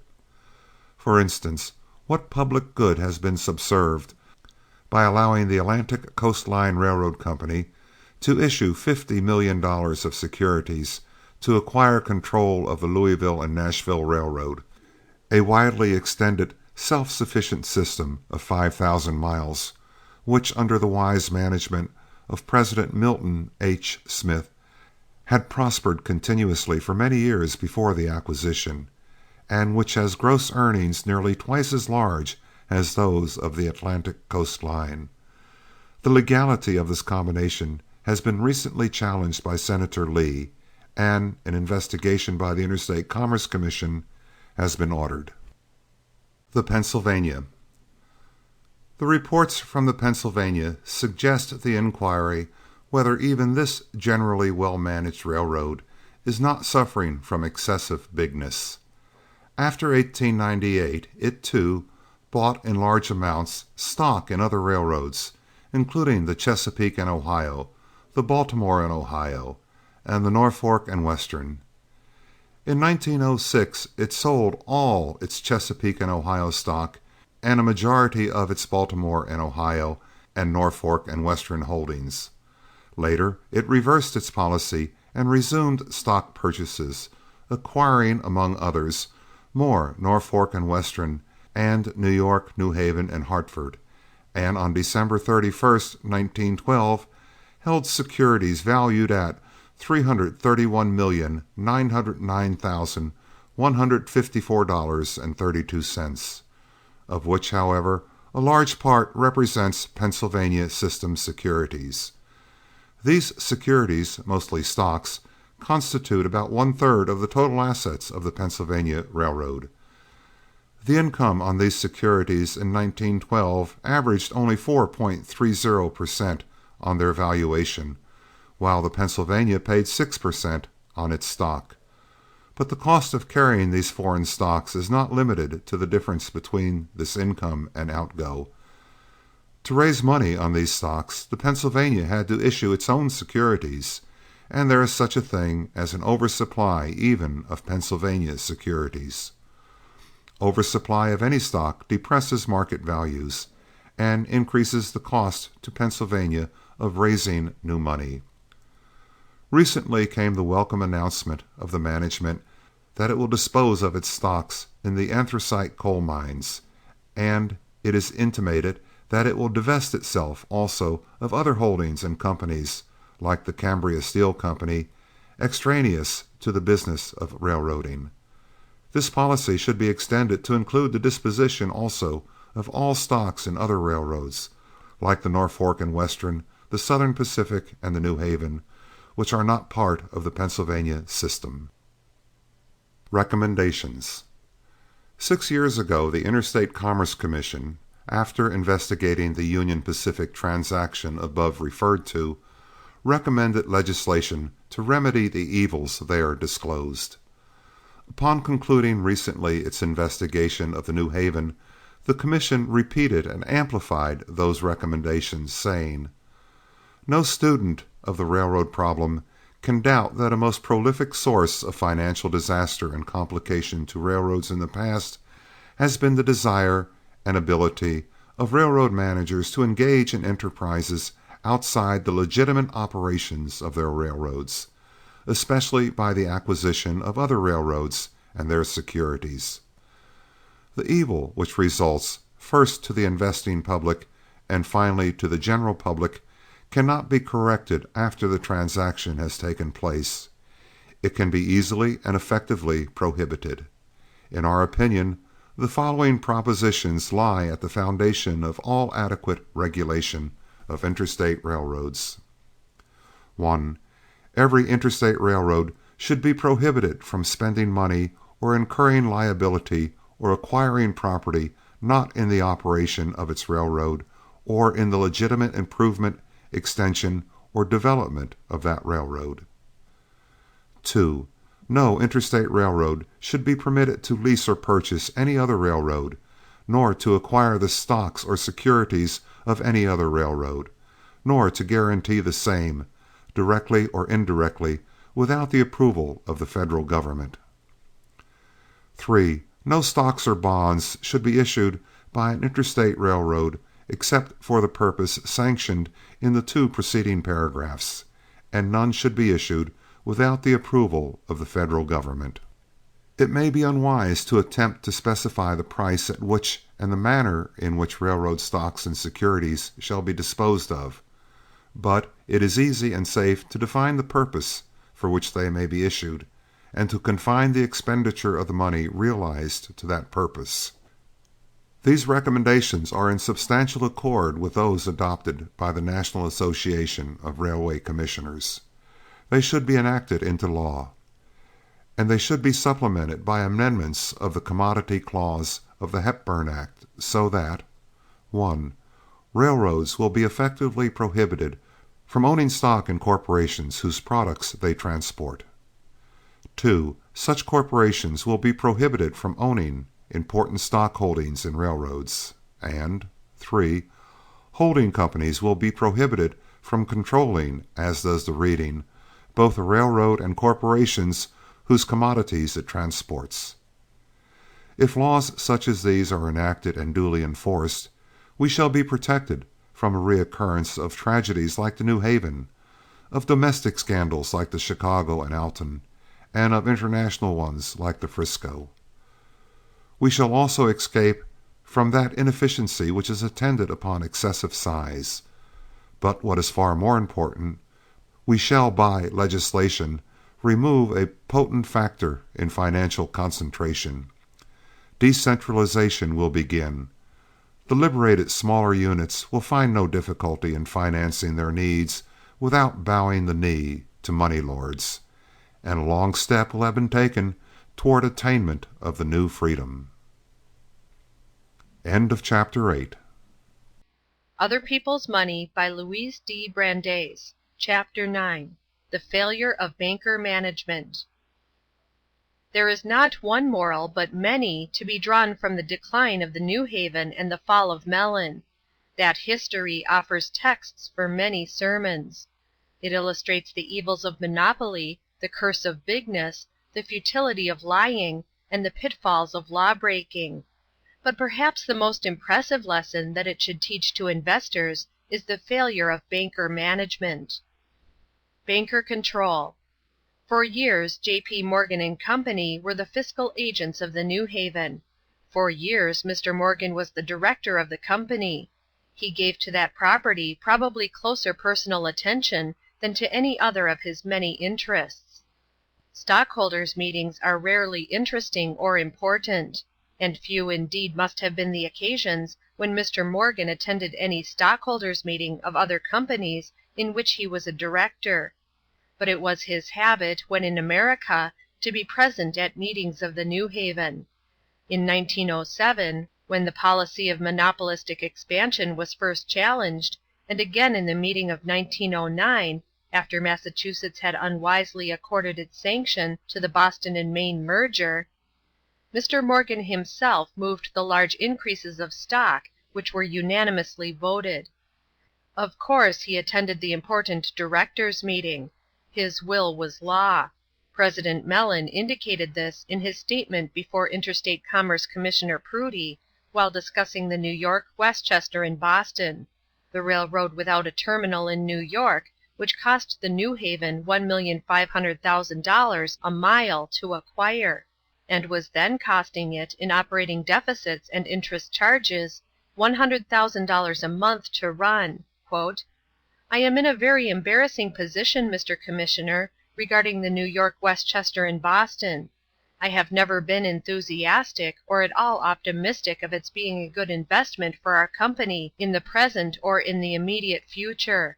But people in whom I had greater confidence than I have in myself thought it was wise and desirable. I yielded my judgment. Indeed, I don't know that it would have made much difference whether I yielded or not." The banker's responsibility.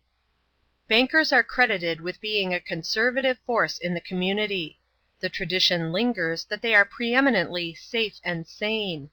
And yet the most grievous fault of this banker-managed railroad has been its financial recklessness, a fault that has already brought heavy losses to many thousands of small investors throughout New England, for whom bankers are supposed to be natural guardians. In a community where its railroad stocks have for generations been deemed absolutely safe investments, the passing of the New Haven and of the Boston and Maine dividends after an unbroken dividend record of generations comes as a disaster. This disaster is due mainly to enterprises outside the legitimate operations of these railroads. For no railroad company has equaled the New Haven in the quantity and extravagance of its outside enterprises. But it must be remembered that neither the president of the New Haven nor any other railroad manager could engage in such transactions without the sanction of the board of directors. It is the directors, not Mr. Mellon, who should bear the responsibility. Close scrutiny of the transactions discloses no justification. On the contrary, scrutiny serves only to make more clear the gravity of the errors committed. Not merely were recklessly extravagant acquisitions made in mad pursuit of monopoly, but the financial judgment, the financiering itself, was conspicuously bad. To pay for property several times what it is worth, to engage in grossly unwise enterprises, are errors of which no conservative directors should be found guilty. For perhaps the most important function of directors is to test the conclusions and curb by calm counsel the excessive zeal of too ambitious managers.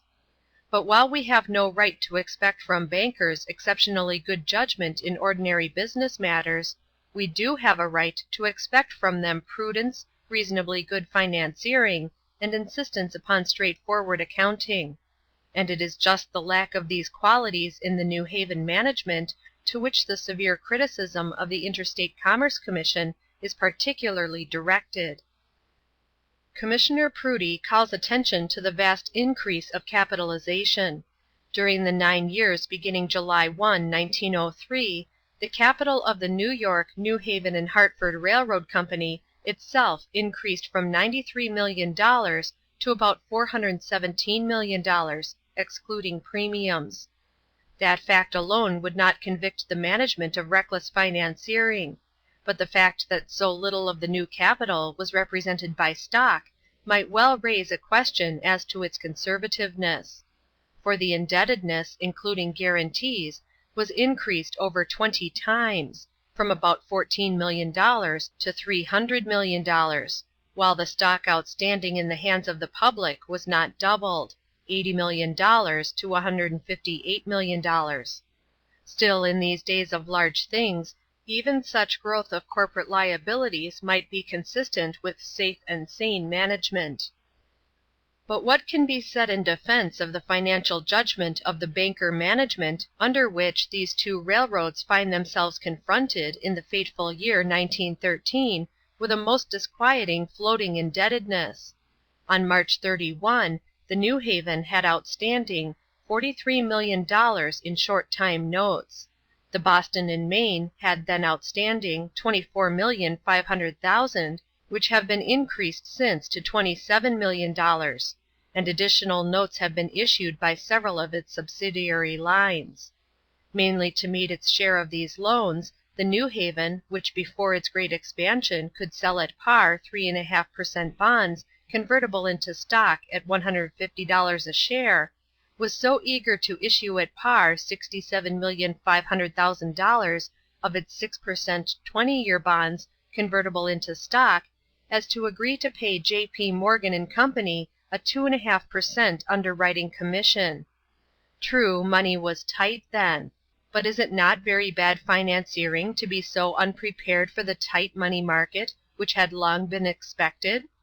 Indeed, the New Haven's management particularly ought to have avoided such an error, for it committed a similar one in the tight money market of 1907 to 1908, when it had to sell at par $39 million of its 6% 40-year bonds.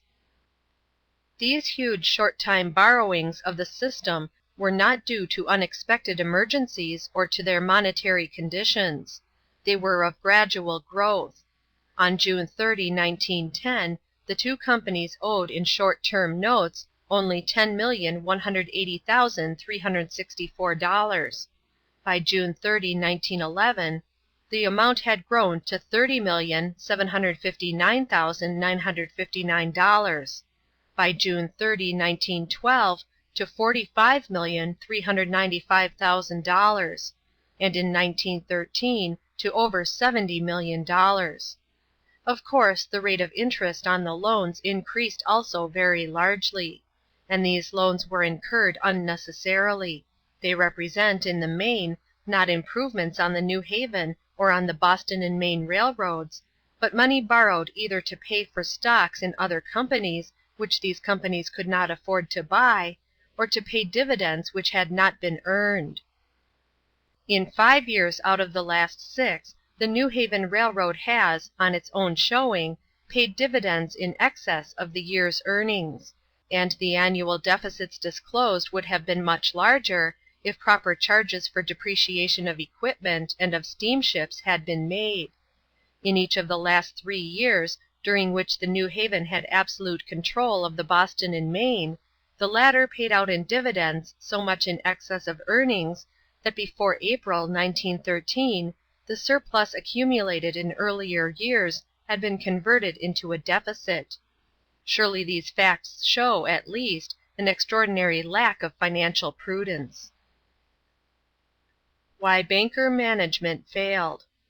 Now, how can the failure of the banker management of the New Haven be explained? A few have questioned the ability, a few the integrity of the bankers. Commissioner Prudy attributed the mistakes made to the company's pursuit of a transportation monopoly. The reason, says he, "is as apparent as the fact itself. The present management of that company started out with the purpose of controlling the transportation facilities of New England.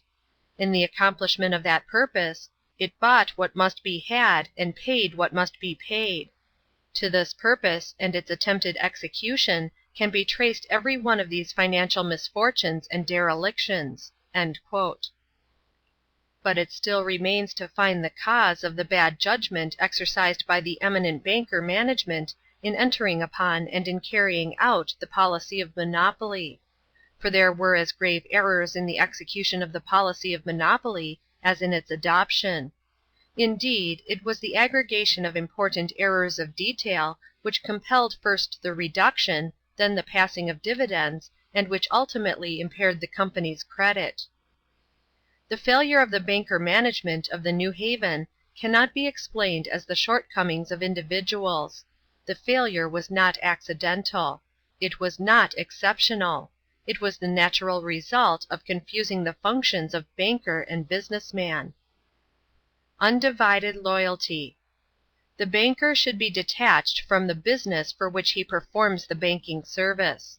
This detachment is desirable, in the first place, in order to avoid conflict of interest. The relation of banker directors to corporations which they finance has been a subject of just criticism. Their conflicting interests necessarily prevent single-minded devotion to the corporation. When a banker director of a railroad decides as railroad man that it shall issue securities, and then sells them to himself as banker, fixing the price at which they are to be taken, there is necessarily grave danger that the interests of the railroad may suffer both through issuing of securities which ought not to be issued, and from selling them at a price less favorable to the company than should have been obtained. For it is ordinarily impossible for a banker director to judge impartially between the corporation and himself. Even if he succeeded in being impartial, the relation would not conduce to the best interests of the company. The best bargains are made when buyer and seller are represented by different persons. Detachment and essential. But the objection to banker management does not rest wholly, or perhaps mainly, upon the importance of avoiding divided loyalty. A complete detachment of the banker from the corporation is necessary in order to secure for the railroad the benefit of the clearest financial judgment. For the banker's judgment will be necessarily clouded by participation in the management or by ultimate responsibility for the policy actually pursued. It is outside financial advice which the railroad needs. Long ago it was recognized that "a man who is his own lawyer has a fool for a client." The essential reason for this is that soundness of judgment is easily obscured by self-interest. Similarly, it is not the proper function of the banker to construct, purchase, or operate railroads, or to engage in industrial enterprises. The proper function of the banker is to give to or withhold credit from other concerns, to purchase or to refuse to purchase securities from other concerns, and to sell securities to other customers. The proper exercise of this function demands that the banker should be wholly detached from the concern whose credit or securities are under consideration. His decision to grant or to withhold credit, to purchase or not to purchase securities, involves passing judgment on the efficiency of the management or the soundness of the enterprise, and he ought not to occupy a position where in so doing he is passing judgment on himself. Of course, detachment does not imply a lack of knowledge. The banker should act only with full knowledge, just as a lawyer should act only with full knowledge. The banker who undertakes to make loans to or purchase securities from a railroad for sale to his other customers ought to have as full knowledge of its affairs as does its legal adviser. But the banker should not be, in any sense, his own client. He should not, in the capacity of banker, pass judgment upon the wisdom of his own plans or acts as railroad man. Such a detached attitude on the part of the banker is demanded also in the interest of his other customers, the purchasers of corporate securities. The investment banker stands toward a large part of his customers in a position of trust, which should be fully recognized. The small investors, particularly the women, who are holding an ever-increasing proportion of our corporate securities, commonly buy on the recommendation of their bankers. The small investors do not, and in most cases cannot, ascertain for themselves the facts on which to base a proper judgment as to the soundness of securities offered. And even if these investors were furnished with the facts, they lack the business experience essential to forming a proper judgment. Such investors need, and are entitled, to have the banker's advice, and obviously their unbiased advice. and the advice cannot be unbiased where the banker, as part of the corporation's management, has participated in the creation of the securities which are the subject of sale to the investor. Is it conceivable that the great house of Morgan would have aided in providing the New Haven with the hundreds of millions so unwisely expended, if its judgment had not been clouded by participation in the New Haven's management? End of chapter 9.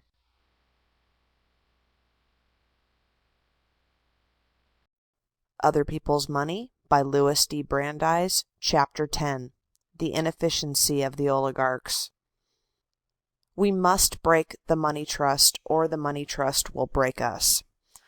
The Interstate Commerce Commission said in its report on the most disastrous of the recent wrecks on the New Haven Railroad, "On this directorate were and are men whom the confiding public recognize as magicians in the art of finance, and wizards in the construction, operation, and consolidation of great systems of railroads. The public therefore rested secure that with the knowledge of the railroad art possessed by such men, investments and travel should both be safe. Experience has shown that this reliance of the public was not justified as to either finance or safety. This failure of banker management is not surprising. The surprise is that men should have supposed it would succeed, for banker management contravenes the fundamental laws of human limitations. First, that no man can serve two masters. Second, that a man cannot at the same time do many things well. Seeming successes. There are numerous seeming exceptions to these rules, and a relatively few real ones. Of course, many banker-managed properties have been prosperous, some for a long time, at the expense of the public, some for a shorter time, because of the impetus attained before they were banker-managed. It is not difficult to have a large net income, where one has the field to oneself, has all the advantage privilege can give, and may charge all the traffic will bear. And even in competitive business, the success of a long-established, well-organized business with a widely extended goodwill must continue for a considerable time, especially if buttressed by intertwined relations constantly giving it the preference over competitors. The real test of efficiency comes when success has to be struggled for, when natural or legal conditions limit the charges which may be made for the goods sold or service rendered. Our banker-managed railroads have recently been subjected to such a test, and they have failed to pass it. It is only, says Goethe, when working within limitations that the master is disclosed. Why oligarchy fails. Banker management fails, partly because the private interest destroys soundness of judgment and undermines loyalty. It fails partly, also, because banker directors are led by their occupation, and often even by the mere fact of their location remote from the operated properties, to apply a false test in making their decisions. Prominent in the banker-director mind is always this thought: what will be the probable effect of our action upon the market value of the company's stock and bonds, or indeed generally upon the stock exchange values? The stock market is so much a part of the investment banker's life that he cannot help being affected by this consideration, however disinterested he may be. The stock market is sensitive. Facts are often misinterpreted by the street or by investors, and with the best of intentions, directors susceptible to such influences are led to unwise decisions in the effort to prevent misinterpretations. Thus, expenditures necessary for maintenance, or for the ultimate good of a property, are often deferred by banker directors, because of the belief that the making of them now would, by showing smaller net earnings, create a bad and even false impression on the market. Dividends are paid which should not be, because of the effect which it is believed reduction or suspension would have upon the market value of the company's securities. To exercise a sound judgment in the difficult affairs of business is, at best, a delicate operation, and no man can successfully perform that function whose mind is diverted, however innocently, from the study of what is best in the long run for the company of which I am a director. The banker-director is peculiarly liable to such distortion of judgment by reason of his occupation and his environment. But there is a further reason why, ordinarily, banker management must fail. The element of time. The banker, with his multiplicity of interests, cannot ordinarily give the time essential to proper supervision and to acquiring that knowledge of the facts necessary to the exercise of sound judgment. The Century Dictionary tells us that a director is one who directs, one who guides, superintends, governs, and manages. Real efficiency in any business in which conditions are ever changing must ultimately depend, in large measure, upon the correctness of judgment exercised, almost from day to day, on the important problems as they arise.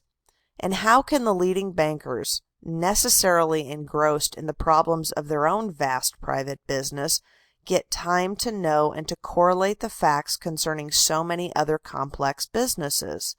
Besides, they start usually with ignorance of the particular business which they are supposed to direct. When the last paper was signed which created the Steel Trust, one of the lawyers, as Mr. Perkins frankly tells us, said, "That signature is the last one necessary to put the steel industry, on a large scale, into the hands of men who do not know anything about it." Avocations of the oligarchs.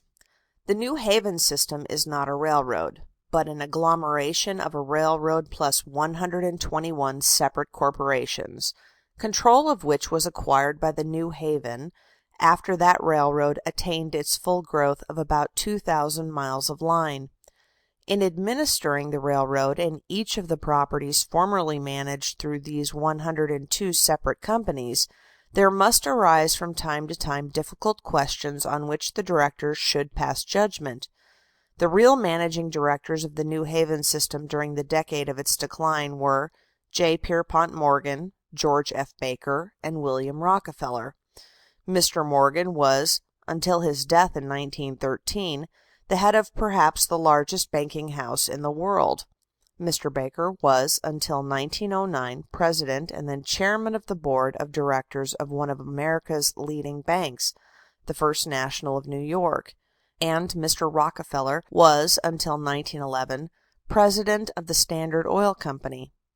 Each was well advanced in years, yet each of these men, besides the duties of his own vast business and important private interests, undertook to guide, superintend, govern, and manage not only the New Haven, but also the following other corporations, some of which were similarly complex: Mr. Morgan, 48 corporations, including 40 railroad corporations, with at least 100 subsidiary companies and 16,000 miles of line, 3 banks and trust or insurance companies, 5 industrial and public service companies.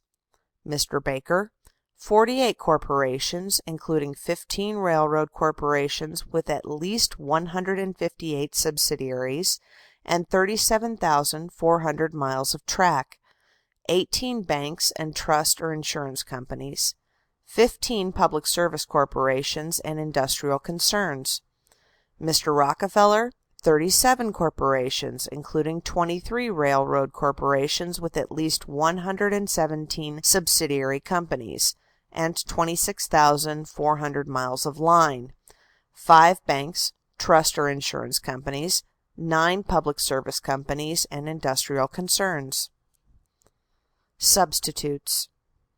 It has been urged that in view of the heavy burdens which the leaders of finance assume in directing business America, we should be patient of error and refrain from criticism, lest the leaders be deterred from continuing to perform this public service. A very respectable Boston daily said a few days after Commissioner McCord's report on the North Haven wreck, "It is believed that the New Haven pillory, repeated with some frequency, will make the part of railroad director quite undesirable and hard to fill, and more avoided by responsible men. Indeed, it may even become so that men will have to be paid a substantial salary to compensate them in some degree for the risk involved in being on the board of directors. But there is no occasion for alarm. The American people have as little need of oligarchy in business as in politics. There are thousands of men in America who could have performed for the New Haven stockholders the task of one who guides, superintends, governs, and manages better than did Mr. Morgan, Mr. Baker, and Mr. Rockefeller. For though possessing less native ability, even the average businessman would have done better than they, because working under proper conditions. There is great strength in serving with singleness of purpose one master only. There is great strength in having time to give to a business the attention which its difficult problems demand, and tens of thousands more Americans could be rendered competent to guide our important businesses. Liberty is the greatest developer. Herodotus tells us that while the tyrants ruled, the Athenians were no better fighters than their neighbors, but when freed, they immediately surpassed all others. If industrial democracy, true cooperation, should be substituted for industrial absolutism, there would be no lack of industrial leaders. England's big business. England, too, has big business. But her big business is the Cooperative Wholesale Society, with a wonderful story of 50 years of beneficent growth. Its annual turnover is now about $150 million, an amount exceeded by the sales of only a few American industrials, an amount larger than the gross receipts of any American railroad, except the Pennsylvania and the New York Central systems. Its business is very diversified, for its purpose is to supply the needs of its members. It includes that of wholesale dealer, of manufacturer, of grower, of miner, of banker, of insurer, and of carrier. It operates the biggest flour mills and the biggest shoe factory in all Great Britain. It manufactures woolen cloths, all kinds of men's, women's, and children's clothing, a dozen kinds of prepared foods, and as many household articles. It operates creameries. It carries on every branch of the printing business. It is now buying coal lands. It has a bacon factory in Denmark, and a tallow and oil factory in Australia. It grows tea in Ceylon. And through all the purchasing done by the society runs this general principle: go direct to the source of production, whether at home or abroad, so as to save commissions of middlemen and agents. Accordingly, it has buyers and warehouses in the United States, Canada, Australia, Spain, Denmark, and Sweden. It owns steamers plying between continental and English ports. It has an important banking department. It insures the property and person of its members. Every one of these departments is conducted in competition with the most efficient concerns in their respective lines in Great Britain. The Cooperative Wholesale Society makes its purchases and manufactures its products in order to supply the 1,399 local distributive cooperative societies scattered over all England. But each local society is at liberty to buy from the Wholesale Society or not, as it chooses, and they buy only if the cooperative wholesale sells at market prices. This the cooperative actually does, and it is able besides to return to the local a fair dividend on its purchases. Industrial democracy. Now, how are the directors of this great business chosen? Not by England's leading bankers or other notabilities, supposed to possess unusual wisdom, but democratically, by all of the people interested in the operations of the society, and the number of such persons who have directly or indirectly a voice in the selection of the directors of the English Cooperative Wholesale Society is 2,750,000. For the directors of the Wholesale Society are elected by vote of the delegates of the 1,399 retail societies, and the delegates of the retail societies are in turn selected by the members of the local societies, that is, by the consumers, on the principle of one man, one vote, regardless of the amount of capital contributed. Note what kind of men these industrial democrats select to exercise executive control of their vast organization. Not all-wise bankers or their dummies, but men who have risen from the ranks of cooperation, men who by conspicuous service in the local societies have won the respect and confidence of their fellows. The directors are elected for 1 year only, but a director is rarely unseated. J. T. W. Mitchell was president of the society continuously for 21 years. 32 directors are selected in this manner. Each gives to the business of the society his whole time and attention, and the aggregate salaries of the 32 is less than that of many a single executive in American corporations. For these directors of England's big business serve each for a salary of about $1,500 a year. The Cooperative Wholesale Society of England is the oldest and largest of these institutions, but similar wholesale societies exist in 15 other countries. The Scotch Society, which William Maxwell has served most efficiently as president for 30 years at a salary never exceeding $38 a week, has a turnover of more than $50 million a year. A remedy for trusts. Albert Sonicson, General Secretary of the Cooperative League, tells in the American Review of Reviews for April 1913 how the Swedish Wholesale Society curbed the Sugar Trust, how it crushed the Margarine Combine, compelling it to dissolve after having lost 2,300,000 crowns in the struggle, and how in Switzerland the Wholesale Society forced the dissolution of the Shoe Manufacturers' Association. He tells also this memorable incident. 6 years ago, at an international congress in Cremona, Dr. Hans Müller, a Swiss delegate, presented a resolution by which an international wholesale society should be created. Luigi Luzzati, Italian Minister of State and an ardent member of the movement, was in the chair.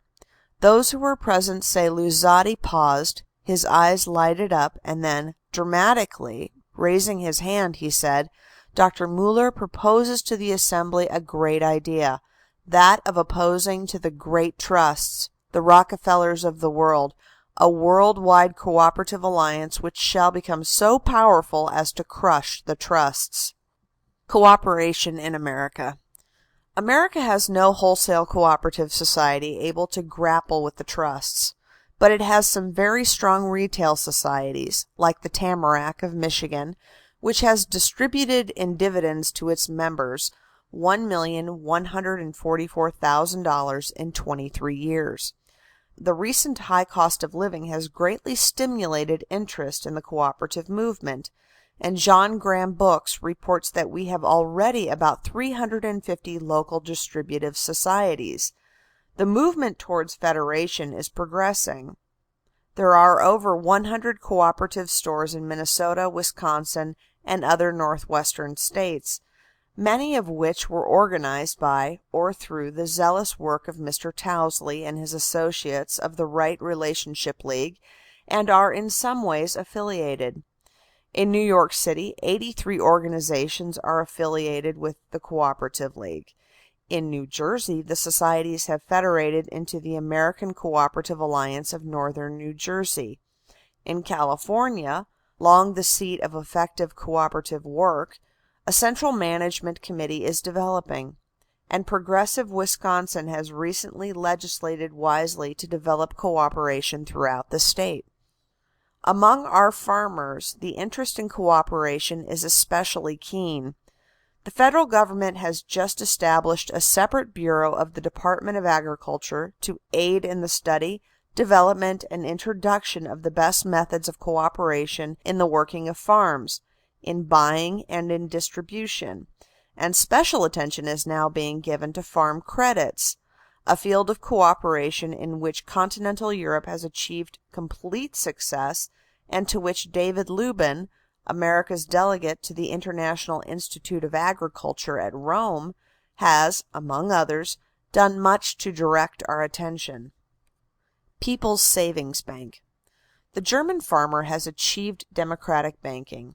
The 13,000 little cooperative credit associations, with an average member of about 90 persons, are truly banks of the people, by the people, and for the people. First, the bank's resources are of the people. These aggregate about $500 million. Of this amount, $375 million represents the farmers' savings deposits, $50 million the farmers' current deposits, $6 million the farmers' share capital, and $13 million amounts earned and placed in the reserve. Thus, nearly 9/10 of these large resources belong to the farmers, that is, to the members of the banks. Second, the banks are managed by the people, that is, the members, and membership is easily attained, for the average amount of paid-up share capital was, in 1909, less than $5 per member. Each member has one vote regardless of the number of his shares or the amount of his deposits. These members elect the officers. The committees and trustees, and often even the treasurer, serve without pay, so that the expenses of the banks are on average about $150 a year. Third, the banks are for the people. The farmer's money is loaned by the farmer to the farmer at a low rate of interest, usually 4% to 6%, the shareholders receiving on their shares the same rate of interest that the borrowers pay on their loans. Thus, the resources of all farmers are made available to each farmer for productive purposes. This democratic rural banking is not confined to Germany. As Henry W. Wolff says in his book on cooperative banks, propagating themselves by their own merits, little people's cooperative banks have overspread Germany, Italy, Austria, Hungary, Switzerland, Belgium. Russia is following up those countries. France is striving strenuously for the possession of cooperative credit. Serbia, Romania, and Bulgaria have made such credit their own. Canada has scored its first success on the road to its acquisition. Cyprus and even Jamaica have made their first start. Ireland has substantial first fruits to show of her economic sowings. South Africa is groping its way to the same goal. Egypt has discovered the necessity of cooperative banks, even by the side of Lord Cromer's pet creation, the richly endowed Agricultural Bank. India has made a beginning full of promise. And even in far Japan and in China, people are trying to acclimatize the more perfective organizations of Schultz-Delitzsch and Raffaellein. The entire world seems girdled with a ring of cooperative credit. Only the United States and Great Britain still lag lamentably behind. Bankers' savings banks. The savings banks of America present a striking contrast to these democratic banks. Our savings banks also have performed a great service. They have provided for the people's funds safe depositories with some income return. Thereby they have encouraged thrift and have created, among other things, reserves for the proverbial rainy day. They have also discouraged old stocking hoarding, which diverts the money of the country from the channels of trade. American savings banks are also, in a sense, banks of the people, for it is the people's money which is administered by them. The $4.5 billion deposits in 2,000 American savings banks belong to about 10 million people, who have an average deposit of about $450. But our savings banks are not banks by the people, nor in the full sense for the people. First, American savings banks are not managed by the people. The stock savings banks most prevalent in the Middle West and the South are purely commercial enterprises, managed, of course, by the stockholders' representatives. The mutual savings banks, most prevalent in the Eastern states, have no stockholders, but the depositors have no voice in the management. The banks are managed by trustees for the people, practically a self-constituted and self-perpetuating body, composed of leading and to a large extent public-spirited citizens. Among them, at least in the larger cities, there is apt to be a predominance of investment bankers and bank directors. Thus, the three largest savings banks of Boston, whose aggregate deposits exceed those of the other 18 banks, have together 81 trustees. Of these, 52 are investment bankers or directors in other Massachusetts banks or trust companies. Second, the funds of our savings banks, whether stock or purely mutual, are not used mainly for the people. The depositors are allowed interest, usually from 3 to 4%. In the mutual savings banks, they receive ultimately all the net earnings. But the money gathered in these reservoirs is not used to aid productively persons of the classes who make the deposits. The depositors are largely wage earners, salaried people, or members of small tradesmen's families. Statically, the money is used for them.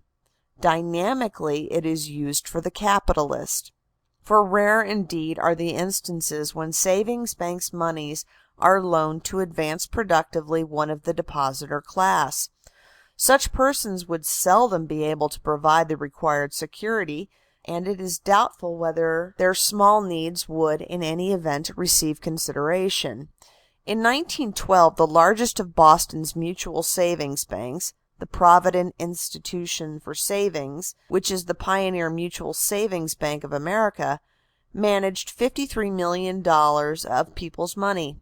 Nearly one half of the resources, $24,262,072, was invested in bonds, state, municipal, railroad, railway, and telephone, and in bank stock, or was deposited in national banks or trust companies.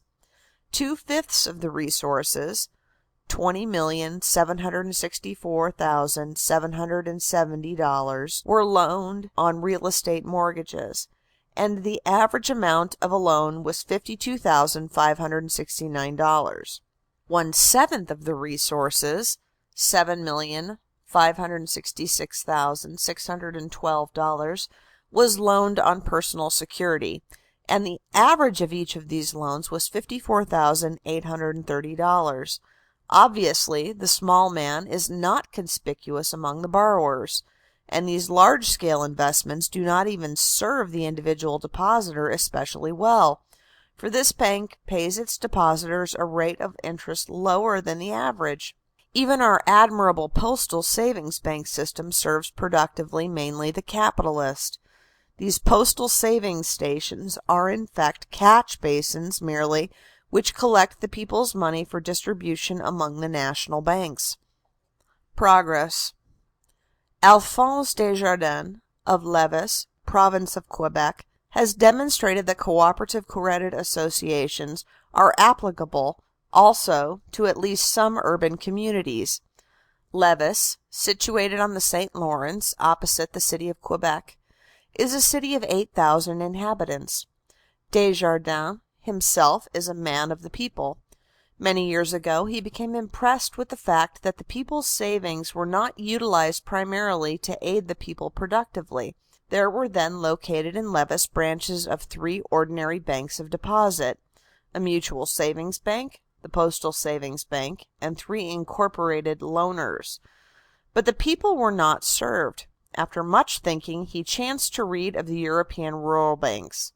He proceeded to work out the idea for use in Lévis, and in 1900 established there the first credit union. For 7 years he watched carefully the operations of this little bank. The Pioneer Union had accumulated in that period $80,000 in resources.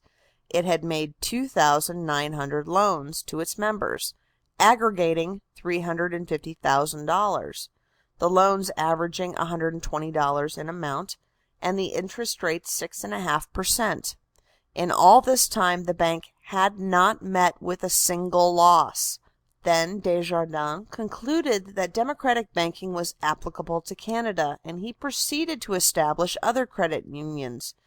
In the last 5 years the number of credit unions in the province of Quebec has grown to 121, and 19 have been established in the province of Ontario.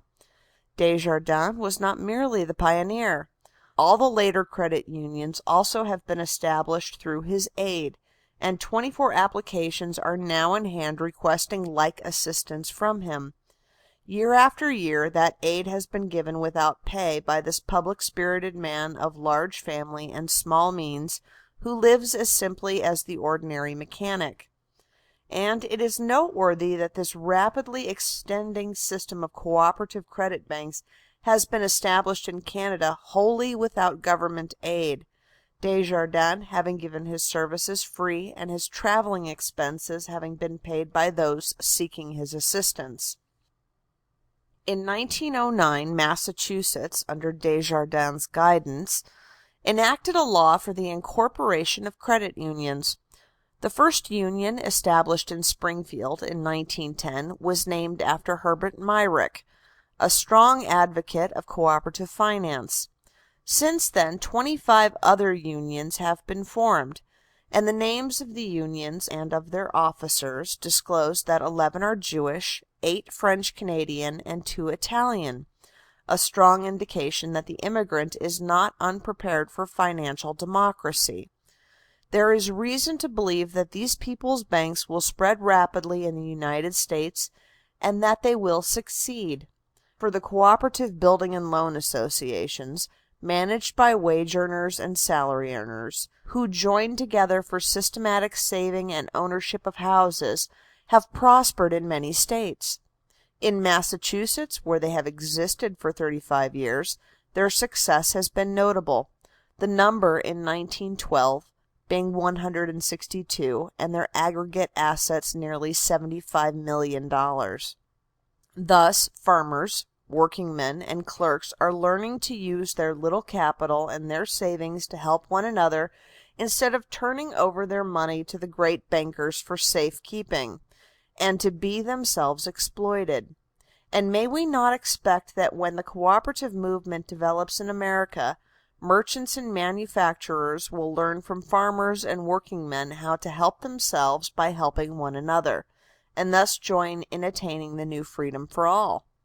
When merchants and manufacturers learn this lesson, money kings will lose subjects, and swollen fortunes may shrink, but industries will flourish, because the faculties of men will be liberated and developed. President Wilson has said wisely, "No country can afford to have its prosperity originated by a small controlling class.